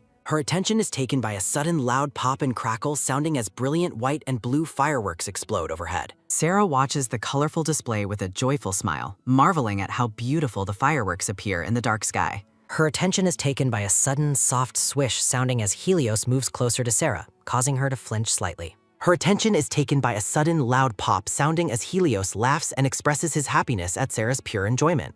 Sarah reflects on her incredible luck, having shared a dance and now a firework display with the Emperor of the Realm. Sarah's bright blue eye reflects the shimmering light of the fireworks. Her attention is taken by a sudden loud pop sounding as the pair watches the night sky. Sarah remains speechless as she gazes up at the magnificent display. Her attention is taken by a sudden loud pop sounding as Sarah admits her growing feelings for the Emperor. The two figures stand in silent contemplation beneath the glowing full moon. Helios notices Sarah's subtle reaction and asks if she just said something to him. Sarah panics and stammers an apology, clearly flustered by her own accidental confession. Sarah denies saying anything while Helios worries about her health, wondering if she has a fever. Her attention is taken by a sudden soft tick sounding as Helios checks her temperature before she asks to leave. Her attention is taken by a sudden soft sigh sounding as Sarah pulls away, reminding herself she shouldn't dream of him. Sarah's eyes are filled with sadness as she considers the impossible nature of her romantic desires. She realizes her time at the palace is limited, with only 1 month left on her contract. Sarah mourns the coming end of their time together, assuming she will soon only see him in magazines. Sarah feels a wave of guilt, wondering if she has stolen the Emperor's time from the Duchess tonight. Her attention is taken by a sudden quick flick sounding as Sarah playfully asks if Helios is the one feeling unwell. The royal twins appear in the hallway, tottering and yawning as they struggle to stay awake. Sarah and Helios are surprised to see the children, asking if they are finally ready for bed. Ozabel arrives with the sleepy twins, explaining that they are on the verge of falling fast asleep. Sarah offers to take the children to the villa, mentioning that she was planning to head home soon anyway. Helios is surprised by her sudden departure while Ozabel supports the idea of her leaving with the children. Helios reacts with visible disappointment as one of the twins asks if Sarah will be putting them to bed. Sarah reassures the Emperor that taking care of the children is no trouble at all. Sarah leads the two young royals down the grand corridor toward their bedroom. Ozabel questions Helios about his private time on the balcony with Sarah. Her attention is taken by a sudden soft swoosh sounding as Helios confirms they watched the fireworks together. Ozabel informs the Emperor that the balcony is a famous spot for couples to visit during the ball. Helios smiles and reveals he is aware of the legend that love comes true at that specific location. Helios recalls a family story about his own parents meeting and watching fireworks at the same balcony. A vision of the late Emperor and Empress shows them embracing under the moonlit fireworks. Helios looks toward the horizon with a gentle and meaningful smile on his face. Ozabel watches the Emperor with growing concern, wondering if his friend's heart is truly set on his tutor. Ozabel frantically hopes that his suspicions about the Emperor's romantic feelings are incorrect. A quiet evening atmosphere settles over the palace as Sarah tends to the children. The twins praise Sarah for how beautiful and radiant she looked during the royal ball. The children mumble sleepily about wanting Sarah and Helios to love each other like their parents did. Her attention is taken by a sudden soft top sounding as Sarah encourages the children to finally fall asleep. Sarah stands outside the palace with her luggage, looking shocked by a piece of unexpected news. A palace guard apologizes, explaining that all the carriages have already left for the night. Sarah winces as she realizes she has to walk on sore feet after a long night in heels. The guard suggests lending her a horse, but worries if she can ride in such a formal dress. Sarah dejectedly admits she has no idea how to ride a horse under any circumstances. Sarah is stunned to learn it will be at least 3 hours before another carriage arrives. Her attention is taken by a sudden quick fwick sounding as Sarah looks for a place to rest nearby. Sarah overhears a heated argument between two noble women regarding their supposed ball partners. 2 women stand near the gardens bickering over the attention of a specific gentleman. Her attention is taken by a sudden deep doo-dun sounding as a messy-haired nobleman tries to stay calm. The women demand answers while the man attempts to de-escalate the chaotic situation. Her attention is taken by a sudden loud thwack sounding as Sarah quickly retreats from the unfolding social disaster. Sarah's eyes widen in realization as she encounters a new and unexpected obstacle. Her attention is taken by a sudden loud thud sounding as Sarah finds herself in a confusing and awkward predicament. Messy-haired Prince Ozabal sits on the ground, sensing someone's presence nearby. Sarah crouches in the bushes with leaves in her hair while Ozabal deals with other noblewomen. Prince Ozabal, his shirt stained with lipstick, notices Sarah nearby. Sarah looks flustered and embarrassed upon being discovered by Prince Ozibel. Her attention is taken by a sudden, soft shushing sound as Ozibel gently removes a leaf from Sarah's hair.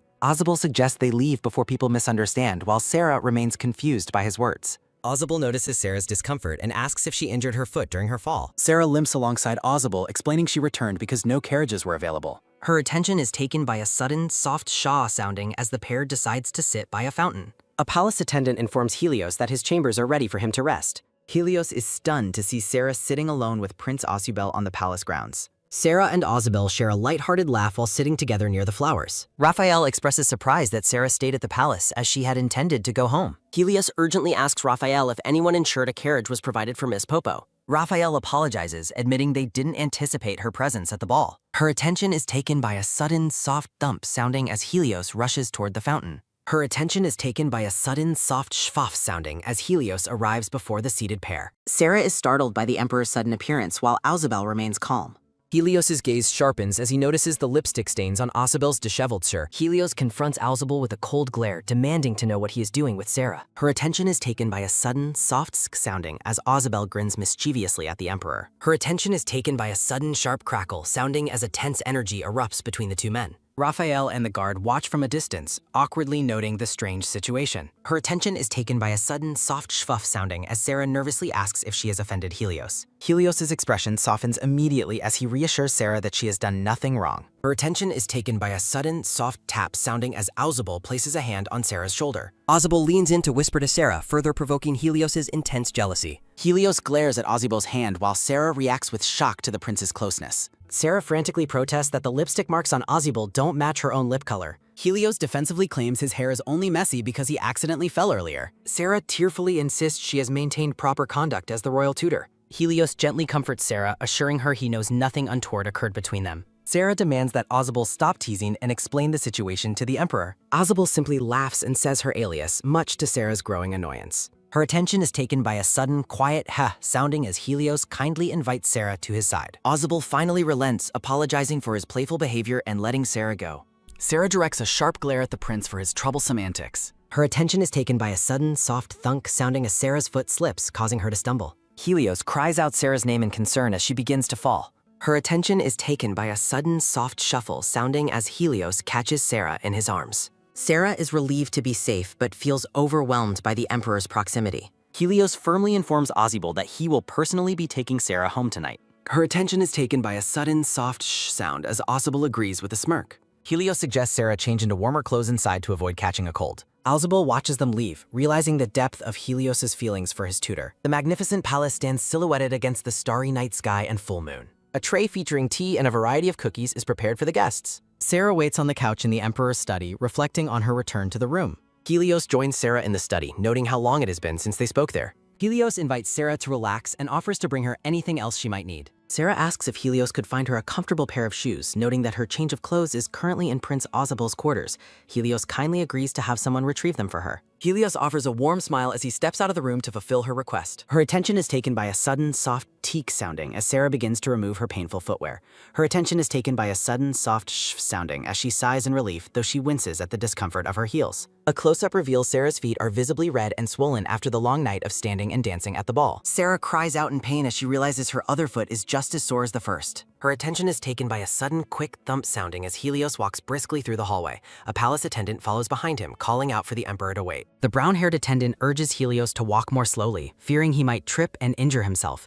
Helios pauses briefly to apologize for his haste. Helios stops outside the study door, clearing his throat with a quiet cough as he prepares to re-enter. A heavy silence hangs in the air as the Emperor stands outside the door, hesitating for a moment. Her attention is taken by a sudden quiet click sounding as Helios slowly pushes the door open and peeks inside. Helios discovers that Sarah has drifted off into a deep sleep while waiting for him. Her attention is taken by a sudden soft teak sounding as Helios decides not to wake her, noting that it will be quite some time before the carriage is available again. Helios steps closer to the couch, looking down at his sleeping tutor with a thoughtful expression. The Emperor's eyes widen in concern as he notices the state of Sarah's bare, swollen feet. Helios looks pained on her behalf, realizing how much discomfort she must have been enduring throughout the evening. Helios gazes down at her with a look of deep intensity and care. Her attention is taken by a sudden, soft swoo sounding as Helios uses his magic to begin healing the swelling in Sarah's foot.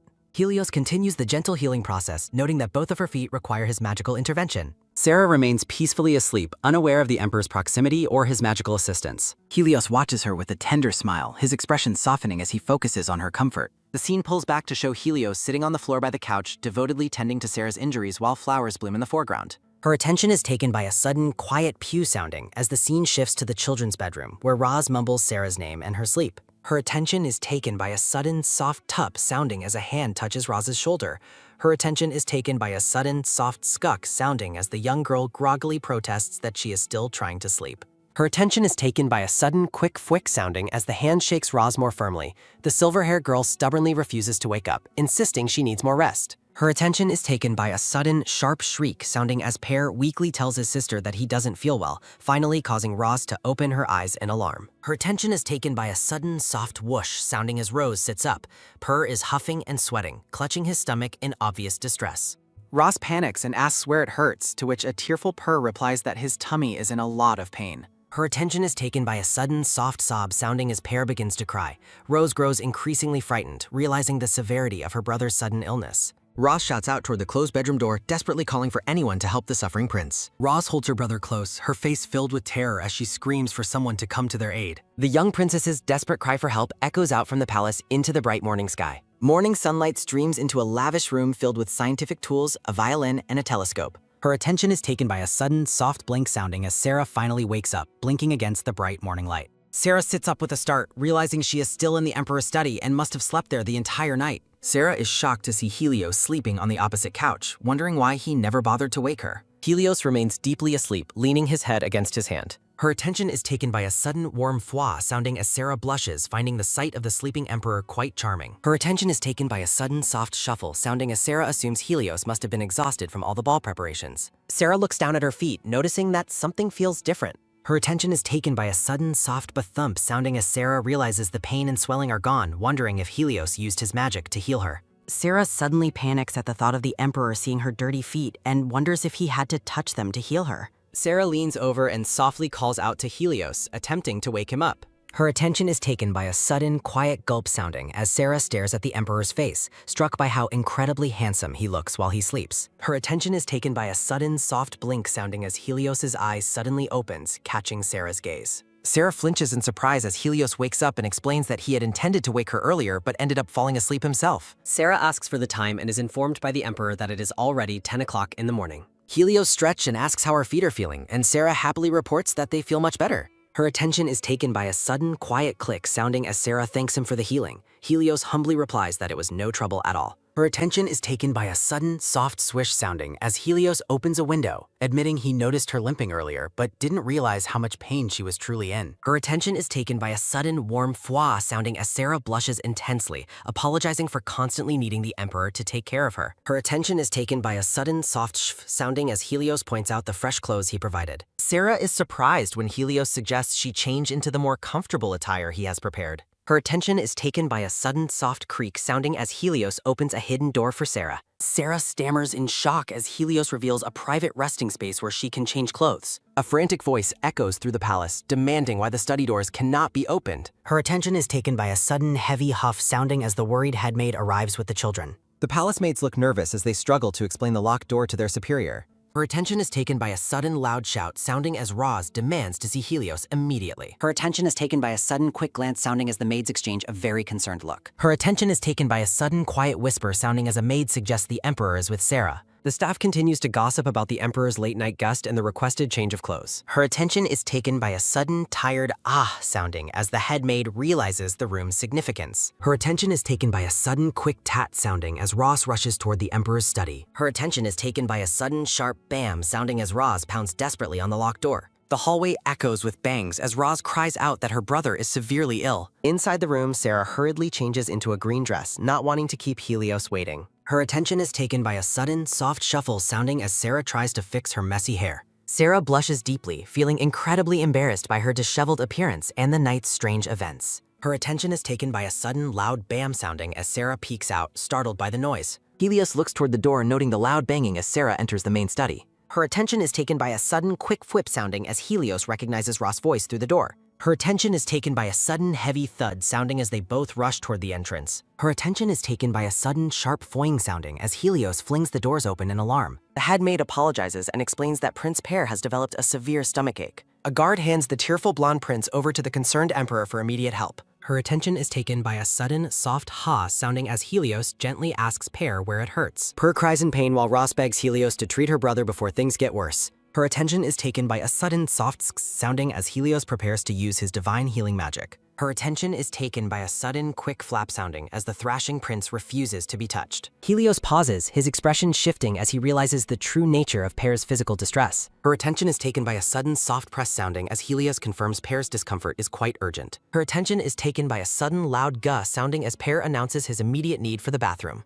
Her attention is taken by a sudden, deep growl sounding as the prince's stomach makes a comically loud noise. Her attention is taken by a sudden, loud whoosh sounding as Pear dashes down the hallway at top speed. Helios and Ross stare in stunned silence as the young prince disappears around the corner. Her attention is taken by a sudden, long sigh sounding as Pear finally finds relief behind closed doors. Her attention is taken by a sudden, soft shake sounding as a relieved Pear returns to apologize. Her attention is taken by a sudden, quiet hee-hee sounding as Sarah laughs and the siblings finally reconcile. Pear innocently asks why Sarah stayed over, while the staff watches them with intense focus. Her attention is taken by a sudden, quick flick sounding as Sarah nervously asks why everyone is staring. The palace guards and maids whisper in shock, wondering if the pair spent the entire night together. The maids blush as they speculate about Helios and Sarah being alone in one room. A moment of awkward silence settles over the group as the misunderstanding grows even larger. Her attention is taken by a sudden quiet click sounding as the reality of the rumors hits them. The staff bows low, frantically apologizing while Sarah and Helios try to explain the truth. Helios tries to calm everyone, but accidentally makes things worse by mentioning the night's fatigue. Her attention is taken by a sudden quick glance sounding as the maids promise to keep their secret.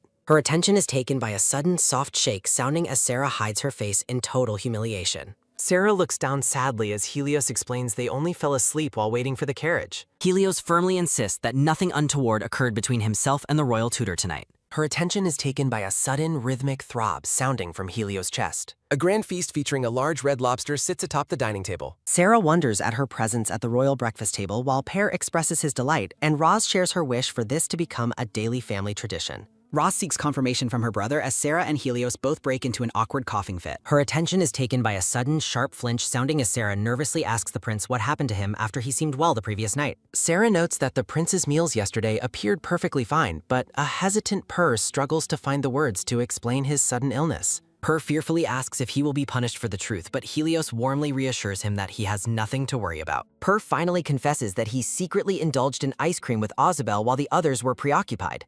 Pear explains that Ozabel offered them ice cream while Helios was searching for Sarah, though Roz quietly notes they never actually asked for it. Her attention is taken by a sudden, sharp flinch sounding as Sarah asks the prince if he had more than just a single serving. Sarah presses him about the quantity of ice cream he consumed, causing a sweating Pear to desperately deny any overindulgence. Helios leans in and questions if his brother is being honest, leaving the young prince stammering in a state of visible guilt.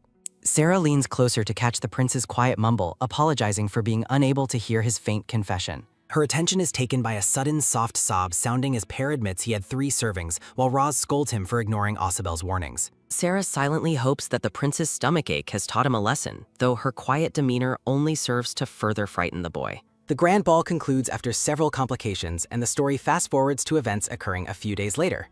Her attention is taken by a sudden, quiet whisper sounding as the palace staff gossips about a recent quarrel and scandalous rumors about a prince's supposed romantic preferences. Her attention is taken by a sudden, quiet whisper sounding as details of a shocking encounter in the palace gardens are shared among the servants. Per shouts out in frustration, demanding to know what exactly everyone is finding so confusing about the situation. Her attention is taken by a sudden, firm press sounding as Per insists to Sarah that he never lies, though she remains skeptical. Her attention is taken by a sudden, soft thud sounding as a hand covers Ross's mouth while she questions why she can't wish for Sarah to stay overnight. Sarah frantically explains that such comments fuel rumors of a romance between her and the Emperor, which she firmly denies. The young prince stares back with wide eyes, stunned by the mere suggestion of Sarah and the Emperor being a couple.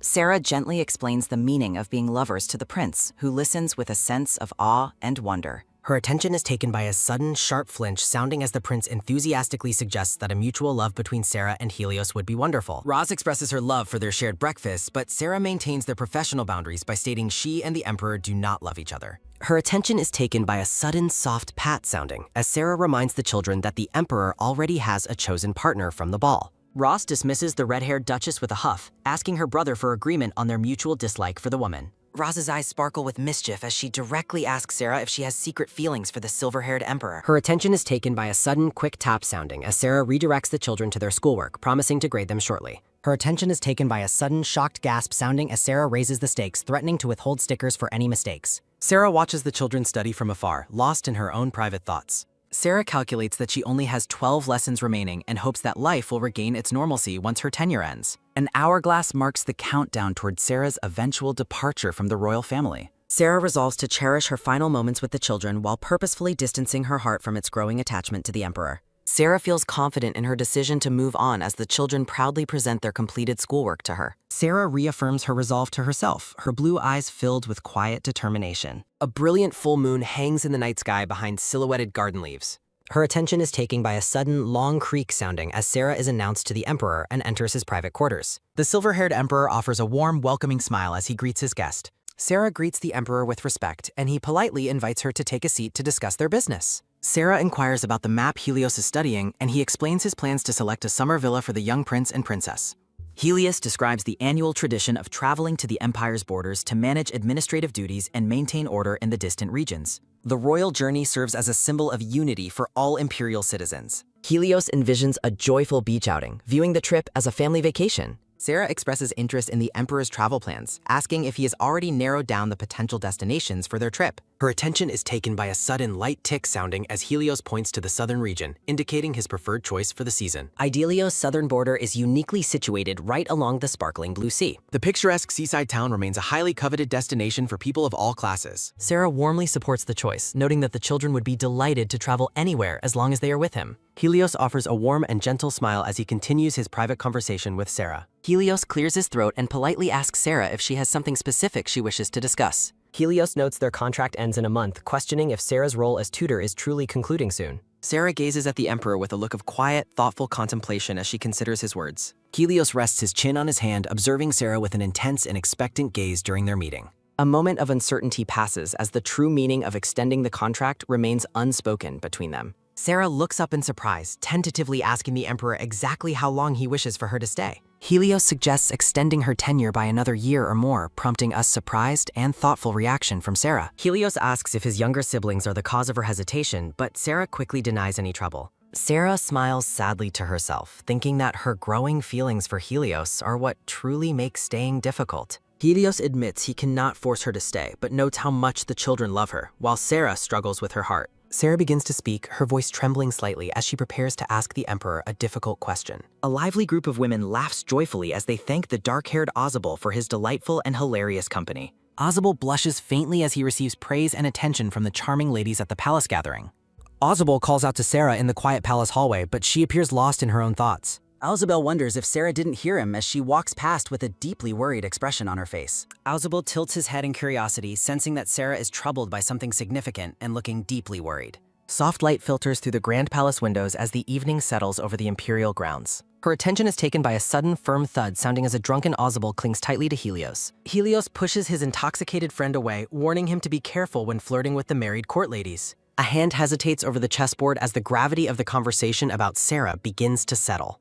Her attention is taken by a sudden, light tick sounding as Ozable mentions seeing a visibly upset Sarah earlier that night. Helios reveals that Sarah declined his offer to extend her contract, prompting Ozabel to wonder if the work was too demanding. Helios admits he is unsure of the reason behind Sarah's refusal, looking visibly troubled by her unexpected decision. Ozable silently deduces that Sarah chose to leave to protect her heart from a romance she believes is impossible. Ozable laments that Helios remains completely unaware of his own growing feelings for the royal tutor. Ozable offers a playful bet, promising to reveal a crucial secret if Helios manages to defeat him at chess. Her attention is taken by a sudden soft slide sounding as Helios confidently reminds Ozabel of his undefeated record. Her attention is taken by a sudden deep thump sounding as Helios secures a final checkmate on the board. Her attention is taken by a sudden loud clack sounding as Ozabel laments his loss while Helios critiques his strategy. Her attention is taken by a sudden bright twinkle sounding as Ozubel notes that Sarah surely fell for Helios's brilliant smile. A pensive silence follows as the truth about understanding others versus oneself remains unspoken by the two friends. Ozubel questions the importance of the situation while Helios remains focused on the finished chess game. Her attention is taken by a sudden sharp tisk sounding as Ozubel points out that Helios is suppressing his desires. Ozubel dismisses the heavy topic and suggests opening another bottle of wine, to which Helios agreeably nods. Sarah asks the children if they have finally decided on a gift for Ozabel's upcoming departure. Sarah smiles warmly, contemplating the perfect goodbye present for their friend Ozubel during his final days. Per suggests a melon cake, but Ross quickly points out that the fresh dessert would surely spoil too quickly. Sarah reminds the children that a sincere gift is best and asks them to consider why they want to give one. Per explains they want Ozabel to remember the fun they had, while Sarah suggests a gift similar to their last one. Her attention is taken by a sudden loud aha sounding as Roz realizes the perfect gift to prepare. Sarah nods approvingly as the children decide on making a heartfelt card for Ozabel as a final present. Her attention is taken by a sudden loud yay sounding as Per insists on including a melon cake for the journey. Her attention is taken by a sudden soft shimmer sounding as the gift box is filled with adorable drawings for Ozabel. Her attention is taken by a sudden soft tap sounding as Sarah prepares to seal the children's handmade gift. Rod stops Sarah and demands she include her own card, causing Sarah to laugh at the princess's sharp memory. Sarah places her card inside the box as the children prepare to decorate the final gift with a ribbon. A beautifully wrapped purple gift box sits ready for Ozubel, adorned with a neat white ribbon. Ozubel graciously accepts the gift and excitedly asks the children if he can open it immediately in their presence. Her attention is taken by a sudden soft click sounding as Ozubel begins to open the mysterious gift box. Ozubel looks stunned as he catches sight of the gifts in the box. Her attention is taken by a sudden bright twinkle sounding as the children show their drawings. Ozubel smiles warmly as he expresses his gratitude for the children's thoughtful gift. Her attention is taken by a sudden firm tight sounding as Ozubel gives the children a hug. The blonde prince and silver-haired princess wave joyfully as they say their goodbyes. Sarah explains the value of teaching the children to express their love for others. Ozubel finds the lesson interesting while looking over the children's cards and drawings. Her attention is taken by a sudden light shrug sounding as Sarah boasts about her teaching. Ozubel reflects on his entertaining stay, mentioning witnessing someone's unrequited love for another. Ozubel thinks Sarah is a good match for Helios despite the shame of her status. Her attention is taken by a sudden quick fwick sounding as Ozubel asks about the Emperor. Her attention is taken by a sudden soft shushing sound as Ozubel invites Sarah to travel along. Sarah's surprised, questioning if he wants her to be a tutor for his kingdom. Her attention is taken by a sudden soft boink sounding as Ozubel makes a status joke. Ozubel winks and asks for her thoughts on visiting his welcoming home kingdom. A comically quiet moment passes as Sarah and Ozubel stare at each other. Sarah laughs, prompting a confused and questioning reaction from the dark-haired Ozubel. Sarah laughs and notes that Ozubel reminds her of the Emperor in certain ways. Sarah calls him kind, but notes that he tends to put up a front. Sarah questions why Ozubel would specifically want to help her in this situation. Sarah points out that many people share her same feelings for the Emperor. Ozubel clarifies that his offer is not about helping her stay with Helios. Ozubel looks serious as he asks Sarah to join him for his own sake. Sarah is left speechless, her eyes wide with shock and utter bewilderment. Sarah stares suspiciously at Ozubel while he maintains a bright and innocent smile. Her attention is taken by a sudden soft humph sounding as Ozubel questions her smile. Sarah jokingly asks how many times he has used that same line before. Sarah calls out his obvious tactics for making women fight for his attention. Sarah admits his sudden seriousness actually managed to scare her for a moment. Sarah complains about being held back as Ozubel offers a laughing apology. Ozubel watches Sarah with a calm and knowing expression as she walks away. Her attention is taken by a sudden soft squeak sounding as Ozubel says he enjoyed himself. Sarah offers a warm smile and return to his friendly farewell. Sarah and Ozubel share a firm and respectful handshake as they part ways. Her attention is taken by a sudden soft sigh sounding as Ozubel extends an invitation. Her attention is taken by a sudden light chew sounding as Ozubel kisses Sarah's hand. Azabel promises Sarah a warm welcome whenever she decides to visit his kingdom. Her attention is taken by a sudden, soft whoosh sounding as Sarah flusteredly tells him off. Her attention is taken by a sudden, light swishing sound as Azabel plans some mischief. Azabel winks, planning to use the card to tease the unaware emperor later. A question about a missing promise lingers under the bright afternoon sun. Duchess Cross reminds the emperor that he accepted her request for partnership at the ball. Helios looks troubled as he questions her interpretation of his previous agreement. Helios clarifies that he never mentioned anything regarding an engagement to the Duchess. Helios explains their dance was simply a political move for mutual benefit. Duchess Cross looks hurt and claims the emperor has changed in a cruel way. Her attention is taken by a sudden, sharp clench sounding as the Duchess calls him cruel. Her attention is taken by a sudden, soft shuffle sounding as the Duchess turns away. Her attention is taken by a sudden, quick fwick sounding as the Duchess leaves the room. Her attention is taken by a sudden, heavy slam sounding as Helios sighs in frustration.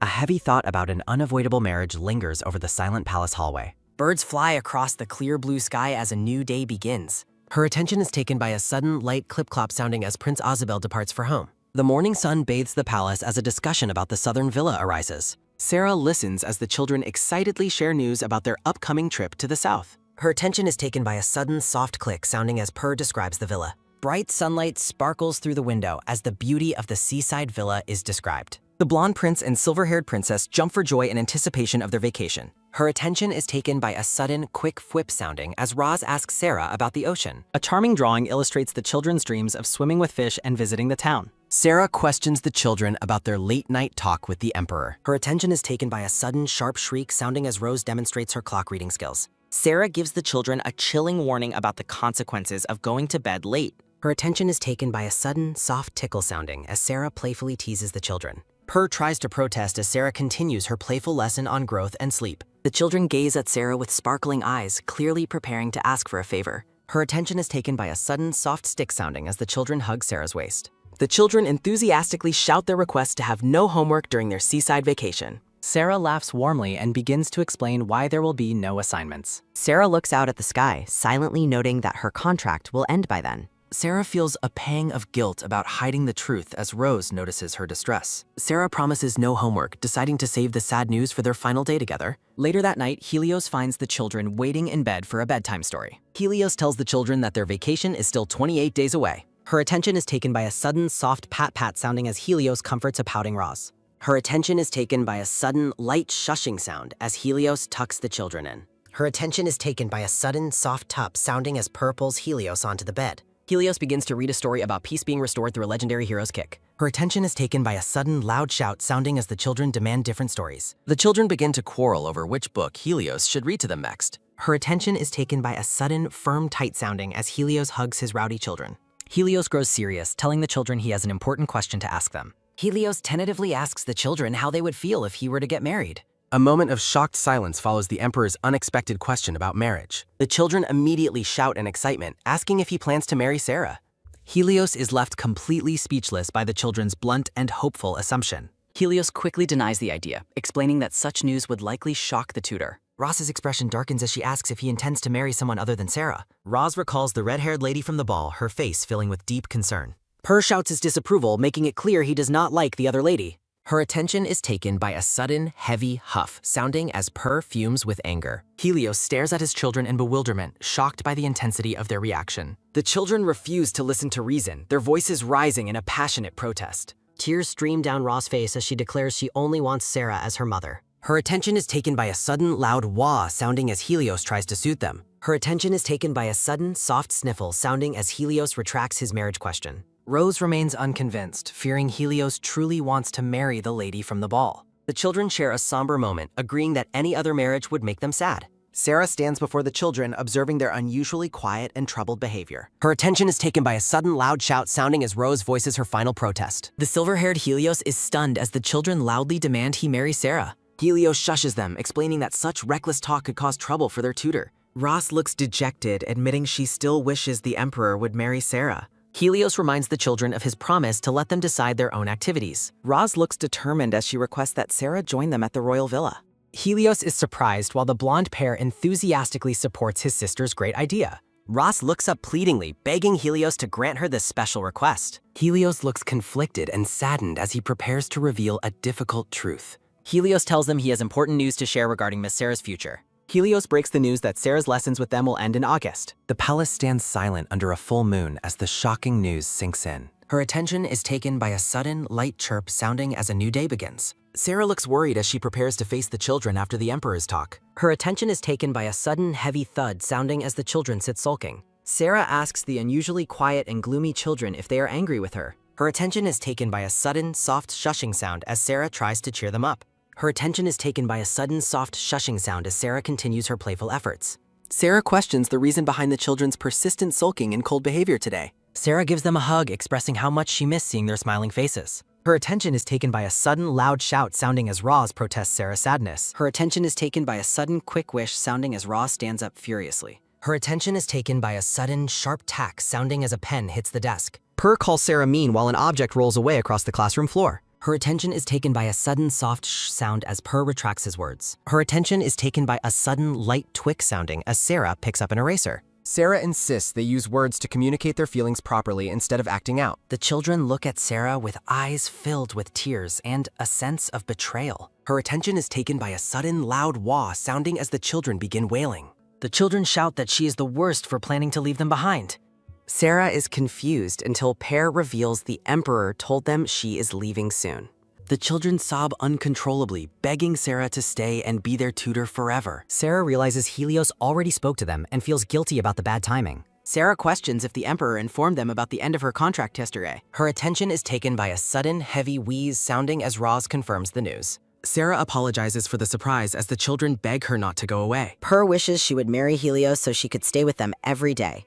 Per explains he assumed the marriage talk meant Helios intended to marry her. Sarah is visibly shaken and shocked by the suggestion that Helios mentioned getting married. Sarah tries to clarify that the Emperor was only asking for their opinions. Sarah flinches but forces a smile, insisting she is fine when the boy asks. Her attention is taken by a sudden, light clap sounding as Sarah changes the subject. Sarah suggests they focus on making good memories for their remaining time together. Sarah announces that studying is finished for the day and they should play outside. Her attention is taken by a sudden light sweat sounding as Sarah feels the tension. The humid weather makes their outdoor excursion a sweaty and uncomfortable failure for everyone. Roz suggests going back inside, but Sarah finds the indoors too stuffy and depressing. Her attention is taken by a sudden soft tup sounding as Per stops Sarah from leader. Sarah reassures the worried boy that she is only going to get some iced tea. Her attention is taken by a sudden soft sigh sounding as Per reluctantly lets go. Sarah walks toward the palace under the bright sun, leaving the children watching her. The blonde Per says he hates Sarah leaving, and the silver-haired Roz sadly agrees. The children wonder if there is a way to make Sarah stay. Roz looks downcast, questioning if there is anything they can do. Her attention is taken by a sudden light splash sounding. Roz's eyes sparkle as a plan begins to form in mind. Her attention is taken by a sudden quick snap sounding. Per grins, noting that great minds think alike to his sister. The children raise their fists in a triumphant cheer of agreement. While the children celebrate, the maids watch nervously, sensing a bad feeling. A voice calls out to Helios over a desk covered in documents. The silver-haired Helios looks up from his paperwork with a confused expression. Jean notices a strange pounding noise, though Helios claims to hear nothing. Jean asks about a document as a sudden shout rings out. Jean shouts for the Emperor to duck as he lunges forward protectively. Shards of glass fly through the air as the palace window is smashed. Her attention is taken by a sudden loud clatter sounding. Jean asks Helios if he is all right, and he confirms it. Jean closes his eyes and exhales a long breath of pure release. Jean instructs His Majesty to stay put while he investigates the scene. Her attention is taken by a sudden, soft hum sounding. Jean realizes that only a royal family member could bypass the spell. Helios asks for an update while Jean stares at the muddy stands. Jean realizes the truth as Ross's voice calls for more med. Jean looks out the broken window to see the mud-covered children below. Her attention is taken by a sudden, quick click sounding. Sarah hopes the maids are watching the children before she is called. The disheveled, mud-stained maids arrive breathless, warning Sarah about trouble at the palace. Sarah pales in shock as she hears the children are in trouble. Voices call out the full names of Rosaline and Periotin across gardens. Helios glares with fury while Jean stands behind him, looking stressed. Per and Roz stand together, looking guilty and covered in dirt. Helios holds a muddy rock, demanding an explanation for their dangerous actions. Helios scolds them for nearly hurting Jean, while the brown-haired man notes the Emperor's promise. The children begin to sob, tearfully calling out to Helios for forgiveness. Helios remains unmoved, declaring he has no intention of letting this slide. Her attention is taken by a sudden, loud wail sounding. Helios covers his face, at a loss for how to handle them. The children light up with hope as they spot Sarah approaching them. Her attention is taken by a sudden, quick top sounder. Sarah asks what happened while the children wail and beg for comfort. Helios explains the situation as Sarah notices the scratches on Jean's face. Jean points toward the broken window, explaining that the situation is dire. Sarah gazes at the damage with a look of mounting horror. Sarah turns to the children, sternly telling them the Emperor was right. The children are speechless, shocked Sarah is not taking their side. Sarah crosses her arms and firmly repeats that their behavior was unacceptable. Per grips Sarah's dress, tearfully asking why she won't comfort them. Sarah refuses to comfort them, ordering the children to apologize and promise better behavior. The children tremble as the weight of their tutor's disappointment sinks in. Her attention is taken by a sudden, heavy thud sounding. The silver-haired Ross and blonde pair tearfully apologize for throwing mud at the palace window. Helios asks if they owe Jean an apology, but the brown-haired man insists he is fine. The children apologize to the smiling Jean while Helios stands sternly with his arms crossed. Her attention is taken by a sudden, soft womb sounding as Helios heals Jean's face with magic. An internal plea for escape is met with a sharp, dissenting protest in the floating bubbles. Tears stream down Ross' face as she reacts to the Emperor's news with overwhelming sadness. Ross shouts that Helios and Sarah are the worst for their plan to separate from her. The children cry about staying together while Sarah watches, startled by their intense prank-filled resolve. Per and Ross sob uncontrollably, declaring that Sarah has to stay with them forever. Helios and Sarah are startled as Ross shouts about her tutor's secret feelings for the Emperor. A final furious shout echoes across the palace gardens near the ornate fountain. Her attention is taken by a sudden, soft sob sounding from behind the closed bedroom doors. Her attention is taken by a sudden, soft sniffle sounding as the children sulk and bat. Her attention is taken by a sudden, loud shout sounding as children refuse to speak to Helios. Helios and Sarah question the children's plan to stay wrapped in blankets on a hot day. Sarah decides to intervene, realizing it's better to force them out than wait any longer. Her attention is taken by a sudden, quick whoosh sounding as Sarah throws the bedroom doors open. Her attention is taken by a sudden, quick whip sounding as Sarah pulls the blanket away. The children protest loudly, demanding to know why they are being told to stop their strike. Her attention is taken by a sudden, soft tup sounding as Ross stubbornly grabs the blanket back. Sarah looks down in exasperation as the children cling tightly to the yellow blanket. Roz and Per beg Sarah to change her mind and stay with them. Sarah remains silent, looking away with a pained and conflicted expression on her face. Her attention is taken by a sudden, quick whoosh sounding as Sarah finally lets go of the blanket. Her attention is taken by a sudden, heavy flop sounding as Sarah stands shadowed and silent. Her attention is taken by a sudden, soft sob sounding as Sarah and Helios offer comfort. Sunlight pours through the window as Helios tries to soothe his two crying children. The Grand Palace Library stands silent as the emotional confrontation finally comes to an end. The silver-haired girl and blonde boy fall into a deep, peaceful sleep together in bed. Her attention is taken by a sudden, soft creak sounding as Helios quietly exits the room. Her attention is taken by a sudden, soft click sounding as Helios and Sarah leave. Sarah turns to the Emperor, acknowledging his call with a soft and polite reply. Helios asks if Sarah has had a chance to consider the offer he made previously. Sarah hesitates, her expression clouded with uncertainty as she prepares her response. Helios apologizes to Sarah, sensing the weight of the difficult situation he has caused. Helios admits he feels sad and understands exactly where the children are coming from. Helios asks Sarah if she's busy the week after her tutoring contract officially ends.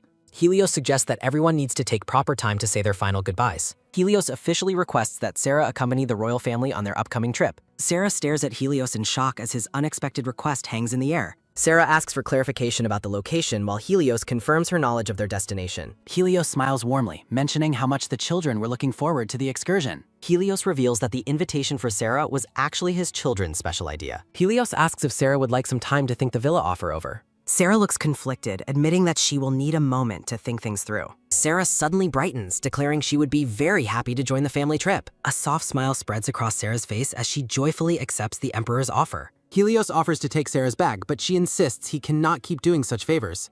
Sarah notes that Helios has the same stubborn expression as the royal children today. Her attention is taken by a sudden loud shout sounding as Sarah refuses the Emperor's help. Sarah huffs, worrying people will think she's a spoiled tutor. Helios smiles warmly, insisting on opening the door for Miss Sarah. Her attention is taken by a sudden, soft tick sounding. Her attention is taken by a sudden, soft tick sounding. Her attention is taken by a sudden, long fwa sounding. Sarah wonders why he is so kind when he lacks interest. Sarah sighs, concluding that he is simply a gentle person naturally. Her attention is taken by a sudden, soft shushing sound. Helios tilts Sarah's face up, gazing into her blue eyes intently. Sarah's heart beats rapidly as she wonders about the Emperor's intentions. Helios casually mentions there was simply some dirt on her face. Sarah looks mortified as Helios blames the children for the mess. Sparkling with joy, Helios meticulously cleans Sarah's face with a cloth. Her attention is taken by a sudden, soft shushing sound. Helios asks why she closed her eyes, making Sarah blush fiercely. Sarah flusteredly denies thinking anything weird, but Helios only looks amused. Her attention is taken by a sudden, soft shushing sound.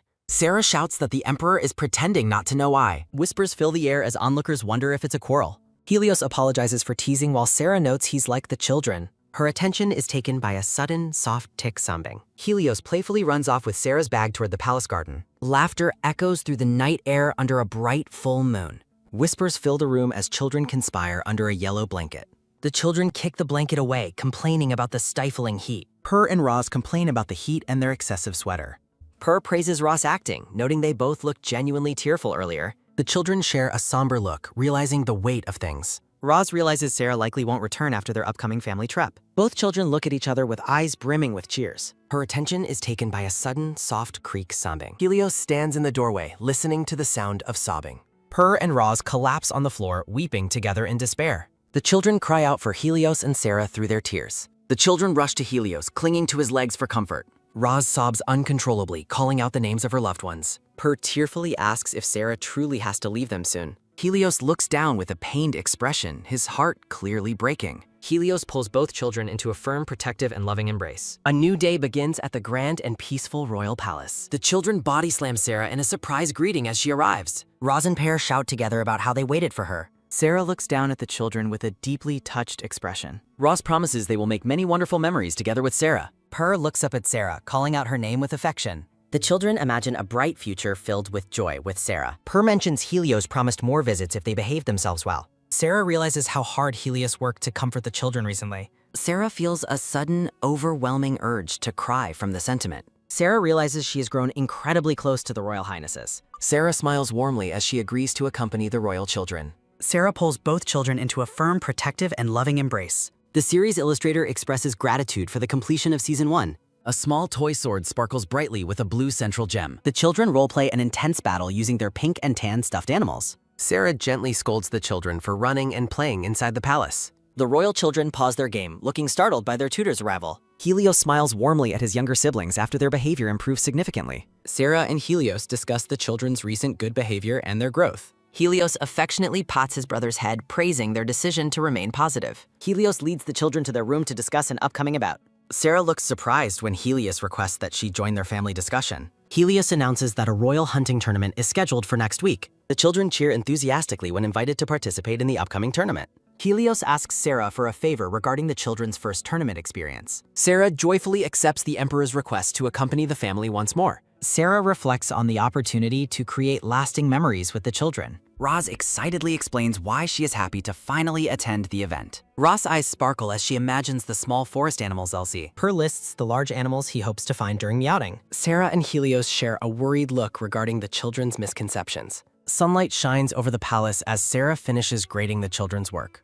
2 test papers display perfect scores of 100 for the Highnesses. The children celebrate their academic success while wearing gold star cheek stickers. Roz and Purr gaze at Sarah with an intense and expectant look. Sarah turns around in surprise as the children call out her name. The children request a special prize for solving their difficult math problems. Sarah asks what prize they want, and they suggest watching their brother. The children explain how cool Helios looks while training on his horse. Sarah playfully accuses the children of just wanting to ride horses themselves. The children are shocked that Sarah correctly guessed their secret secondary motive. Sarah agrees that visiting the training grounds for a short while is fine. The children tackle Sarah in a joyful hug after she agrees to go. Rose and Pear plant affectionate kisses on Sarah's cheeks in pure gratitude. The children cling to Sarah, declaring her the best tutor in the world. Sarah smiles with pure happiness as the children express their deep affection. Sarah jokingly notes that the Highnesses know exactly how to manipulate her. A peaceful meadow filled with white flowers stands ready for the family. Sarah and the children run through the meadow under the bright sun. The children puff out their cheeks, exhausted from their high-energy play. Sarah notes that Helios has likely already ridden far ahead of them. Sarah encourages the children to go off and play in the meadow. The children chase after a large blue butterfly through the tall grass. Ross calls out to her brother after finding something interesting on the ground. Roz holds up a small earthworm, much to her brother's visible horror. Purr complains about the worm while Sarah teases him about his own cuteness. Her attention is taken by a sudden rhythmic clip-clop sounding in the distance. Helios arrives on his horse as the children call out to him excitedly. Helios on horseback asks the children what they are doing all the way out there with Miss Popo, while Pear and Roz rush to him shouting for their brother, and Sarah explains the children are out for a walk because they did well on their test. Sarah asks if they disturbed His Majesty while he strokes his horse, and Helios replies that he was just taking a short break himself. Helios looks down thoughtfully with a gentle expression. Roz excitedly shows off a flower bracelet Sarah made for her, while Helios asks if Miss Popo made it, and Roz confirms Sarah picked clovers to make it. The children show their flower bracelets and tell Helios he should ask Sarah for one too because she's very good at making them. Helios tells Sarah she is quite skilled while a groom holds his horse and the children watch. Per asks to ride the horse, admitting that was their true reason for coming out there. The children look up at Helios with pleading, sparkling eyes while he gazes back with an amused expression. Her attention is taken by a sudden, rhythmic clip-clop sounding as the horse's legs move. Helios lifts Roz onto the horse, startling her with the sudden action. Helios lifts Pear onto the horse next. Helios and Raphael ride across the flower field with the children, who cheer with joy. Helios asks Miss Popo to wait with Raphael while he takes the children for a short ride while Sarah smilingly tells him to take his time. Sarah and Raphael watch from the meadow as the horses gallop into the distance. Sarah asks Lord Raphael if he'll be participating in the hunting tournament, while Raphael says he must attend since His Majesty is participating. Raphael mentions that His Majesty isn't actually fond of hunting tournaments, while Sarah reflects on how his expression seemed a little off earlier. A dark illustration depicts wild beasts being hunted in a forest. Raphael explains that Helios only grazes animals during hunts and even used divine power to heal dying animals as a child, while Sarah is touched by this revelation. Sarah notes that Helios has always been a kind person, while Raphael agrees, saying it's as if the heavens destined him to be emperor due to his character. Raphael feels proud of Helios while Sarah thinks about how well she understands the emperor. Helios looks back over his shoulder with an intense, focused gaze. Distant laughter echoes as Helios watches Sarah and Raphael talking together. Helios narrows his eyes with a slightly serious and troubled expression. Per shouts for his brother to go faster while Helios snaps out of his trance and agrees. Her attention is taken by a sudden rhythmic clip-clop sounding as the horses gallop through the meadow. Her attention is taken by a sudden rhythmic clip-clop sounding as the riders return. Helios and the children return while Pear asks if Sarah waited long, and she says she missed them a little, leading Pear to joke about it being just a tiny bit before saying he missed her a lot but held it in. Roz asks her brother if he is going to let Sarah ride the horse too, while Helios looks surprised. The children excitedly explain that Sarah should ride the horse too. Sarah realizes the children are trying to set her up with Helios again and flusteredly declined, saying she's never ridden a horse. The children pull on Sarah's arms, begging her to ride with their brother and asking Helios if he's really not going to let her ride. Sarah points out that His Majesty is busy and they need to go study while the children look disappointed. Per suggests that if his brother is busy, Raphael can take them for another ride while Sarah realizes Per's plan to avoid studying.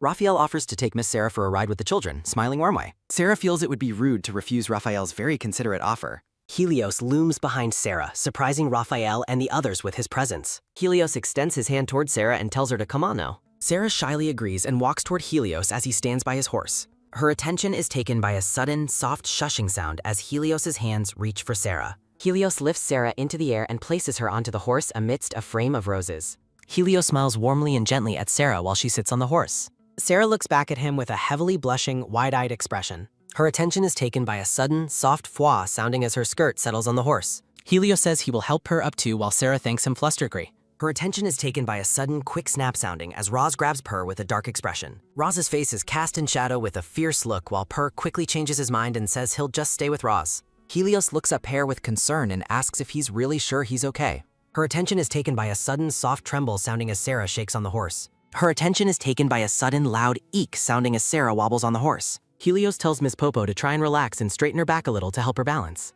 Sarah asks His Majesty to let her down from the horse. Roz yells that Sarah hasn't even started her rag yet. Roz points toward the distance, ordering Helios to entertain Sarah. Roz suddenly claims she lost an item during her earlier ride. Rose covers Per's mouth while feigning a loss to stay behind. Sarah is horrified to learn that Roz lost an expensive accessory. Helios asks Roz if she remembers the location of the loss. Roz tearfully requests that Helios and Sarah search for her hairpin. Her attention is taken by a sudden loud sob sounding as Roz cries. Per tries to reassure Rose that they will find the pen. Raphael suggests everyone search together, but the princess refuses. Roz claims she and Per would just get in the way. Helios agrees to return soon after searching with Sarah. Helios commands Jean and Raphael to watch over the royal children. Her attention is taken by a sudden, rhythmic clip-clop sounding through the meadow. Per asks Roz if she was even wearing a hairpin today. Roz tells Per to be quiet after he mentions her rhythm. Her attention is taken by a sudden, rhythmic clip-clop sounding in the distance. Helios wonders why he suddenly listened to the children's suggestions. The brown-haired man questions his sudden and impulsive behavior from earlier. Sarah admits to Helios that she is terrified of falling. Her attention is taken by a sudden loud neigh sounding from the horse. Her attention is taken by a sudden high-pitched scream sounding from the tutor. Sarah asks if they are nearing the spot where Roz rode. Helios looks at Sarah as they finally slow down. Helios addresses Sarah as they reach a quiet clearing. Helios asks Sarah if she intends to stay on the horse. Helios explains how to come down safely while holding his hands. Her attention is taken by a sudden, sharp gasp sounding as Sarah slips. Sarah winces and shuts her eyes tight, preparing for a fall. Sarah tentatively responds to His Majesty while still feeling disoriented. Helios catches Sarah and asks her to excuse his sudden actions. Sarah flusteredly apologizes to His Majesty for being disrespectful. Sarah bows repeatedly to the Emperor in a state of panic. Sarah makes a hurried excuse to go search for the hairpin. Sarah runs away quickly to begin her search in the grass. Helios clutches his chest as his heart beats rapidly for Sarah. The silver-haired Emperor blushes deeply while looking away from the teeter. Sarah searches the tall grass for the non-existent green hairpin.